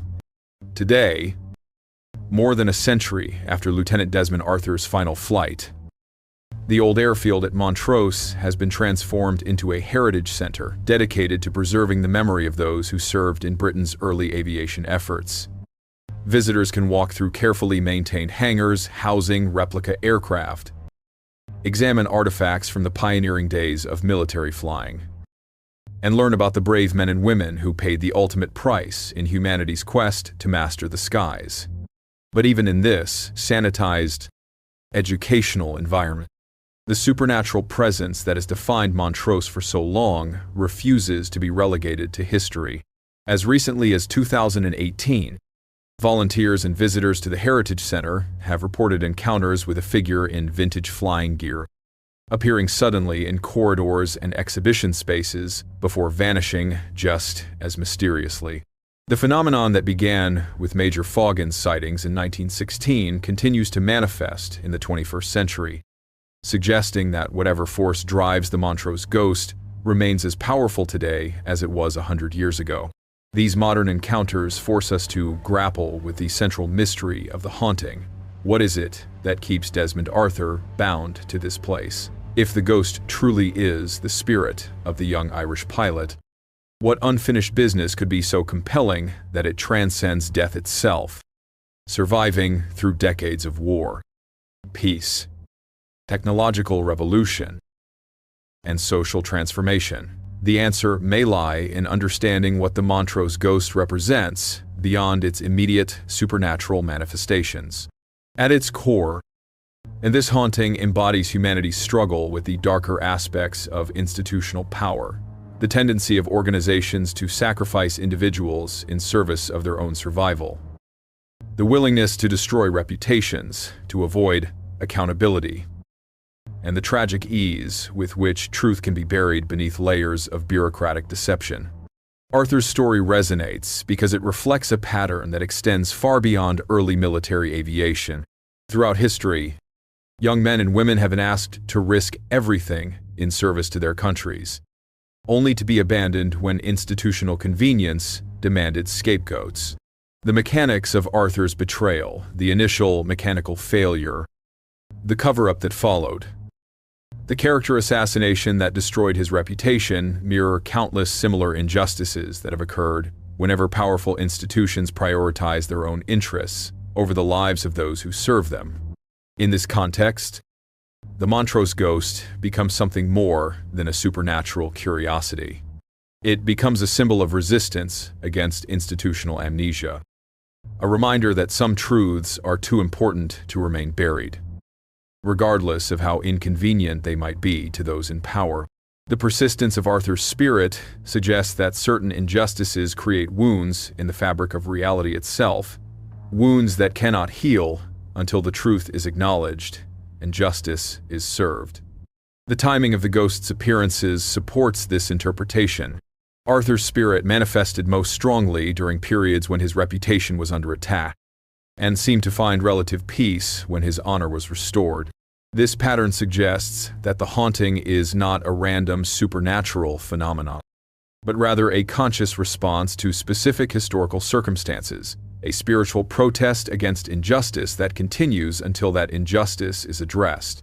But the Montrose ghost also represents something even more profound, the terrible psychological cost of modern warfare. Arthur died at the dawn of an era that would see technology transform killing into an industrial process, where individual human lives became mere statistics in strategic calculations. His death was one of the earliest examples of how technological warfare would dehumanize conflict, reducing brave young pilots to expendable resources in the machine of military progress.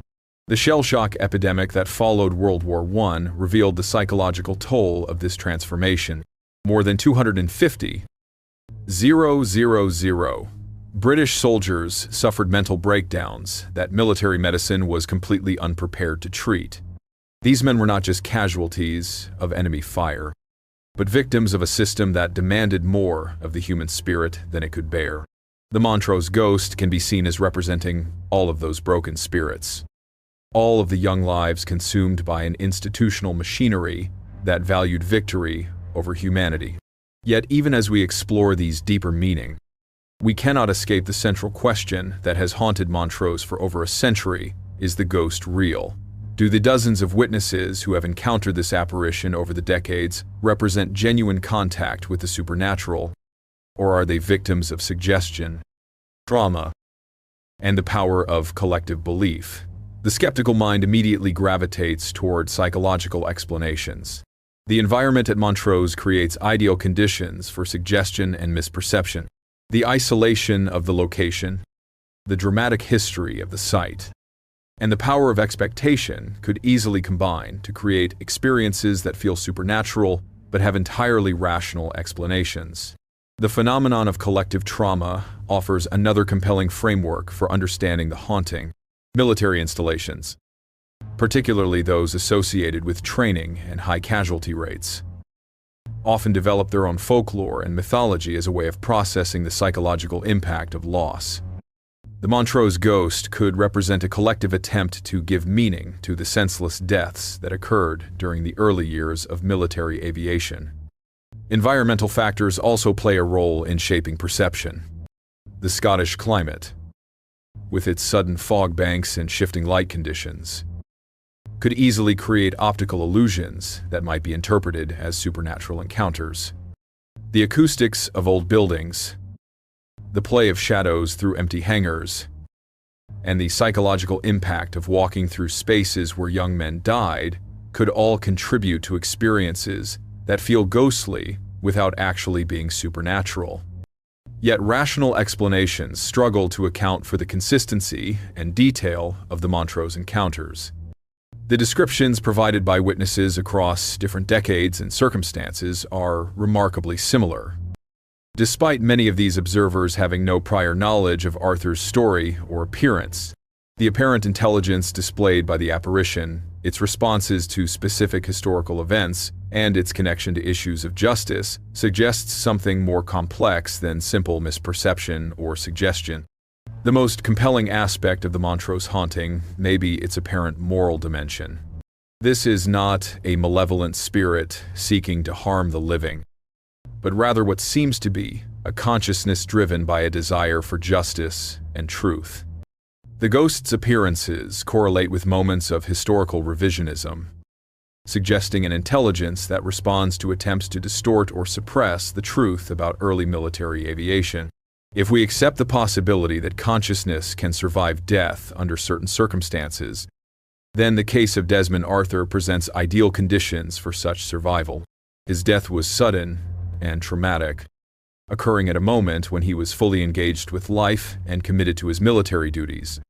The injustice that followed, the destruction of his reputation, and the lies told about his character created exactly the kind of unfinished business that paranormal researchers associate with intelligent hauntings. The location itself may also play a role in sustaining supernatural phenomena. Montrose has been a site of intense emotion and traumatic death for over a century. The accumulated psychic energy of all the young pilots who trained and died there might have created what researchers call a thin place, a location where the boundary between the physical and spiritual worlds has been weakened by repeated exposure to extreme circumstances. But perhaps the most important question is not whether the Montrose ghost is real in a literal sense, but rather what its story teaches us about memory, justice, and the obligations we owe to those who have sacrificed for the common good. Whether supernatural or psychological in origin, the haunting serves as a powerful reminder that certain truths demand to be preserved, regardless of how inconvenient they might be to institutional authorities. The continuing reports of supernatural encounters at Montrose suggest that our society has not yet fully come to terms with the human cost of technological warfare. As long as we continue to send young men and women into harm's way while failing to acknowledge the true price of their service, as long as we allow institutional interests to override individual justice, the ghost of Desmond Arthur will continue to walk the corridors of memory, demanding recognition for the sacrifices that have been forgotten or deliberately obscured.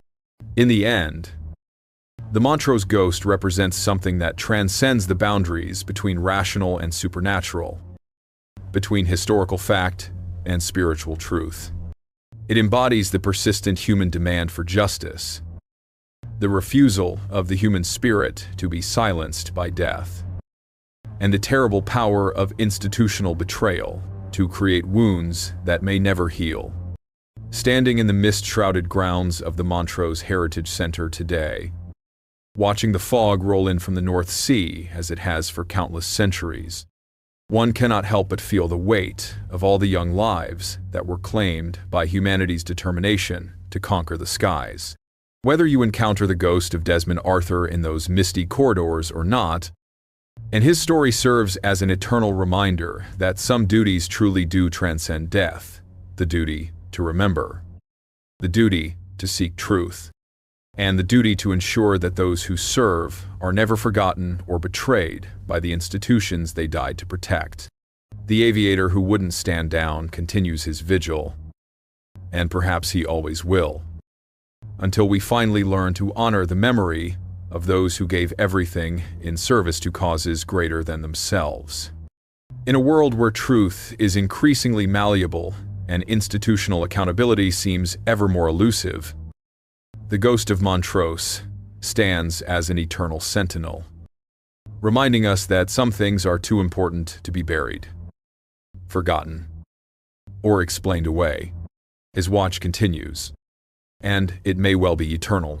In the annals of military history, there are battles that reshape nations, heroes whose names echo through generations, and victories that change the course of human civilization.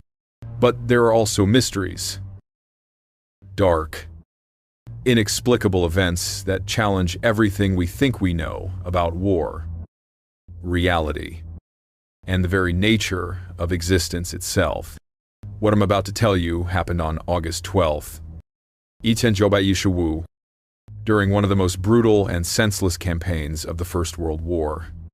On that sweltering afternoon, beneath the merciless Turkish sun, 267 men of the 1st divided by 5th Battalion, Norfolk Regiment, walked into a small patch of woodland on the Gallipoli Peninsula and simply vanished from the face of the earth.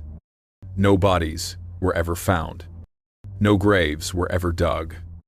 No prisoners were ever taken. It was as if the ground itself had opened up and swallowed them whole, leaving behind only questions that have haunted military historians for over a century.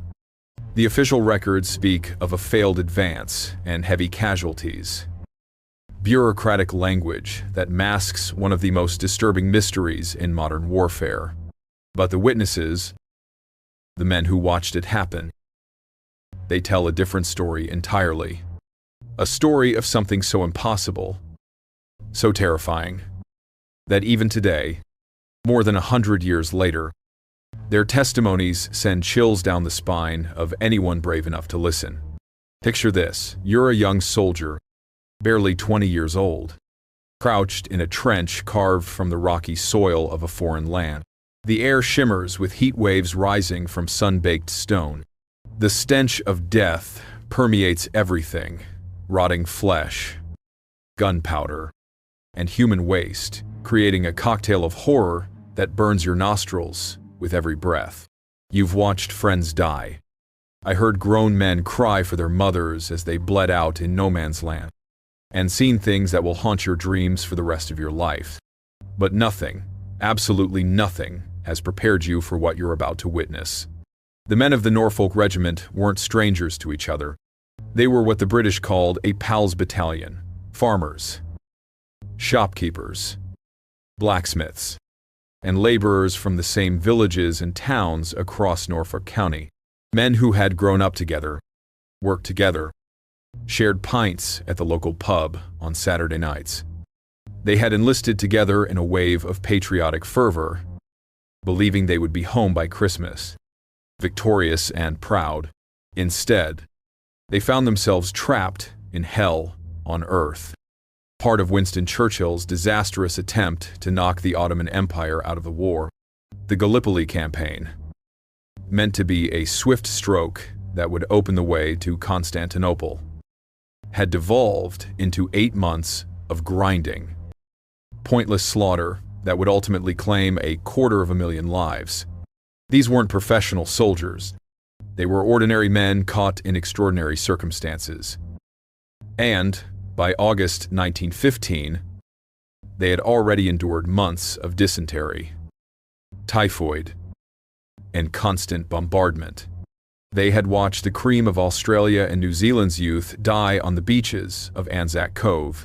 They had seen the Irish regiments torn apart at Hellas. They had witnessed horrors that would have broken lesser men. Yet somehow, they endured. But endurance has its limits, and the human mind can only process so much trauma before it begins to adapt, before it starts seeing things that might not be there, before the line between reality and nightmare begins to blur. Or perhaps, just perhaps, What they saw that day was all too real. The story begins with a letter written by Private Charles Davenport of the Norfolk Regiment to his wife back in Norwich. The letter was never sent. It was found months later in his abandoned kit. Stained with mud and blood, dearest Margaret.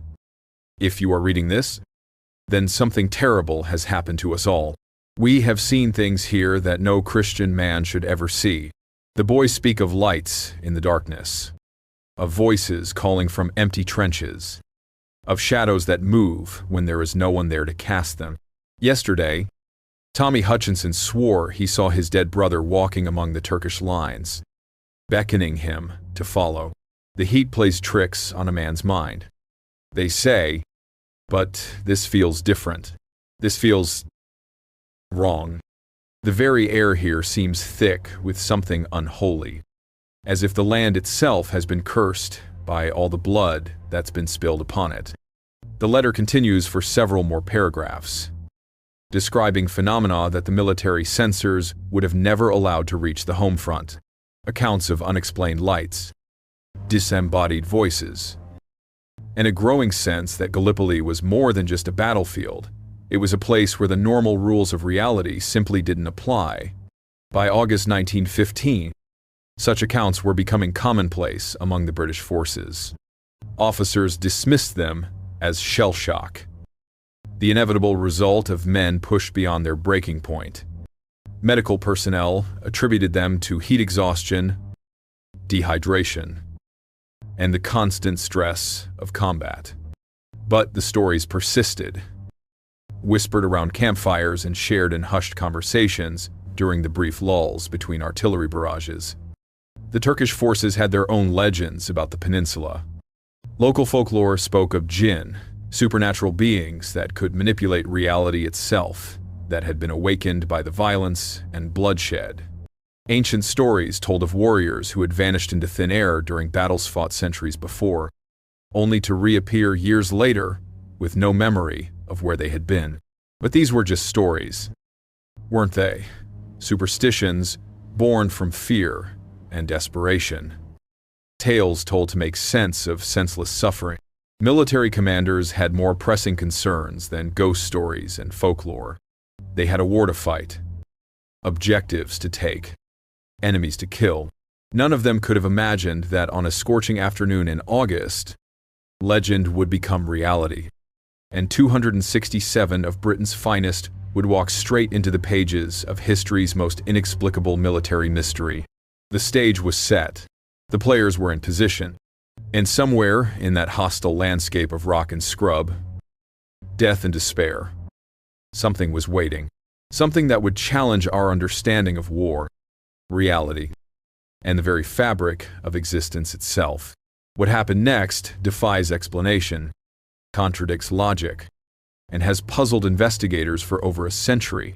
It's a story that begins with ordinary men facing extraordinary circumstances, and ends with questions that may never be answered. The Norfolk Regiment was about to discover that on the Gallipoli Peninsula, the impossible was just another word for Tuesday, and their discovery would echo through the decades. A whispered warning that some mysteries are better left unsolved, some doors better left unopened, and some battles are fought against enemies that exist far beyond the realm of bullets and bayonets. The countdown to the impossible had begun.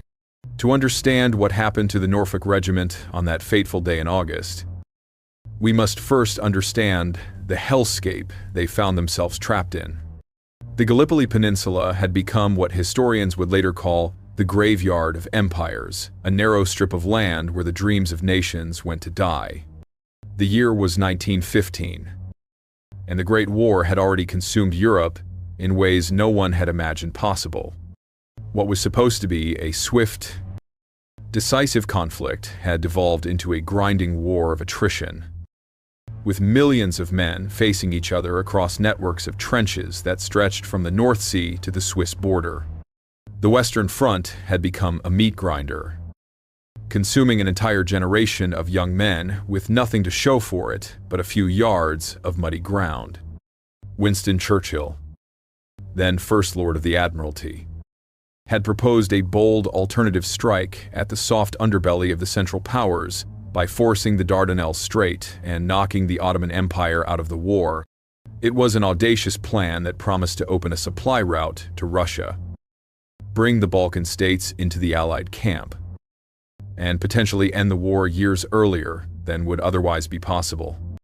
On paper, it seemed almost too easy. The Ottoman Empire was the sick man of Europe, weakened by decades of decline and recent military defeats. Intelligence reports suggested that Constantinople's defenses were outdated, their armies demoralized, their government on the verge of collapse. A swift naval bombardment, followed by an amphibious assault, would surely force the Turks to surrender, opening the way to the Russian wheat fields and potentially saving millions of lives on the Western Front. But the reality, as it so often does in war, proved far more terrible than the theory. The naval assault that began in February 1915 was a disaster. The Ottoman defenders, led by German advisors and armed with modern artillery, proved far more resilient than anyone had anticipated. Allied battleships struck mines, fell victim to shore batteries, and found the strait impassable. By March, it became clear that naval power alone would not be sufficient. A land campaign would be necessary. And so, on April 25th, the largest amphibious assault in human history to that point began. British, French, Australian, and New Zealand forces landed at multiple points along the Gallipoli Peninsula, expecting to sweep aside Turkish resistance and march triumphantly to Constantinople within weeks. Instead, they found themselves pinned down on narrow beaches, overlooked by Turkish positions on the commanding heights above. What was meant to be a swift advance became a siege, then a stalemate, then something far worse than either. The Norfolk Regiment arrived as part of the August reinforcements, part of a new push meant to break the deadlock that had consumed the peninsula for months. These weren't the eager volunteers who had landed in April, full of confidence and patriotic fervor. By August, word had filtered back to Britain about the true conditions at Gallipoli. But the recruiting sergeants still painted pictures of adventure and glory for the young men of Norfolk. They were country boys, mostly agricultural workers who had never been more than 20 miles from their birthplace. Names like William Barnaby from Little Walsingham, Thomas Fletcher from King's Lynn, Robert Seaman from Great Yarmouth. Men who knew the rhythm of the seasons, the feel of good soil beneath their fingers, the satisfaction of a day's honest work under the English sky, nothing in their quiet. Rural lives had prepared them for what awaited them on that sun-scorched peninsula half a world away. The heat was the first enemy they encountered. Temperatures regularly soared above 100 degrees Fahrenheit, turning metal equipment too hot to touch and creating mirages that danced across the rocky landscape like phantom lakes. Water was scarce and often contaminated, forcing men to drink from puddles that had been sitting in the sun for days. Breeding grounds for every disease imaginable. But heat was just the beginning of their torment.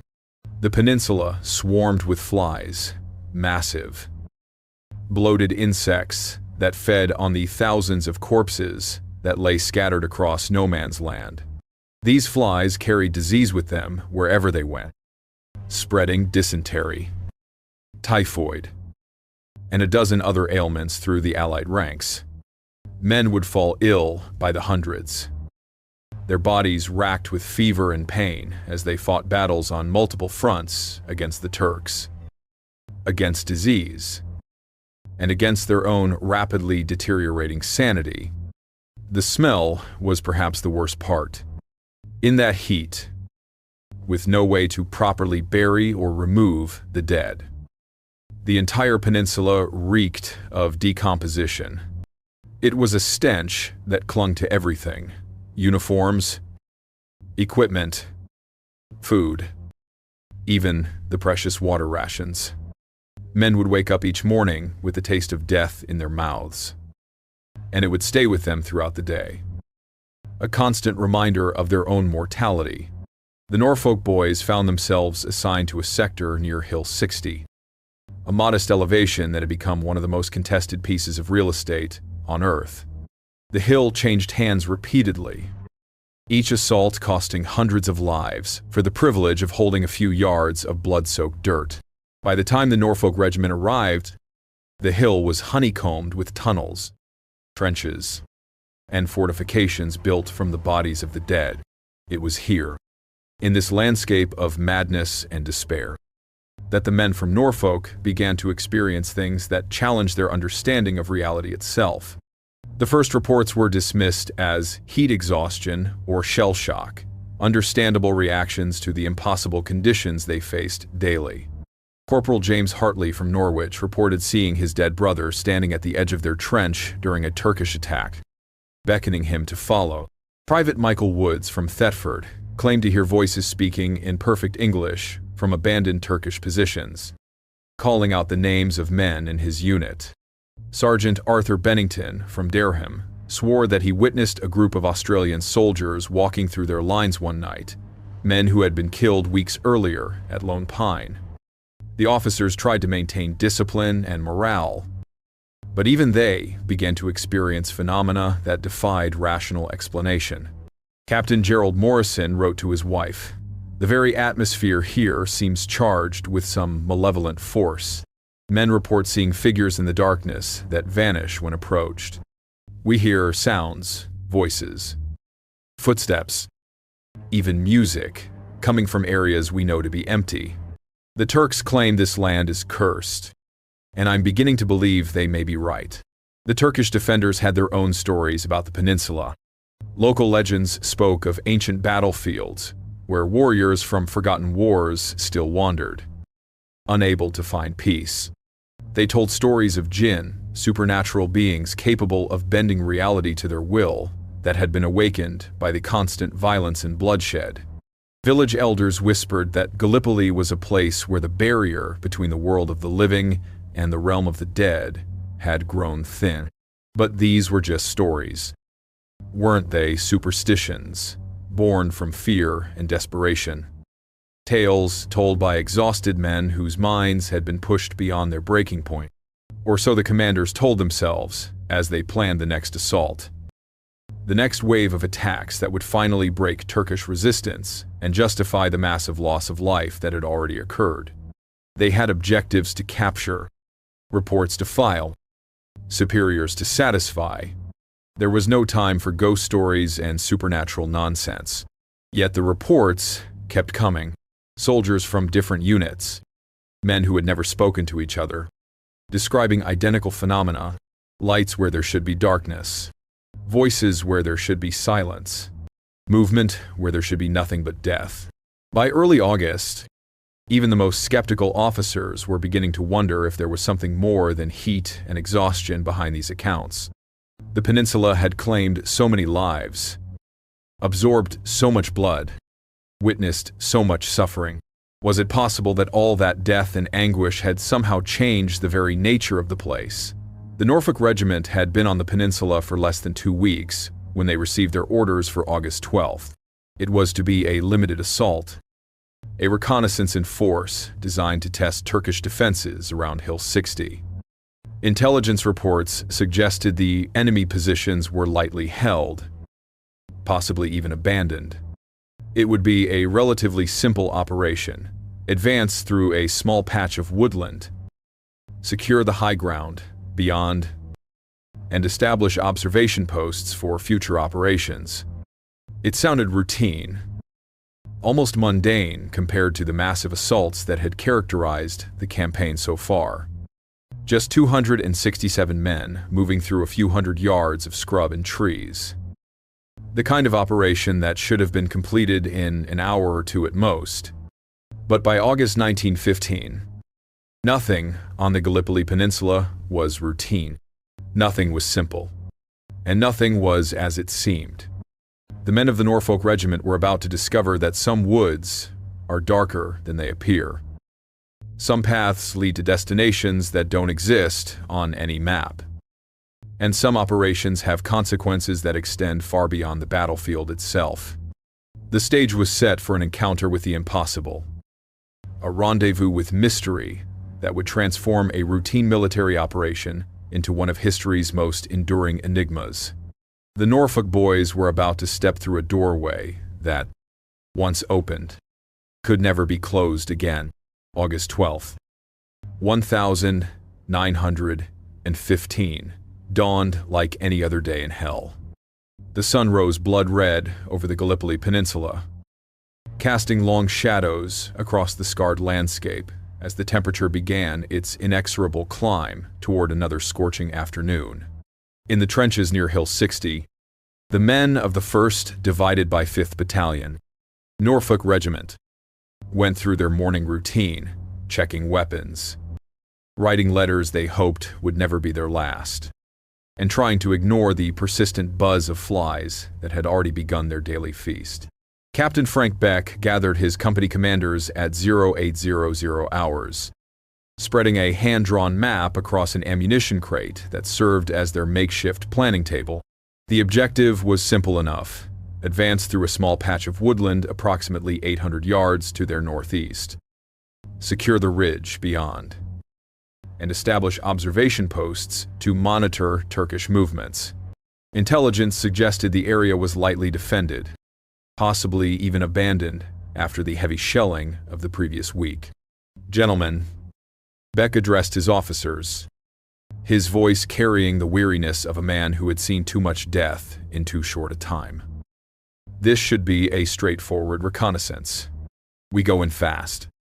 We secure the objective. We signal success. With any luck, we'll be back in time for the evening rum ration." Lieutenant Colonel Sir Horace Proctor Beauchamp, the battalion commander, had his doubts. A career soldier with 30 years of experience, he had learned to trust his instincts, and something about this operation felt wrong.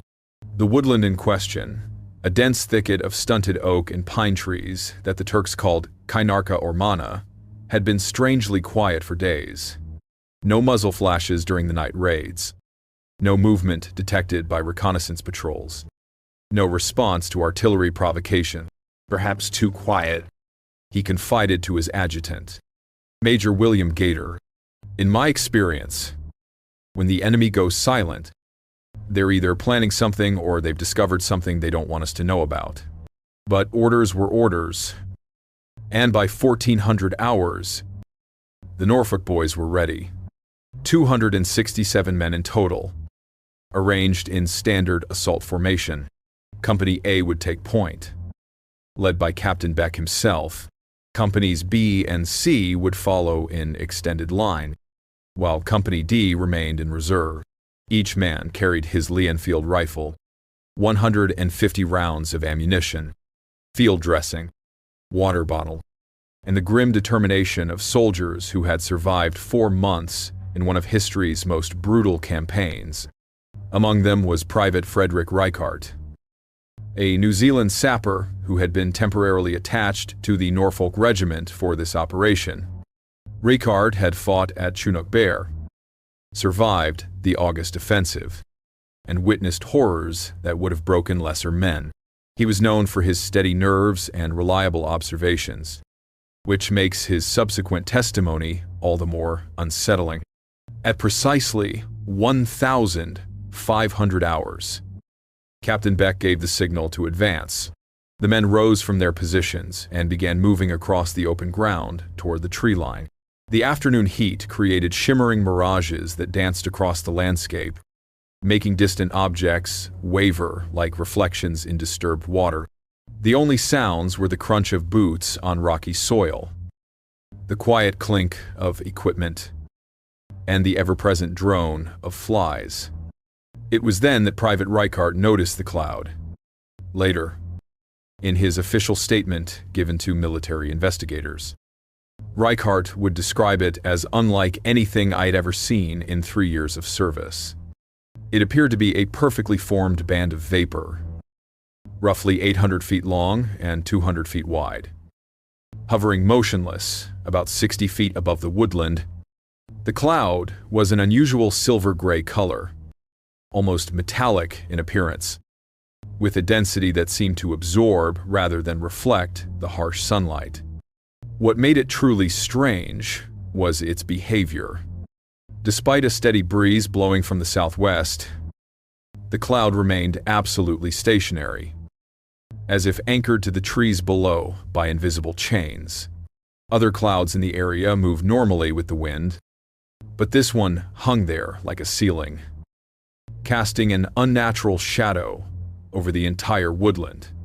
At first, I thought it was some kind of gas attack. Reichert later told investigators, the Turks had been using chlorine and phosgene, and we'd been warned to watch for unusual cloud formations. But this was different. This was wrong. As the Norfolk Regiment approached the tree line, something even more extraordinary occurred. The men at the front of the formation, Captain Beck, Sergeant Major Thompson, and the lead elements of Company A reached the edge of the woodland and simply walked in. Nothing unusual about that. Except for one crucial detail, they didn't come out the other side. The woodland was narrow, no more than 200 yards deep. At a normal walking pace, it should have taken the men no more than 3 or 4 minutes to traverse it completely. But as Reichert and the other observers watched, minute after minute passed, with no sign of the lead elements emerging on the far side. Company B reached the trees and followed their comrades into the shadowy interior. Then Company C. Then the headquarters section. One by one, in perfect formation, 267 men walked into that patch of woodland as if entering the mouth of some vast, invisible creature.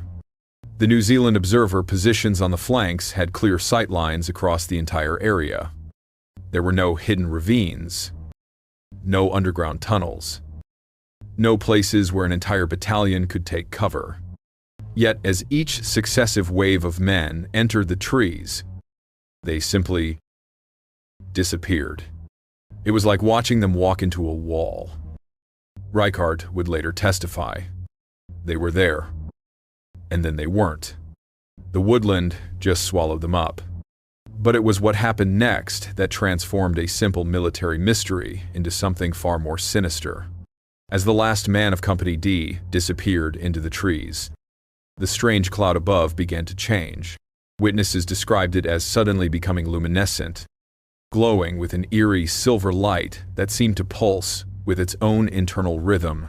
The glow intensified for several minutes, casting strange shadows that moved independently of their sources. Men in the observation trenches reported feeling a peculiar sensation, as if the air itself had become thick and oppressive, like breathing through cotton wool. Some complained of dizziness, others of a high-pitched ringing in their ears that seemed to come from everywhere and nowhere at once. Then, as suddenly as it had begun, the phenomenon ceased. The cloud lost its luminescence and began to rise slowly, climbing steadily into the afternoon sky until it disappeared entirely, leaving behind nothing but the normal scattered clouds of a Mediterranean summer day. And silence. Complete. Absolute. Unnatural silence. The woodland that had just swallowed 267 British soldiers stood empty and quiet, its trees swaying gently in the breeze as if nothing had happened. No gunfire. No shouts of command. No sounds of battle or movement. Nothing. Colonel Proctor Beauchamp waited exactly 1 hour, standard procedure when communications were lost during an advance. When 1,600 hours came and went with no signal from Captain Beck, he ordered Company E from the Reserve Battalion to investigate. Lieutenant Harold Whitmore led a full platoon into the same woodland, their rifles at the ready, expecting to find evidence of an ambush or a Turkish counterattack. What they found instead defied all logic and military experience. The woodland was empty. not just of living men, but of any trace that 267 soldiers had ever passed through it. No footprints in the soft earth beneath the trees. No broken branches. No discarded equipment. No spent shell casings. Even stranger, there were no signs of Turkish defensive positions, no trenches, no foxholes, no evidence that the enemy had ever occupied the area at all. It was as if the Norfolk Regiment had walked into a void and simply ceased to exist. Lieutenant Whitmore's report, filed that same evening, reads like something from a fever dream. Searched woodland thoroughly. No sign of our lads or enemy forces. Trees undisturbed. Ground shows no evidence of passage. Area appears to have been uninhabited for years, Possibly decades. Recommend immediate investigation by higher command. As word spread through the Allied lines, more witnesses came forward with their accounts. Artillery spotters reported seeing the strange cloud formation. Medical personnel described treating soldiers who complained of the unusual sensations during the phenomenon. Even Turkish prisoners of war, when questioned through interpreters, spoke fearfully of the cursed wood and begged not to be taken near it. But perhaps the most chilling testimony came from the men who had been positioned to provide covering fire for the Norfolk advance. Sergeant William Davies of the Machine Gun Corps later stated, "We had our Vickers trained on the far side of the wood, ready to suppress any Turkish positions that opened fire on our lads. We waited and waited, fingers on triggers, expecting to see them come charging out at any moment. But they never did. It was like they had marched into another world entirely." Another observer, Corporal James MacLeod of the Scottish Rifles, added his own disturbing detail just before the cloud disappeared. "I swear I heard singing, not hymns or marching songs, but something else. Something that made my blood run cold. It was coming from inside the wood, but it wasn't in English. Wasn't in any language I'd ever heard before." As night fell on August 12th, WWII, search parties scoured every inch of the area, desperate to find some trace of the missing men. They used dogs, brought in Turkish guides familiar with the local terrain, even consulted maps dating back to the Ottoman conquest of the peninsula. Nothing. 267 men, fathers, sons, brothers, friends, had simply vanished from the face of the earth, leaving behind only questions that would echo through the decades. Questions that would drive investigators to madness, inspire countless theories, and create one of military history's most enduring mysteries. The sun set that evening on an empty woodland, its trees holding their secrets close, while somewhere in the gathering darkness, the spirits of Norfolk began their eternal march through a landscape that existed beyond the boundaries of our world. What happened in the hours following the disappearance of the Norfolk Regiment would haunt every man who witnessed it for the rest of their lives. As darkness fell on August 12th, WWII, the Gallipoli Peninsula transformed from a hellish battlefield into something far more sinister, a stage for events that would challenge the very foundations of human understanding. By 2100 hours, Colonel Proctor Beauchamp had mobilized every available unit in his sector.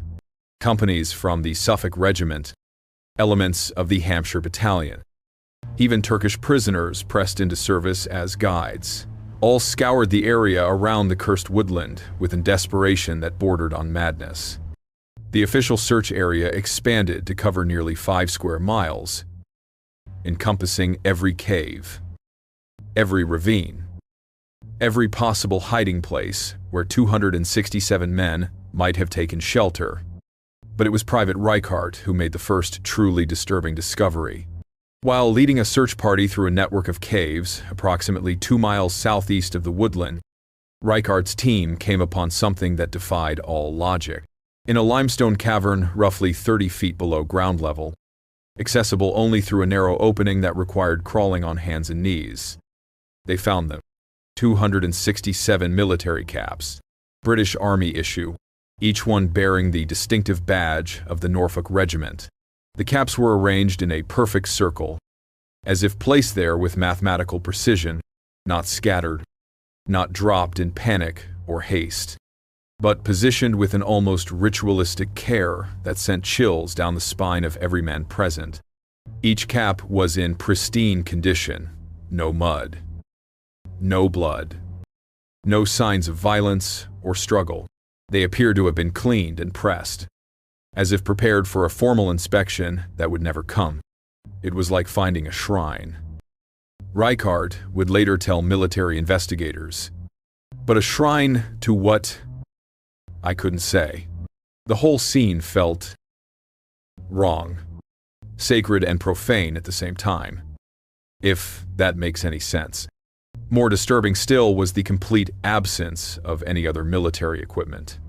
No rifles, no ammunition, new personal effects, new dog tags.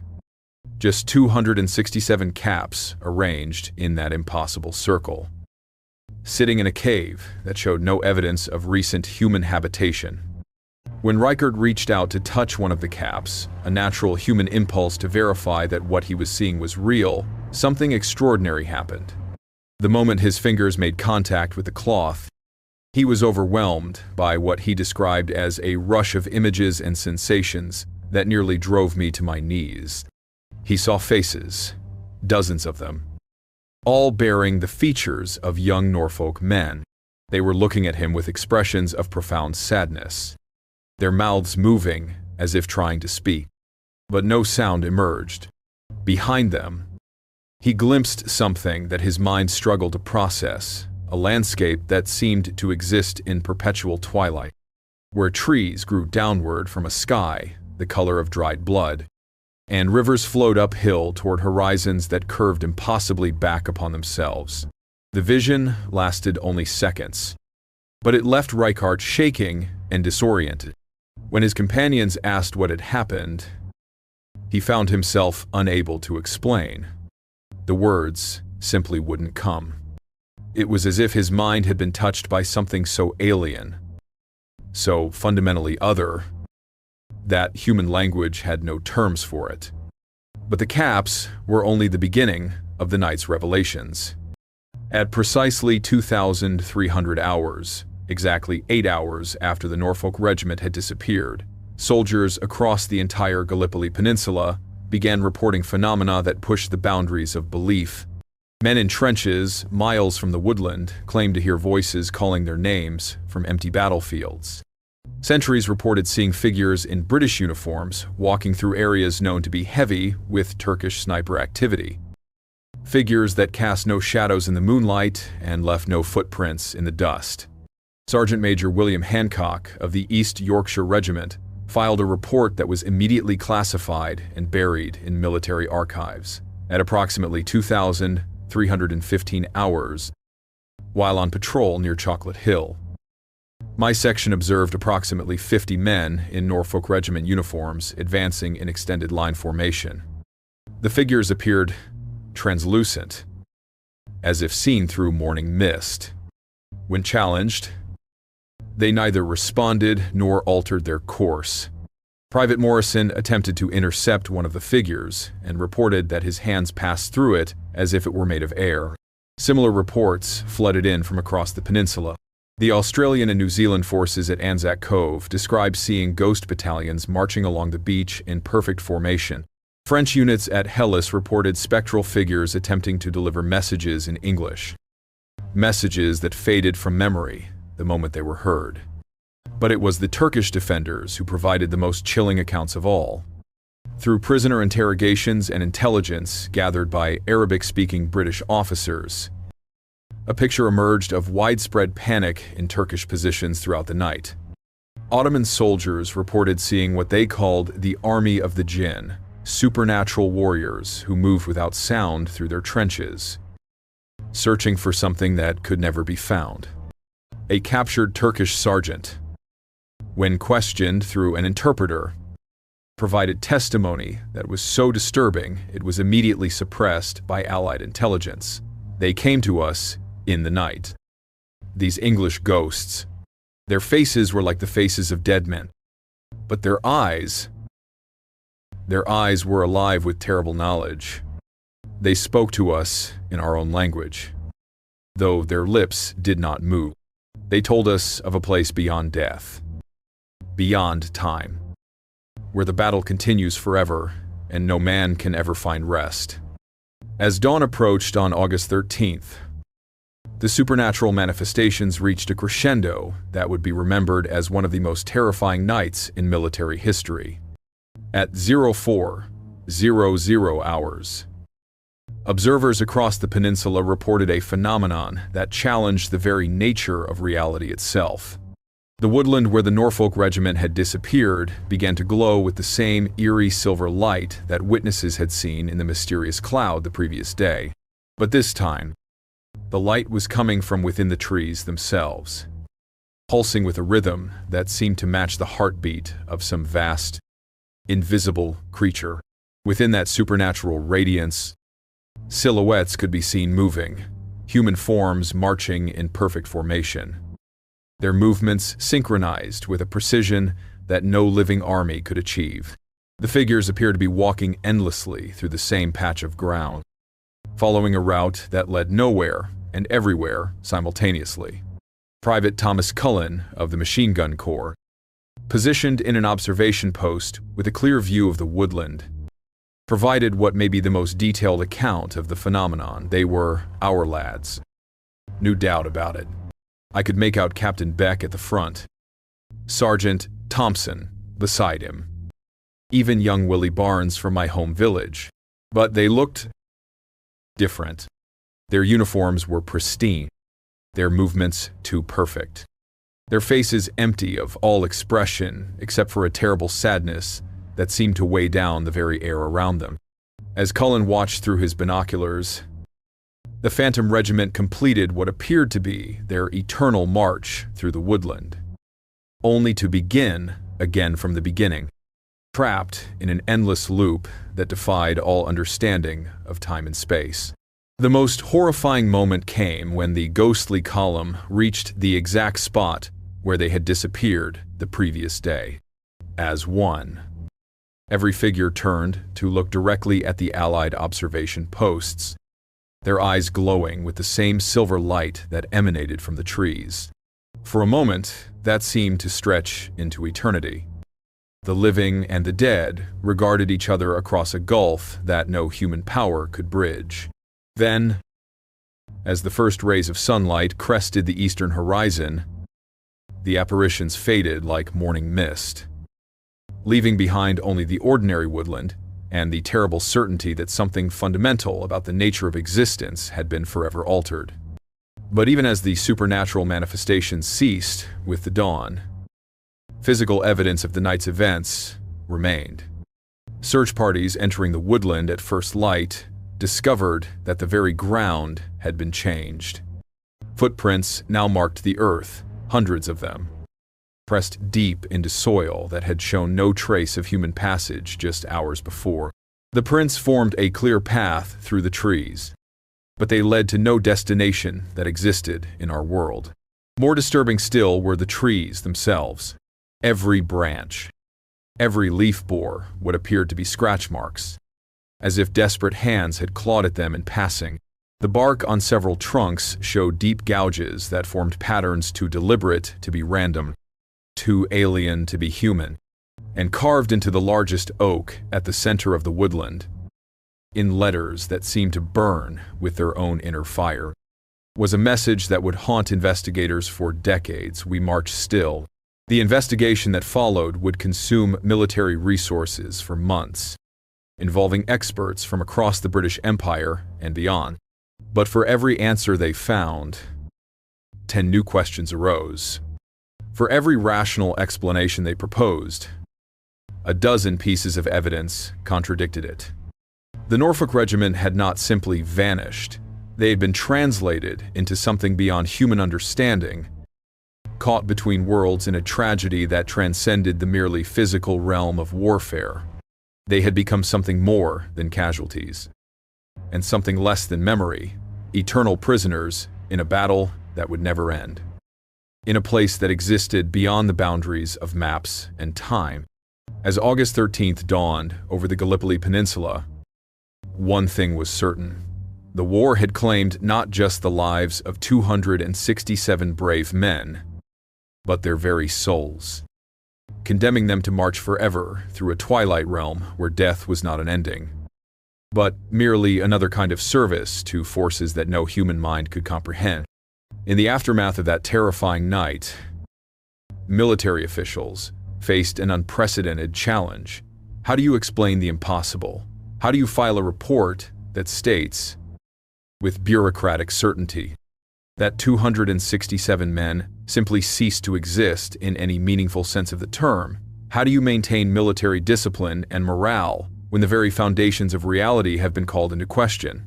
The answer, predictably, was to classify everything and hope it would go away.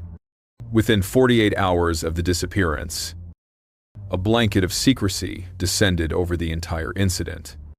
Witness statements were collected and immediately buried in military archives, marked most secret.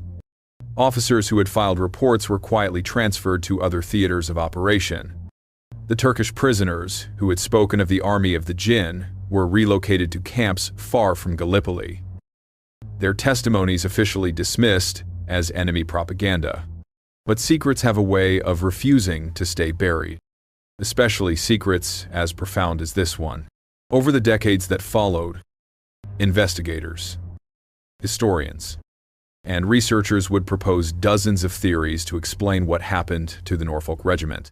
Each explanation seemed to raise more questions than it answered, and none could fully account for all the evidence, or the complete lack thereof. The first and most obvious theory was military desertion on a massive scale. By August 1915, morale throughout the British forces at Gallipoli had reached its lowest point. Men were dying of disease at twice the rate they were falling to enemy fire. The promised swift victory had turned into a grinding stalemate that showed no signs of resolution. Under such circumstances, the theory went, it was entirely possible that an entire unit might have planned and executed a coordinated escape. Dr. Elizabeth Morrison, a military historian at Cambridge University, who spent 30 years researching the incident, argued we must remember that these weren't professional soldiers. They were ordinary men, farmers and tradesmen who had volunteered for what they thought would be a brief, glorious adventure. When faced with the reality of endless, pointless suffering, mass desertion becomes not just possible, but psychologically inevitable.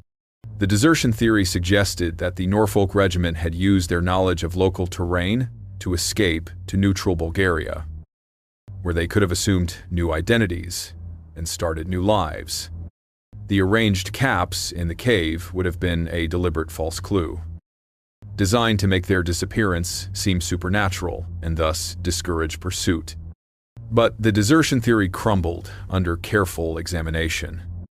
Military records showed that the men of the Norfolk Regiment had received no recent pay. They literally had no money to finance an escape.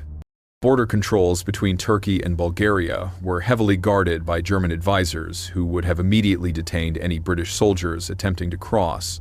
Most damning of all, not one of the 267 men was ever spotted anywhere in the world in the decades following their disappearance, despite extensive searches by both military authorities and desperate family members. The second major theory focused on what military psychiatrists now call mass hysteria or collective shell shock. Dr. Harold Rivers, the pioneering psychiatrist who treated many Great War veterans, proposed that the extreme conditions at Gallipoli had created a psychological phenomenon previously unknown to medical science. The human mind has limits, Rivers wrote in his classified report to the War Office. When those limits are exceeded, the brain's protective mechanisms can create alternate realities that seem completely real to those experiencing them. It's possible that the entire Norfolk Regiment experienced a shared psychotic episode, a collective break from reality so complete that they became incapable of finding their way back to our world. This theory suggested that the men were still physically present on the peninsula, but their minds had retreated so far from reality that they were effectively invisible to normal observation. The supernatural sightings reported by other units would have been the result of psychological contagion, the mass hysteria spreading from the Norfolk Regiment to other soldiers who had reached their own breaking points. The shell shock theory gained credibility from the documented cases of individual soldiers who had experienced similar, if less dramatic, breaks from reality.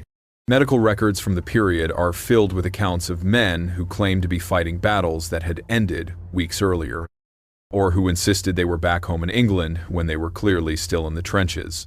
But like the desertion theory, mass hysteria couldn't explain all the evidence. The arranged caps in the cave showed clear signs of deliberate placement by conscious minds. The consistent nature of the supernatural sightings across multiple units suggested organization rather than random psychological breakdown. Most significantly, if the men were still physically present on the peninsula, why were their bodies never found after the war ended and the entire area was thoroughly searched by archaeologists and historians? The third rational explanation proposed by military investigators was enemy action, specifically a secret Turkish operation that had captured or eliminated the entire regiment and then covered up the evidence. This theory gained support from the fact that German military advisors were known to be working with Ottoman forces, bringing with them advanced techniques for psychological warfare and prisoner handling. Colonel Heinrich von Steuben, a German intelligence officer captured later in the war, claimed under interrogation that Turkey had developed sophisticated tunnel systems throughout the Gallipoli Peninsula, allowing for surprise attacks and rapid prisoner transport. It would have been entirely possible, von Steuben stated, to capture an entire unit and transport them through underground passages to holding facilities far from the battlefield. The enemy action theory suggested that the Norfolk Regiment had been the victims of an perfectly executed ambush, possibly involving the use of underground chambers or caves connected by tunnel networks. The arranged caps would have been psychological warfare, a deliberate attempt to create fear and confusion among Allied forces. However, this explanation also had significant flaws. Post-war excavations of the Gallipoli Peninsula revealed no tunnel networks sophisticated enough to support such an operation. Turkish military records, captured after the Ottoman Empire's collapse, contained no references to any special operations against the Norfolk Regiment. Most tellingly, if the Turks had achieved such a spectacular victory, why would they have kept it secret? Military propaganda of the period consistently trumpeted much smaller successes against Allied forces. As rational explanations failed to account for the evidence, investigators began to consider more exotic possibilities. The first of these was what modern physicists would recognize as a space-time anomaly, a localized distortion in the fabric of reality itself. Professor Albert Michelson, the renowned physicist and Nobel Prize winner, was secretly consulted by British intelligence in 1920. His classified report, only declassified in 1975, proposed that certain geological conditions might create what he called temporal displacement fields. The peninsula shows evidence of unusual magnetic properties, Michelson wrote. Combined with the tremendous energy released by months of constant artillery bombardment, it's theoretically possible that a localized distortion of space-time could have occurred. Such a phenomenon might create what could best be described as a doorway to another dimension or time period. This scientific theory suggested that the Norfolk Regiment had literally walked through a portal into an alternate reality or different time period, explaining both their complete disappearance and the subsequent supernatural sightings. The arranged caps would have been evidence of their attempts to communicate across dimensional boundaries. But perhaps the most haunting theories came from the realm of the supernatural itself. Local Turkish folklore, dating back centuries before the Great War, spoke of the Gallipoli Peninsula as a thin place, a location where the barrier between the world of the living and the realm of the dead was unusually permeable. Professor Mehmet Osman, a Turkish anthropologist who studied the region's folklore, documented dozens of stories about warriors from ancient battles who had never found peace.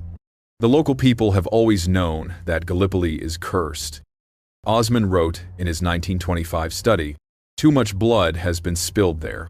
Too many young men have died in agony. The land itself has become saturated with death. And sometimes, it claims the living as well as the dead." According to these traditions, the intense emotional and physical trauma of the Great War had awakened something ancient and hungry that dwelt beneath the peninsula. The jinn of local legend were not just supernatural beings, but guardians of a realm where all warriors eventually came to rest, a place beyond death where battles continued for eternity. The supernatural theory gained unexpected support from an unlikely source: several of the Turkish prisoners who had been present during the night of supernatural manifestations. Years after the war, when interviewed by researchers, these men provided consistent accounts of encountering what they called the English ghosts on multiple occasions. Mehmet Kazim, a former Ottoman sergeant, gave this testimony in 1954. "They came to us many times after that first night. Always the same faces. Always asking the same question, which way to Norfolk? We tried to tell them they were dead. But they wouldn't listen. They said they had orders to return home, and they would keep marching until they found the way." Even more disturbing were reports from British veterans who claimed to have encountered members of the Norfolk Regiment in England itself, decades after their disappearance. These accounts, dismissed by authorities as the fantasies of traumatized minds, describe chance meetings in railway stations, country pubs, and village streets where survivors of Gallipoli recognized faces that should have been long dead. Private George Hatton, who had served with the Suffolk Regiment at Gallipoli, reported such an encounter in Norwich in 1938. "I was walking past the cathedral when I saw him, Tommy Fletcher from Little Walsingham. Clear as day. He looked exactly the same as he had in 1915, down to the same uniform. I called his name, and he turned to look at me. His eyes were so sad, so tired. He said, 'We're still trying to find our way home. George, the war isn't over for us.' Then he just faded away." These reports, while individually dismissible as hallucinations or mistaken identity, formed a pattern that was harder to ignore when taken collectively. Over the decades following the war, more than 50 separate witnesses claimed to have seen members of the Norfolk Regiment in locations across Britain, always with the same message: they were lost, still trying to find their way home from a battle that had ended decades earlier. The most chilling theory of all was proposed by Dr. Sarah Williams, a psychiatrist who spent 20 years collecting testimonies from Great War veterans. Her conclusion, published in her controversial 1975 book, The Gallipoli Mystery, suggested that the Norfolk Regiment had become something entirely new in human experience. "They are not dead in any traditional sense," Williams wrote, "nor are they alive as we understand life. They exist in a state between worlds, caught in the moment of their disappearance, unable to move forward into death or backward into life. They have become eternal prisoners of war, fighting a battle that has no end in a place that has no location." As the decades passed and witnesses aged and died, the mystery of the Norfolk Regiment only deepened. Each new piece of evidence seemed to contradict the last. Each rational explanation crumbled under the weight of impossible facts. The truth, if it existed at all, seemed to lie somewhere beyond the boundaries of human understanding, in a realm where logic and reason held no sway. What is certain is that on August 12th, WWII, Something fundamental about the nature of reality was challenged on a small peninsula in the eastern Mediterranean. Whether through science or supernatural intervention, through enemy action or psychological breakdown, 267 men stepped outside the normal boundaries of existence and never found their way back. Their story serves as a reminder that even in our modern, rational world, there are still mysteries that defy explanation, events that challenge our understanding of what is possible, and questions that may never be answered by human investigation. And so we reach the end of our journey into one of history's most perplexing mysteries. Yet, in many ways, this is where the real story begins. For the disappearance of the Norfolk Regiment on August 12th, WWII is more than just an unsolved case file gathering dust in military archives. It's a mirror that reflects something profound about the nature of war, memory, and the stories we tell ourselves to make sense of senseless tragedy. More than a century has passed since 267 men walked into that cursed woodland and vanished from our world. Generations have been born and died. Empires have risen and fallen, and 2 more global conflicts have scarred the earth with their own unfathomable losses. Yet the mystery of the Norfolk Regiment endures. As haunting today as it was on that scorching afternoon in 1915. Perhaps that persistence itself tells us something important. Perhaps the story refuses to die because it serves a purpose that transcends historical accuracy or military record-keeping. Perhaps it endures because it speaks to a truth about war that official histories, with their clean narratives of victory and defeat, can never capture. War doesn't just kill bodies. It kills stories. It erases futures that will never exist, silences voices that will never be heard, and creates absences that can never be filled. The 267 men of the Norfolk Regiment represent something more than military casualties. They represent all the young men whose stories were cut short, whose dreams were buried in foreign soil, whose absence echoes through the generations in ways we can barely comprehend. Consider the mathematics of loss. Each of those 267 men represented not just an individual tragedy, but an entire constellation of grief. Wives who would never again hear their husband's key in the lock. Children who would grow up with only photographs to remember their fathers. Parents who would spend the rest of their lives listening for footsteps that would never come. Brothers and sisters who would carry the weight of survivor's guilt for decades. Margaret Davenport, wife of Private Charles Davenport, whose unfinished letter we encountered at the beginning of our story, never remarried. She spent the remaining 43 years of her life tending a garden behind her cottage in Norwich, always keeping an extra place set at her kitchen table.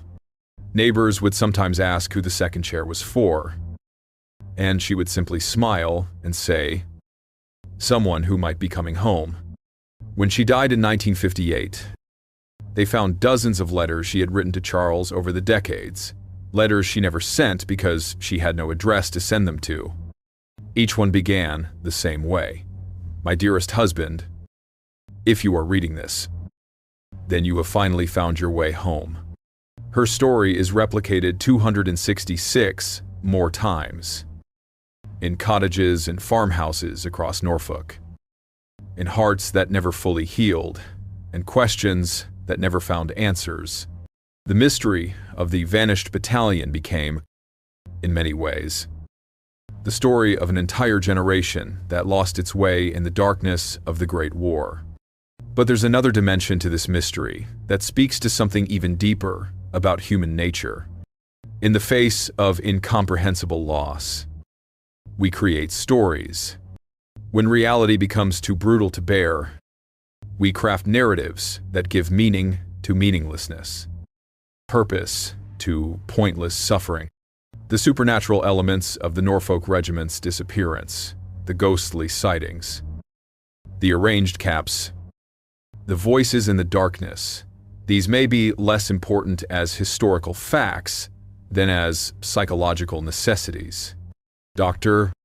Jennifer Walsh, a modern trauma specialist who has studied the long-term effects of the Great War on British society, suggests that stories like the Norfolk Regiment mystery serve a vital function. When people experience losses so profound that they challenge our basic understanding of fairness and meaning, the mind creates alternative explanations.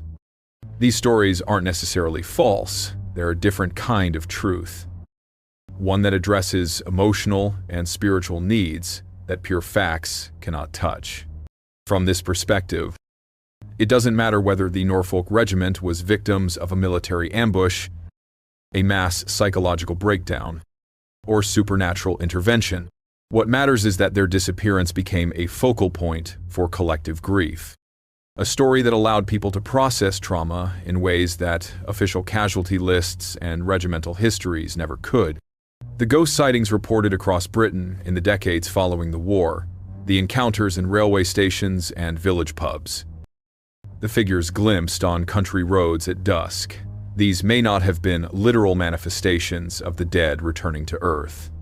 They may have been something more powerful, the collective unconscious of a traumatized nation, working through its grief in the only way it knew how. Consider this: every society that has experienced massive trauma has created similar stories. The American Civil War produced countless tales of ghostly soldiers still fighting battles at Gettysburg and Antietam. The Russian people, after the devastating losses of World War II, tell stories of entire divisions that continue to march across the steppes, searching for battles that ended decades ago. The Japanese speak of the spirits of kamikaze pilots who still soar above the Pacific, unable to find peace. These stories share a common thread: the idea that some losses are so profound, some sacrifices so complete, that they transcend the normal boundaries of death and memory. They suggest that when young men die far from home, in service of causes they may not fully understand, something in the human spirit rebels against the finality of their ending. We create stories that allow them to continue existing, in some form, in some way. The Norfolk Regiment, in this reading, became more than victims of a historical mystery. They became symbols of all the lost young men of the Great War, representatives of an entire generation that vanished into the darkness of modern warfare. Their story allowed families and communities to believe that somewhere, in some realm beyond our understanding, their loved ones were still together, still following orders, still trying to find their way home. This interpretation doesn't diminish the mystery. If anything, it deepens it, for it suggests that the disappearance of the Norfolk Regiment was both a specific historical event and a universal human experience, both a military anomaly and a psychological necessity. It exists at the intersection of fact and myth, history and legend, the documented and the dreamed. But perhaps the most profound message of the Norfolk Regiment's story lies not in what happened to them, but in what their disappearance reveals about the true nature of war's cost. Official histories measure conflicts in terms of battles won and lost, territories gained and surrendered, political objectives achieved or abandoned. They create neat narratives with clear beginnings, middles, and ends. The Norfolk Regiment reminds us that war's true legacy is far more complex and enduring. It lives on in the spaces between words, in the stories that can't quite be told, in the questions that refuse to be answered. It persists in the dreams of descendants who never met their grandfather, in the empty chairs at family gatherings, in the photographs on mantelpieces that show young faces frozen forever in time. War, in other words, doesn't end when the shooting stops.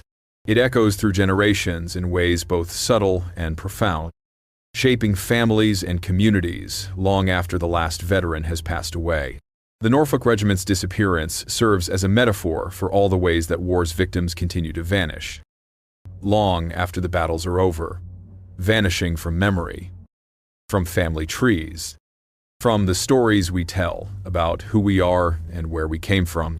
As we reach the end of our investigation, we're left not with answers, but with something perhaps more valuable, questions that force us to think more deeply about the true cost of human conflict.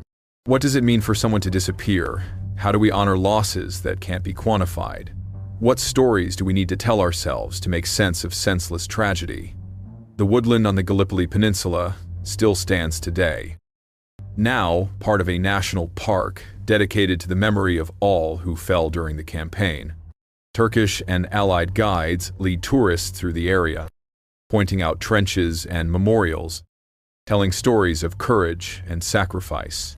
But they rarely mention the small patch of trees where 267 men walked in but never walked out. Perhaps that silence is appropriate. Perhaps some mysteries are meant to remain unsolved. Not because we lack the tools to investigate them, but because their power lies precisely in their unknowability. The Norfolk Regiment exists now in that liminal space between history and legend, fact and faith, the documented and the dreamed. They march still, not through the physical landscape of Turkey, but through the landscape of human memory and imagination. They serve not in any earthly army, but in that eternal regiment of the lost and the mourned, the disappeared and the unforgotten. Their war doesn't rage on foreign battlefields, but in the hearts of all who refuse to let their story die. And perhaps that's enough. Perhaps it's better than enough. Perhaps it's everything. So the next time you walk through a quiet wood at dusk, or hear footsteps on an empty street at night, or catch a glimpse of movement in your peripheral vision that vanishes when you turn to look to it, remember the Norfolk Regiment. Remember that some doors, once opened, can never be fully closed. Remember that some stories are too important to end, even when their protagonists have long since stepped beyond the boundaries of our world. Remember that war's greatest victims are not always those who die in battle, but those who disappear entirely from records, from memory, from the careful accounting of history itself. They become ghosts not of the supernatural realm, but of the human heart, haunting us with questions we cannot answer and losses we cannot fully comprehend. The Norfolk Regiment teaches us that, in the end, the most important battles are not fought with bullets and bayonets, but with memory and meaning, stories and songs, and the endless human struggle to make sense of senseless loss and find purpose in pointless suffering. They are still out there somewhere. Those 267 boys from Norfolk, not in any place you could find on a map, but in that eternal country of the lost and the loved, the disappeared and the remembered. They march forever toward a home that exists not in geography, but in the human heart, following orders that were issued not by military commanders, but by the deeper imperatives of love and loyalty, sacrifice and service. And perhaps, in the end, that's exactly where they belong. There's a question I've carried with me for 47 years. A question posed by my grandfather on his deathbed in 1978. His eyes still haunted by something he witnessed 6 decades earlier in the muddy hell of France. "Tommy," he whispered, gripping my hand with surprising strength. "I fought the Germans for 3 years straight. Shot at them. Been shot at by them. But the Germans, they weren't what kept me awake at night. Not then. Not now." He paused, his gaze drifting to something beyond the hospital room walls, beyond time itself. It was them, the ones who belonged to no flag, no country, no side, the ones we never spoke about. Those were among his last coherent words. James Arthur Morrison, Lance Corporal, 2nd Battalion, Royal Welsh Fusiliers, took his secret to the grave. But he wasn't alone.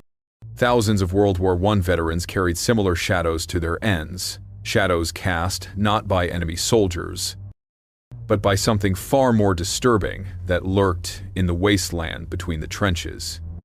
Welcome, listeners, to one of history's most unsettling mysteries. Tonight, we venture into no man's land, that cursed strip of earth between Allied and German trenches where, according to dozens of independent accounts, something inhuman stalked the darkness. Not Germans, not British, not French, something else entirely. They called them the Wild Men. Let me read you an entry from an official military dispatch, dated November 22nd. From the Somme sector, Night Watch reports movement in no man's land. 7 to 8 figures observed, failed to respond to challenge signals. Uniform identification impossible, appeared to be wearing mixed Allied and Central Powers clothing. Subjects disappeared before flare extinguished. No further action taken. Seems routine enough, doesn't it? Perhaps a patrol, or survivors from a failed raid. But this was just the beginning. By war's end, hundreds of similar reports would accumulate in military archives across Europe, reports that spoke of something that defied conventional explanation. Picture, if you will, no man's land at dusk. The sun, that distant memory of a peaceful world, slowly bleeding away behind the Western Front. The constant thunder of artillery has momentarily ceased, leaving an unnatural silence broken only by the wind singing through endless coils of barbed wire. This is the border between day and night, between the living and the dead, between what we understand and what we dare not imagine. The year is 1917. The place, Passchendaele. The war has been grinding on for 3 years, transforming northern France and Belgium into a moonscape of craters, mud, and death. In this man-made hell, something emerged from the shadows, something that would haunt survivors for generations. The men in the trenches had many names for them. The French called them les hommes perdus, the lost men. The Germans whispered of Niemandsland Geister, no man's land ghosts. But the British Tommy's name stuck, Wild Men. Who were they? Deserters who'd lost their minds, soldiers who'd forgotten which side they fought for, or something worse, men who'd been broken so completely by the mechanized slaughter that they descended into something pre-human, something savage. Consider this, between 1914 and 1918, over 650, 000 soldiers were listed as missing on the Western Front. Missing. Not dead. Not captured, simply vanished into the churned earth and smoke.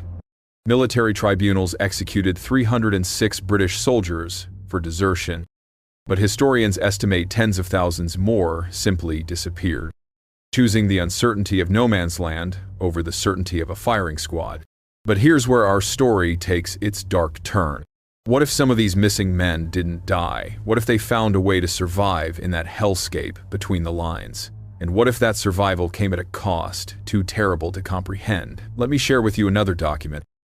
This one, from Captain Wilfred Nevinson's personal journal, discovered in his effects after he took his own life in 1923. They move at night. Always at night. We hear them before we see them. A shuffling, scraping sound, like bodies being dragged through mud. Then comes the smell, not the familiar stench of decay we've grown accustomed to, but something else. Something alive yet rotten. Something wrong. Jenkins saw them clearly during a flare burst last Tuesday. Said they moved on all fours like animals, wearing the tatters of uniforms, British 4, French, German, all mixed together like some mockery of the United Nations. Their faces, God help us, their faces weren't human anymore. The war had carved something else out of them, something that feeds on the dying. Now, you might be thinking this sounds like the ravings of men pushed beyond endurance. Shell shock. We'd call it PTSD today. Affecting 80 for me. 000 British soldiers alone, men whose minds had snapped under the strain of industrialized warfare. But here's the thing. These weren't isolated incidents. These weren't the confused accounts of a few traumatized soldiers. From 1916 onward, reports poured in from different sectors, different units, different armies, all describing the same impossible thing: groups of men belonging to no army, living like beasts in no man's land, emerging at night to scavenge or hunt. The killing fields of the Western Front had become something more than a battlefield. They'd become a habitat, a hunting ground, a place where the normal rules of civilization, perhaps even the rules of nature itself, no longer applied. In that narrow strip of devastation, measuring anywhere from 50 to 500 yards wide, where millions of shells had fallen and hundreds of thousands had died, where the very earth was poisoned with gas and soaked with blood, something new had emerged, or perhaps something very old had returned. The wild men of no man's land. Not quite soldiers, not quite civilian, not quite alive, not quite dead, not quite human. Not anymore. As we delve deeper into this mystery, remember this: every account I share comes from military records, personal diaries, or documented testimonies. These aren't campfire stories or folklore. These are the observations of trained soldiers, officers, and medical personnel, men who had nothing to gain and everything to lose by reporting something so outlandish. So I ask you, dear listeners, as we stand at the threshold of this dark tale, when war strips away everything that makes us human, when survival becomes the only law, when the boundaries between civilization and savagery dissolve in mud and blood, what remains? What crawls out from that abyss? And perhaps most disturbing of all, is it really so impossible to believe? The men who fought in the Great War learned a terrible truth in those trenches. There are things worse than death, worse than the enemy's bullets, worse than poison gas. There are things that wait in the dark spaces between the lines, in the places where no man should be, things that were once men themselves, until they weren't. To understand what drove men to become wild men, you must first understand the apocalyptic landscape they inhabited. No man's land wasn't just a battlefield. It was the closest thing to hell that human beings had ever created on Earth. Imagine a stretch of Earth varying from 50 to 500 yards wide, running for nearly 500 miles from the North Sea to the Swiss border. This wasn't empty ground, it was a festering wound on the face of Europe. By 1917, 3 years of constant artillery bombardment had transformed fertile farmland into a lunar wasteland of overlapping shell craters, some 30 feet deep, filled with water that had turned the color of rust from the iron and blood it had absorbed. Lieutenant Charles Carrington of the Royal Warwickshire Regiment described it in his memoir. The ground was not mud, not slimy mud, but an octopus of sucking clay, 3, 4, and 5 feet deep, relieved only by craters full of water. Men remained stuck in the mud until they died of exposure. Their comrades could only watch them slowly sink, unable to help without being dragged down themselves. But the physical horror was only the beginning. This was a landscape poisoned by over 124,000 tons of chemical weapons, chlorine, phosgene, mustard gas that had seeped into the soil and water. Gas masks could protect you from immediate death, but they couldn't protect you from the contaminated food, the poisoned water, the very air that burned your lungs with every breath. The Somme offensive alone, just one battle, saw 60,000 British casualties on the first day, July 1st. WWII, 20,000 dead before lunch. Their bodies fell into no man's land. And there they remained. Day after day, week after week, month after month. The constant artillery made retrieval impossible. The corpses accumulated in layers. A geological strata of death. Private Harry Patch, the last surviving Tommy who died in 2009, once told an interviewer something that never made it to broadcast. You learn not to look too closely at the ground you were walking on. Because it wasn't mud beneath your boots. It was, to them, all mixed together. German, British, French. After a while, you couldn't tell anymore. We were all walking on the dead. Now, consider the living conditions. Trenches filled with water up to your waist. Trench foot rotting away toes and feet until the flesh fell off the bone. Trench fever from the lice that covered every man like a second skin. Rats the size of cats that had grown fat on human flesh. Bold enough to attack sleeping men. The constant threat of snipers, making any movement above ground during daylight potentially fatal. And then there was the noise. Modern studies have shown that soldiers on the Western Front were exposed to sound levels that would cause permanent psychological damage. The bombardment before the Battle of the Somme could be heard in London, Trosson miles away. Men's eardrums burst. Some were driven permanently deaf. Others were driven mad by the never-ending thunder that shook the earth and turned their minds to jelly. This was the world of the common soldier. But what about those who chose to desert? The punishment for desertion was death by firing squad, your own comrades forced to gun you down at dawn. 306 British soldiers met this fate officially. The French executed over 600, but thousands more simply vanished. Here's what the historical record tells us. Desertion rates spiked dramatically after major offensives. Following Passchendaele in 1917, entire platoons were reported as missing rather than deceased or captured. Military police noted a curious pattern. Deserters weren't fleeing toward the rear, toward home. They were disappearing into no man's land itself. Why would anyone choose that hellscape over escape? The answer lies in a little-known fact about World War I geography. The front lines weren't solid walls. They were permeable, especially at night. But behind the lines, for miles in every direction, military police checkpoints made movement impossible without proper papers. A deserter in uniform would be caught within hours. A deserter out of uniform would be shot as a spy. But no man's land had no checkpoints, no military police, no authority of any kind. It was a lawless void where the only rule was survival. Dr. William Rivers, the psychiatrist who treated shell-shock victims at Craiglockhart Hospital, wrote in his classified notes, several patients have described fantasies of remaining in no man's land after the war ends. They speak of it as a place beyond nation, beyond identity, where they could cease to be who they were and become something else.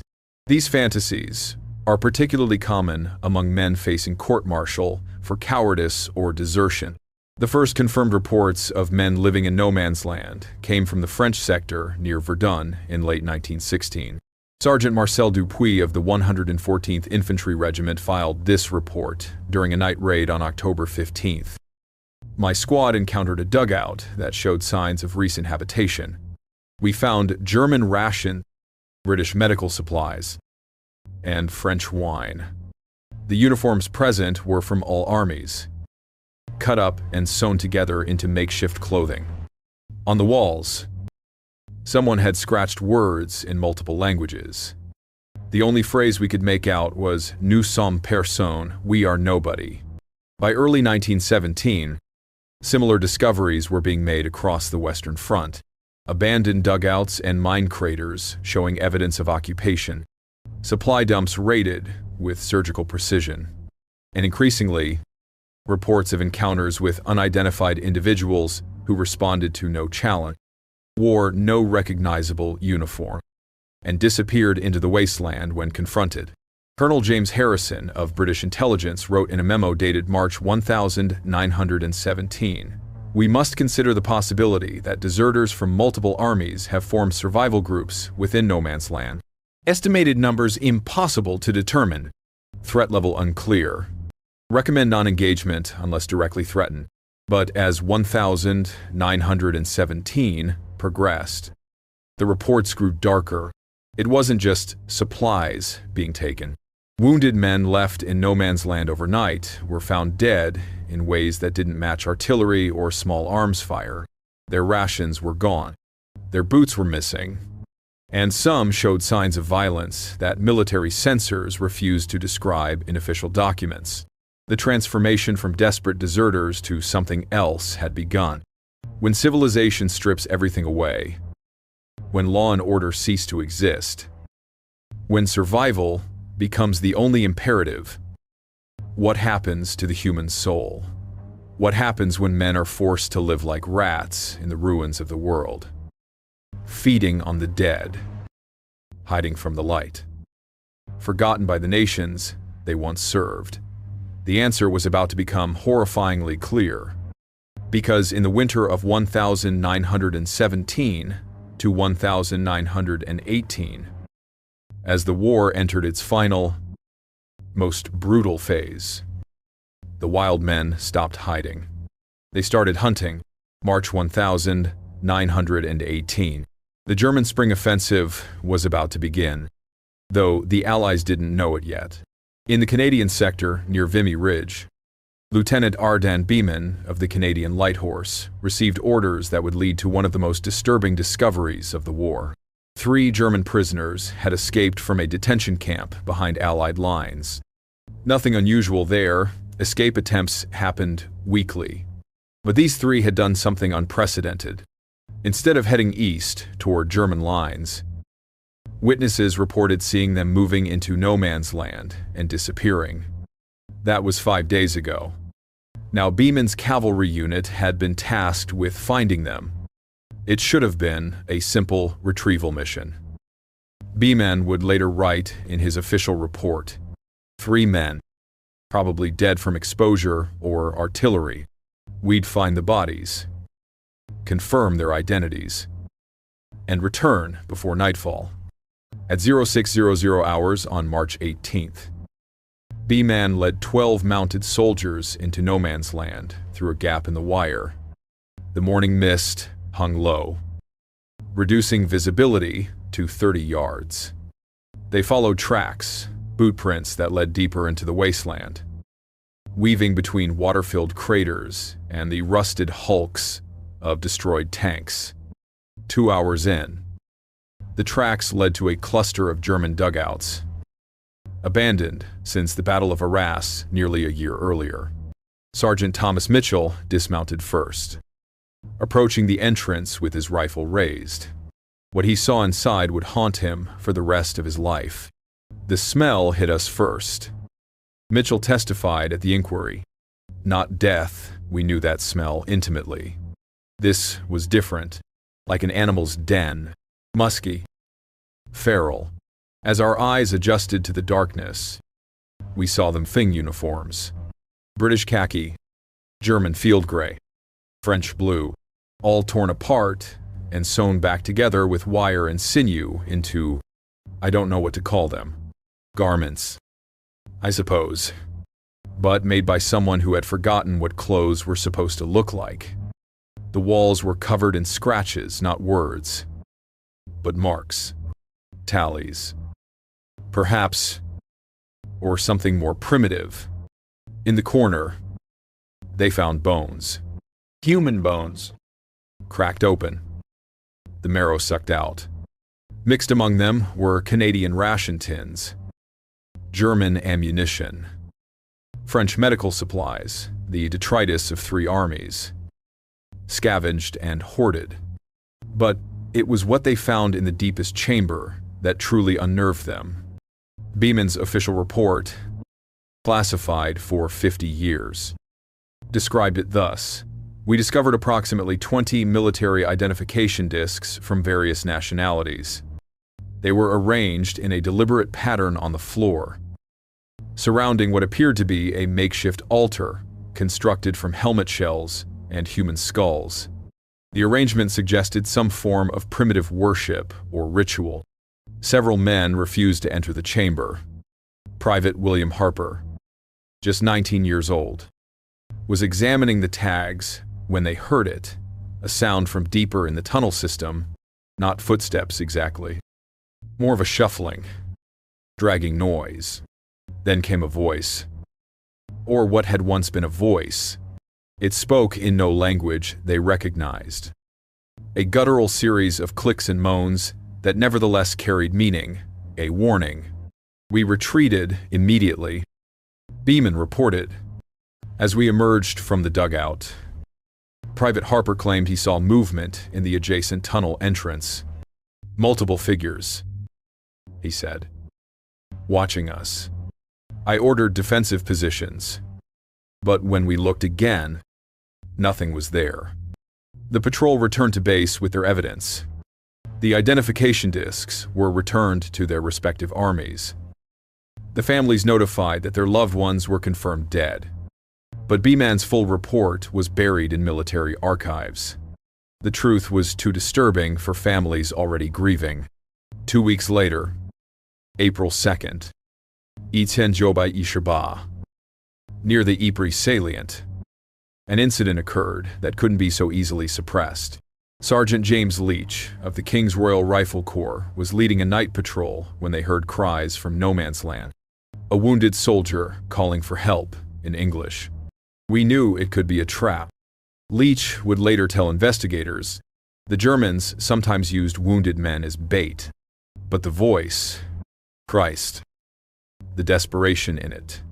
We couldn't just leave him. Leach fired a flare. In its harsh magnesium light, they saw a scene from Nightmare. A British soldier, identifiable by his helmet, was crawling through the mud, dragging a clearly broken leg. But he wasn't alone. Surrounding him, moving on all fours with impossible speed, were what Leach initially took to be enormous rats. Then I realized they were men, he said in his statement. Or they had been once. They moved wrong, joints bending in ways that shouldn't be possible. Their clothes, if you could call them clothes, were a patchwork of uniforms. British trousers, German tunics, French helmets, all mixed together like some insane jigsaw puzzle. In the flare light, their eyes reflected back at us like a cat's.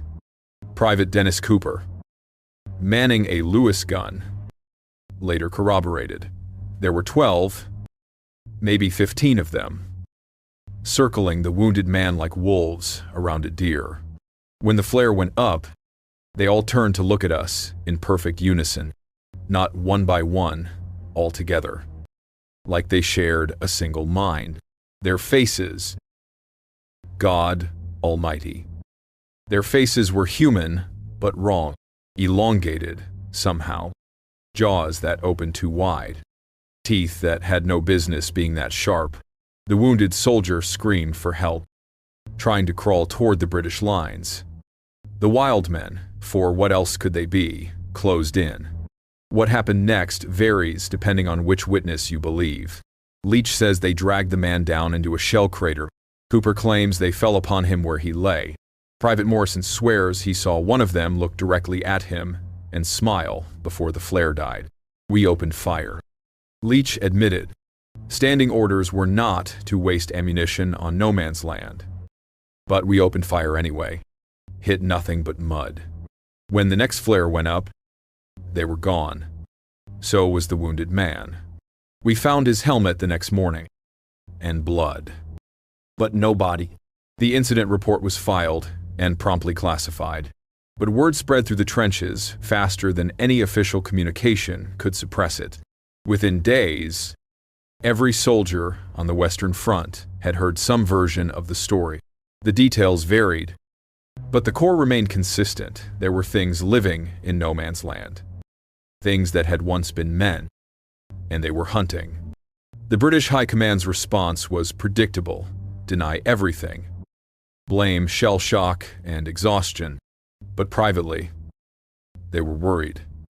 A memo from Field Marshal Douglas Haig's staff, dated April 15th, WWII, reads, "Reports of irregular combatants in no man's land increasing. Possible deserter gangs. Recommend increase night patrols and shoot-on-sight orders for any unidentified personnel." But the French had a different theory. Colonel Pierre Delacroix of military intelligence had been collecting reports for months. In a letter to his superiors, he wrote, "We are not dealing with simple deserters or madmen. The consistency of witness accounts suggests something more disturbing. These men have adapted to no man's land in ways we didn't think possible. They've become something new, something suited to that hellscape. Evolution accelerated by necessity. Or perhaps devolution would be more accurate." Then came the night of May 2nd, WWII, the incident that would change everything. A full company of the Royal Welsh Fusiliers, 180 men, reported simultaneous sightings along a half-mile front, not one or two wild men, but dozens, moving through no man's land in what appeared to be an organized formation. Captain William Morrison, commanding the company, made a decision that would haunt him until his death by his own hand in 1930. He ordered his men to hold their fire and observe. They moved with purpose. He wrote in his journal, not randomly, not like scavengers. They were heading somewhere specific. We watched them for 20 minutes as they passed our position. I counted at least 40 individuals. They made no sound that we could hear over the distant artillery. They stayed low, using the terrain for cover in ways that showed intimate knowledge of every crater, every twist of wire. Where were they going? Morrison sent runners to adjacent units. The reports that came back were terrifying. 3 miles to the south, a German raiding party had been found massacred in no man's land. Not shot, not killed by artillery, torn apart, their supplies taken, their weapons ignored. The wild men weren't just surviving anymore. They weren't just scavenging. They had become apex predators in their artificial ecosystem. And they were getting bolder. As spring turned to summer in 1918, the reports multiplied. Both sides were losing men in no man's land in ways that couldn't be explained by enemy action. The wild men had declared war on everyone. October 23rd, WWII, Passchendaele. If there was a precise moment when the wild men legend transformed from rumor to reality, it was this night, a night that would be remembered in hushed whispers as the Night of Screams. The Third Battle of Ypres, better known as Passchendaele, had been raging since July. But October brought something worse than German bullets: rain. Torrential. Endless rain that turned the battlefield into a swamp of liquefied mud.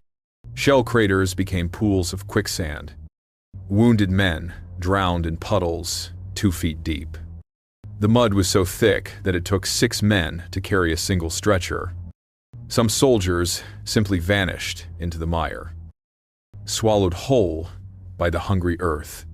Private George Henderson of the Durham Light Infantry recalled, "The rain had been falling for 3 weeks straight. No man's land wasn't land anymore. It was a sea of mud with islands of corpses. We'd lost 17 men that day. Not to bullets, but to drowning. They'd fallen off the duckboards and couldn't get up. We watched them sink, screaming, and couldn't do a thing about it." As darkness fell on October 23rd, hundreds of wounded lay scattered across no man's land. The day's failed assault had left them stranded in shell holes and mud pools, beyond the reach of stretcher bearers. Their cries for help echoed across the wasteland, a chorus of agony that both sides could hear, but neither could answer. Lieutenant Colonel Edmund Blunden, who would later become a celebrated war poet, was on duty that night.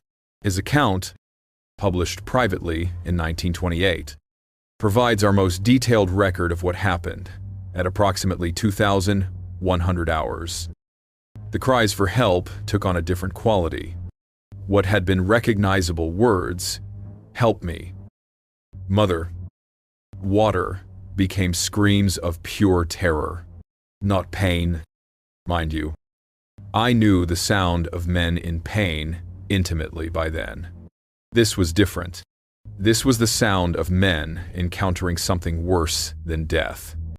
The British fired star shells, phosphorus flares that lit up no man's land like daylight for precious seconds. What they illuminated defied rational explanation. Corporal Frederick Mason, observing through trench periscope, gave this testimony in the flare light. I saw them clearly. 15, maybe 20 figures, moving between the wounded. They weren't walking upright like men. They scuttled, crawled, leaped from crater to crater with inhuman agility.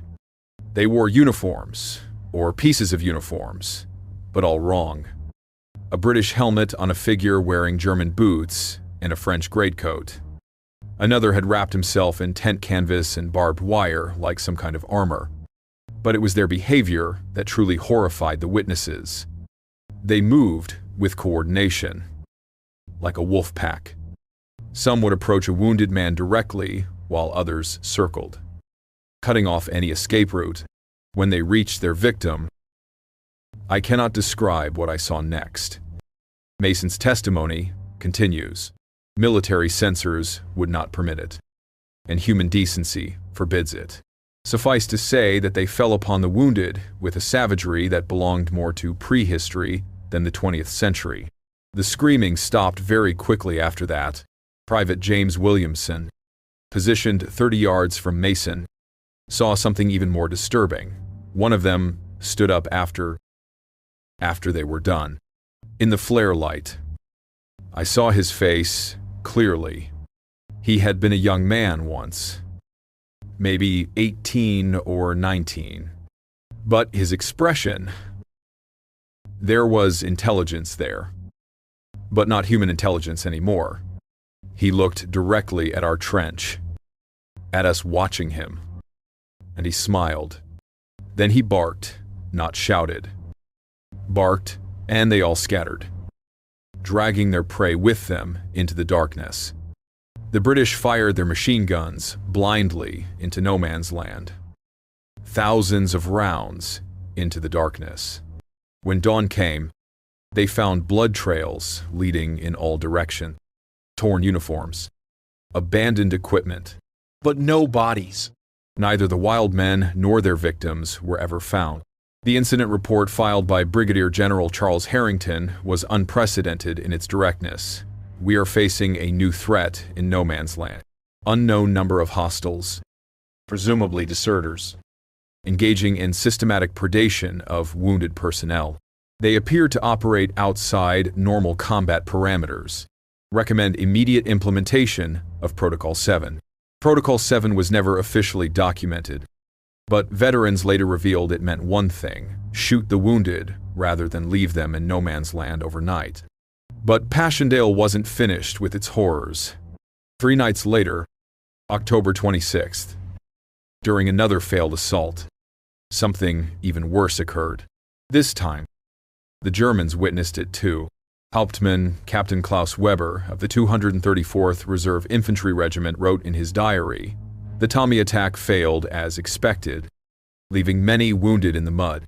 We were preparing our own counterattack when we heard it singing. Someone was singing out there in no man's land. Not in English or German. The words were wrong. The melody was wrong. It sounded like no human throat should sound. Both sides held their fire.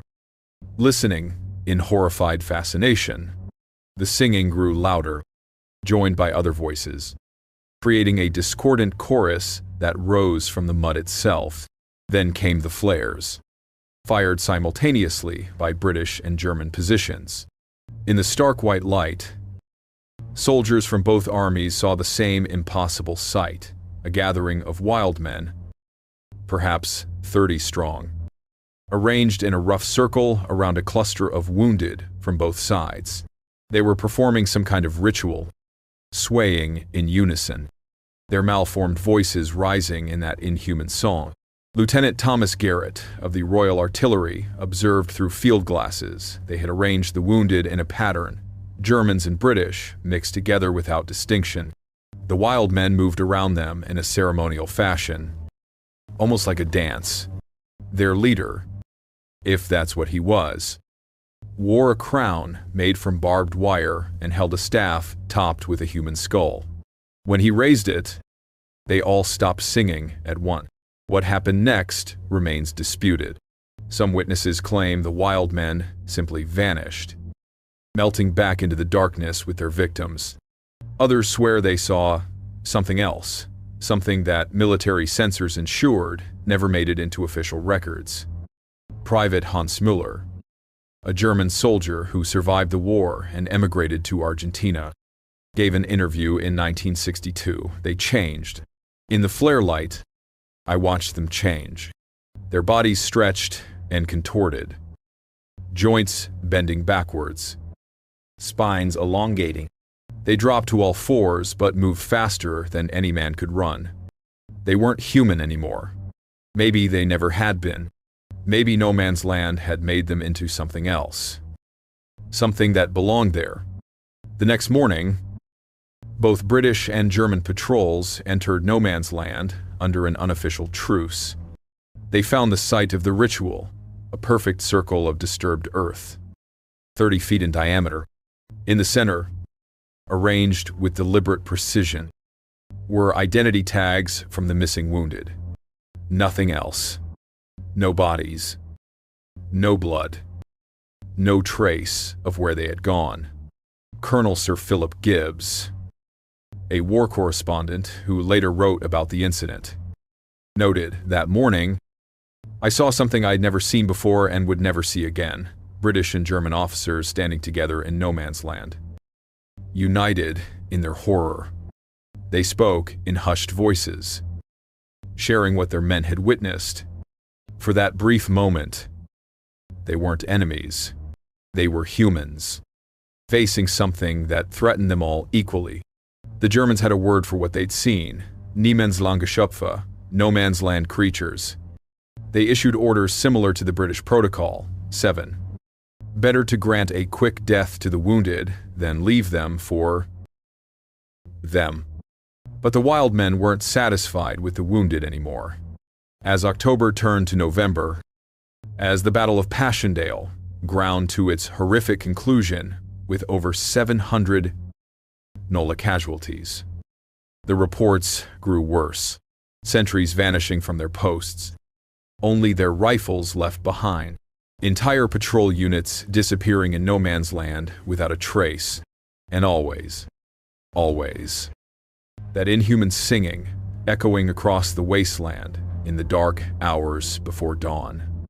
The Allied High Command and German General Staff held secret communications through Swiss intermediaries. For the first time in the war, they discussed cooperation against a common enemy. The wild men had become more than a legend, more than a psychological threat. They had become a clear and present danger to both armies. Something had to be done. And in the winter of 1918, as the war entered its final year, both sides independently reached the same terrible conclusion. No man's land had to be cleansed, not just of the enemy, but of everything living within it. In the aftermath of Passchendaele, as 1,917 bled into 1,918, military authorities on both sides faced an uncomfortable question. How do you explain the inexplicable? How do you rationalize something that defies rational explanation? The scientific community was the first to attempt answers. Dr. Charles Myers, the British psychologist who coined the term shell shock, examined dozens of soldiers who claimed to have encountered the wild men. His classified report, released only in 1968, makes for disturbing reading. The consistency of accounts across different units, nationalities, and time periods rules out simple mass hysteria. These men, many of whom had no contact with each other, describe identical details: the amalgamated uniforms, the quadrupedal locomotion, the primitive vocalization, the pack-hunting behavior. Either we are dealing with the most consistent mass delusion in recorded history, or we must accept that something unprecedented has occurred in no man's land. Myers proposed a psychological explanation: extreme trauma, combined with prolonged exposure to industrialized violence, may trigger a form of collective psychosis. The mind, unable to process the horror of mechanized warfare, creates an external monster to embody its fears. The wild men are not real, they are a shared nightmare, a hallucination born from the collective unconscious of a million traumatized soldiers. But Dr. William Rivers, Myers' colleague at Craiglockhart Hospital, disagreed. In his private notes, discovered after his death, he wrote, Myers refuses to address the physical evidence: the bite marks on survivors that match no known animal, the dugouts with their primitive altars, the missing soldiers whose bodies are never found. Psychology cannot explain away physical reality. Something is happening in no man's land, something that challenges our understanding of human nature itself. The medical explanation focused on disease and chemical exposure. Dr. Auguste Moreau of the French Medical Corps proposed that prolonged exposure to chemical weapons had caused unprecedented mutations. We have pumped 124,000 tons of poison gas into a confined area. Chlorine, phosgene, mustard gas, all known to cause cellular damage, combined with the bacteria from millions of decomposing bodies, the contaminated water, the industrial chemicals from unexploded ordnance. We have created a toxic soup that could theoretically trigger rapid evolutionary changes. His theory gained support when British forces captured a German medical report describing autopsies performed on suspected wild men killed during a night raid. The report, signed by Oberstar's Colonel Dr. Friedrich Krauss, noted subjects display numerous anatomical anomalies: elongated limb proportions, increased muscle density, enlarged jaw muscles with corresponding dental modifications. Most significantly, the brain shows structural changes in the amygdala and prefrontal cortex consistent with reversion to primitive behavioral patterns. But Krauss's report raised more questions than it answered. If these were mutated humans, how had the changes occurred so quickly? Evolution takes millennia, not months. Unless, as some suggested, no man's land had become something more than a battlefield, a crucible where the normal laws of nature no longer applied. The military had its own theories. Intelligence services on both sides independently reached similar conclusions. The wild men were deserters who had formed survival communities in no man's land. A secret British report from March 1918 stated, "We estimate between 200 and 500 deserters from various armies are living in the tunnel systems beneath no man's land. They have developed a primitive social structure based on survival at any cost. Their apparent inhuman behavior is simply the result of men pushed beyond the boundaries of civilization." This explanation seemed rational, even comforting. Deserters could be dealt with. They could be hunted, captured, eliminated.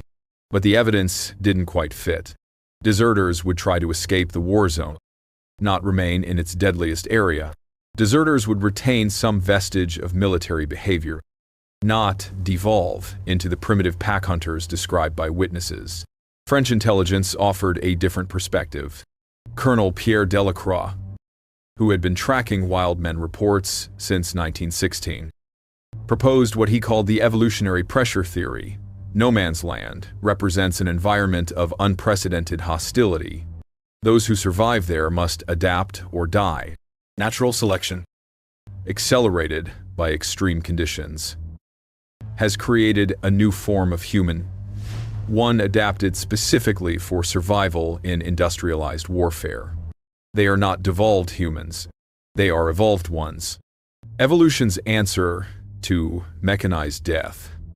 The Germans, perhaps influenced by their strong tradition of folklore, were the first to suggest supernatural explanations.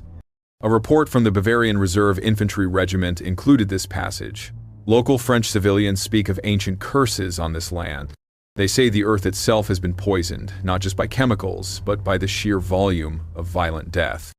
They believe the wild men are not living beings, but manifestations of the war itself, spirits of vengeance created by the mass slaughter.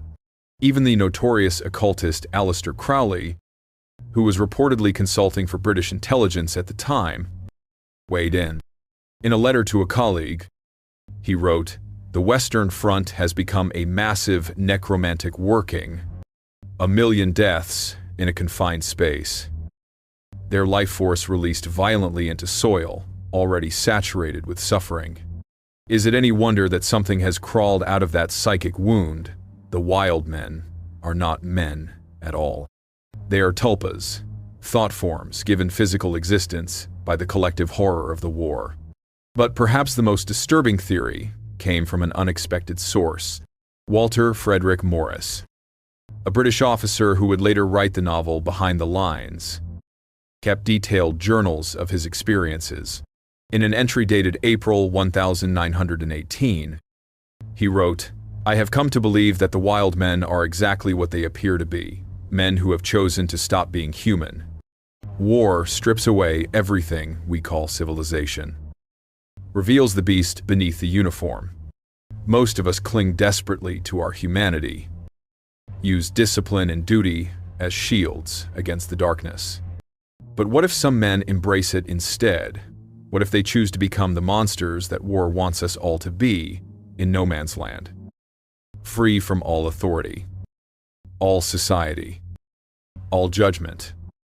They have found a terrible freedom. They have become what we all fear we might become if we let go, even for a moment, of our precious humanity." The religious community offered its own interpretations. Army chaplain Father Michael O'Brien wrote to his bishop, "I have heard the confessions of men who encountered them. These are not delusions of shell-shocked soldiers. These men have seen demons made flesh, souls that have sold themselves to survive. No man's land has become a literal hell on earth, and the wild men are its demons." Meanwhile, pragmatic voices called for action rather than explanation. Field Marshal Douglas Haig reportedly said in a staff meeting, "I don't care if they're deserters, madmen, or the devil himself. They're killing our men. Find them. Eliminate them. End this distraction." But finding them proved impossible. Day patrols discovered elaborate tunnel systems, some dating back to medieval times, expanded and connected by years of military mining operations. The wild men could move for miles underground, emerging anywhere along the front. Night operations were even less successful. The hunters became the hunted in the darkness of no man's land. As spring 1918 progressed and the German spring offensive pushed the lines back and forth across the same bloodied ground, the wild men reports reached their peak. Both sides were losing men to them regularly now. Some soldiers refused night patrol duty, preferring court-martial to venturing into no man's land after dark. Then came the testimony that would change everything. In May 1918, a British soldier was found at dawn, crawling back to his lines, catastrophically injured but alive. Lance Corporal William Ashton had been missing for 3 days, assumed dead after a failed raid. What he told his debriefers before dying of his wounds would be classified for 50 years. But his words, recorded by a medical orderly, survived. "I've been with them. In their tunnels, they kept me alive because they wanted me to understand. They were men once. British, German, French, Austrian, Canadian. Doesn't matter anymore. The war killed who they were, but their bodies kept living. They said the mud speaks to them, tells them secrets. They said more are coming, that every battle creates more of them. They said when the war ends, they'll still be here, waiting in the dark. They said they are what war really is, stripped of flags and causes and lies. They are war's true face. Ashton died without revealing the location of the tunnels, but his final words haunted those who heard them. They're not hiding from the war. They're waiting for it to end. Because when the armies leave, no man's land will still be theirs, forever. The implications were terrifying. If the wild men were real, if they were organized, if they were growing in number, what would happen when the war ended and the armies went home, leaving them in possession of a 500-mile strip of devastated land running across the heart of Europe? November 11, 1927, 11 am. The guns fell silent. After 4 years of continuous thunder, the Western Front experienced something almost forgotten: quiet. The Great War was over. But for those who knew about the wild men, a terrible question remained: what happens to no man's land now? The answer came quickly. Within days of the armistice, British poet and officer Osbert Sitwell was assigned to a detail that would haunt him forever. In his memoir, Laughter in the Next Room, published in 1949, he wrote carefully around classified information. But his meaning was clear. We were ordered to sanitize certain sectors of the former no man's land before civilian populations could return. The official reason was unexploded ordnance. The real reason was whispered among officers who'd been there since 1916. They spoke of clearing operations that had nothing to do with shells or mines. What Sitwell witnessed but couldn't explicitly describe was later revealed in declassified documents. Joint Allied forces, in cooperation with the defeated Germans, conducted systematic sweeps of no man's land using a combination of poison gas and flamethrowers, not to clear mines, but to eliminate whatever might be living in the vast tunnel networks beneath the battlefield. Lieutenant Colonel Robert Graves, the famous poet who served in the Royal Welsh Fusiliers, wrote in a private letter dated December 1918, they're using gas in the tunnels. The same gas we used on the Germans, now being pumped into every dugout, every crater, every hole big enough to hide a man, or whatever they've become. The official reports will say we're clearing German stragglers, but I've seen the orders. They read eliminate all irregular combatants. We all know what that means. The operations continued through the winter of 1918 to 1919. Farmers attempting to return to their lands were turned away by military cordons. The official explanation was that the land was too dangerous, too contaminated. But locals reported seeing smoke rising from no man's land on windless days, hearing muffled explosions from underground, and most disturbing of all, screams that didn't sound entirely human. Private Thomas Atkins, part of the clearance teams, kept an illegal diary that surfaced in 1975, December 15. 1927, found another nest today, 30 feet down, complex tunnel system. The smell hit us first, that animal stench we all recognize now. We pumped in the gas and waited.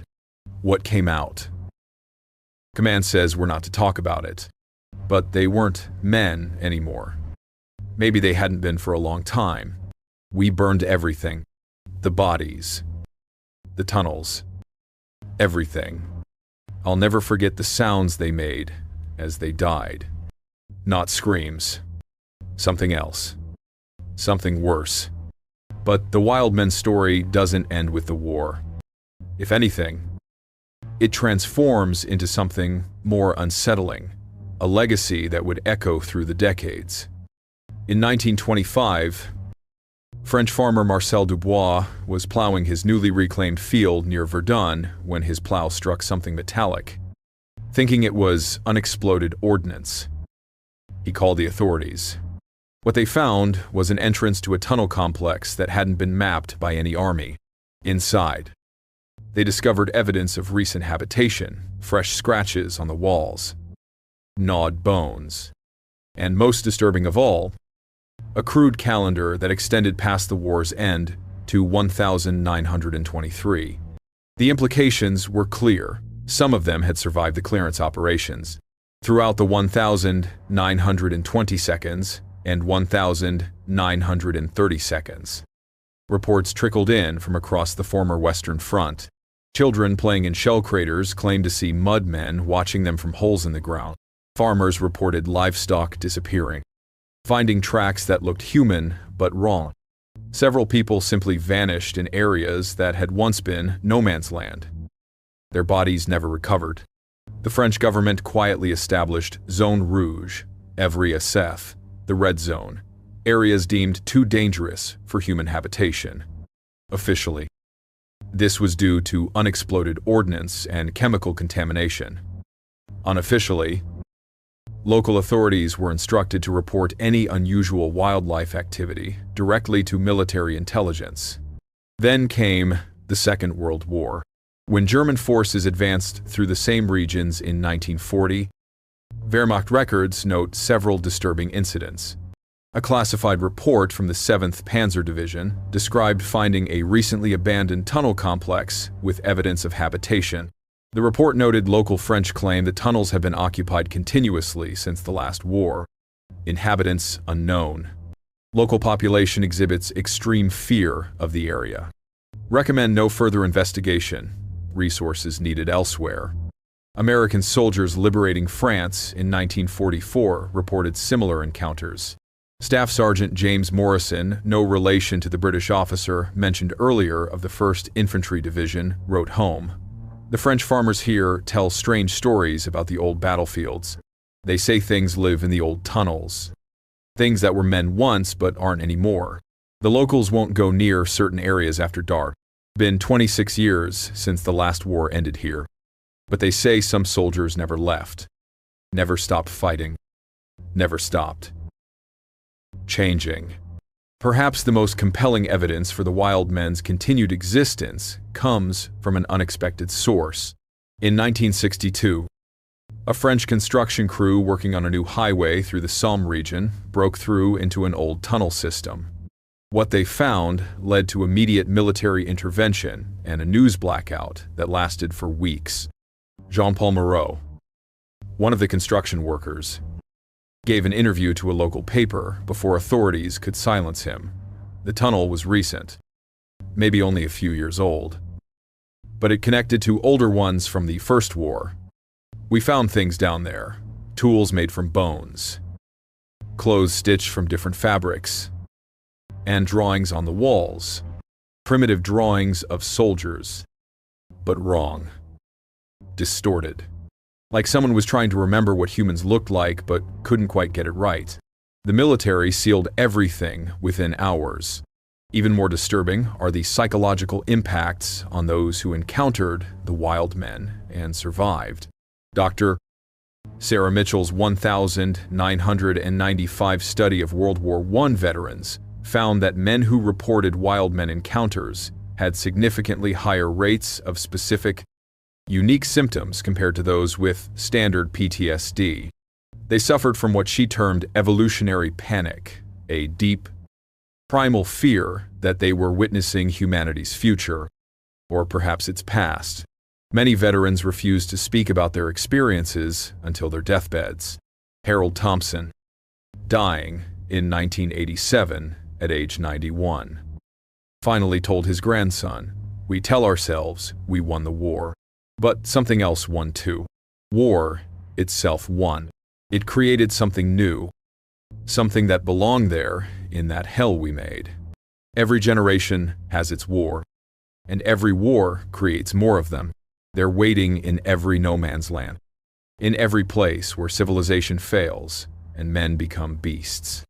They're what we become when we forget we're human. The legacy extends beyond personal trauma. World War I fundamentally changed how we think about human nature, about the thin line between civilization and savagery. The wild men, whether real or mythological, embody that change. They represent our deepest fear, not that monsters exist, but that we can become them. J.R.R. Tolkien, who fought at the Somme, never explicitly wrote about the wild men, but readers have long noted the similarities between his description of Gollum, a creature twisted by darkness and isolation, into something no longer recognizable as its original species, and the accounts from No Man's Land. When asked about this in 1968, Tolkien reportedly said, "The darkness I wrote about was real. I saw it. We all did. Some of us wrote about it in fantasy. Others couldn't write about it at all." Modern military historians remain divided. Some dismiss the wild men as a combination of war trauma, propaganda, and misidentified friendly fire incidents. Others point to the consistency of accounts, the physical evidence, and the extreme measures taken by military authorities as proof that something unprecedented occurred in No Man's Land. Dr. Michael Harrison of the Imperial War Museum puts it this way: "Whether the wild men were real in a physical sense almost doesn't matter anymore. They've become real in our collective memory of the war. They represent everything inhuman about industrialized conflict, the way it strips away identity, humanity, even species recognition. They're the war's darkest metaphor made flesh. But for those who were there, who saw them, who survived them, the wild men were never a metaphor. They were a glimpse into an abyss that the human species had opened and could never fully close again." As we approach the question of what the wild men really were, remember this: every war since has produced similar stories. Korea's frozen Chosin, Vietnam's tunnel rats who never came back, Afghanistan's cave systems where soldiers reported finding things that shouldn't exist, different wars, different continents. Same whispered reports of men who've crossed a line from which there's no return. Perhaps that's the real horror of the wild men legend, not that it happened once, but that it keeps happening. Every time we create a no man's land, something crawls out of it. Something that was once us. Something that shows us what we really are when all the lights go.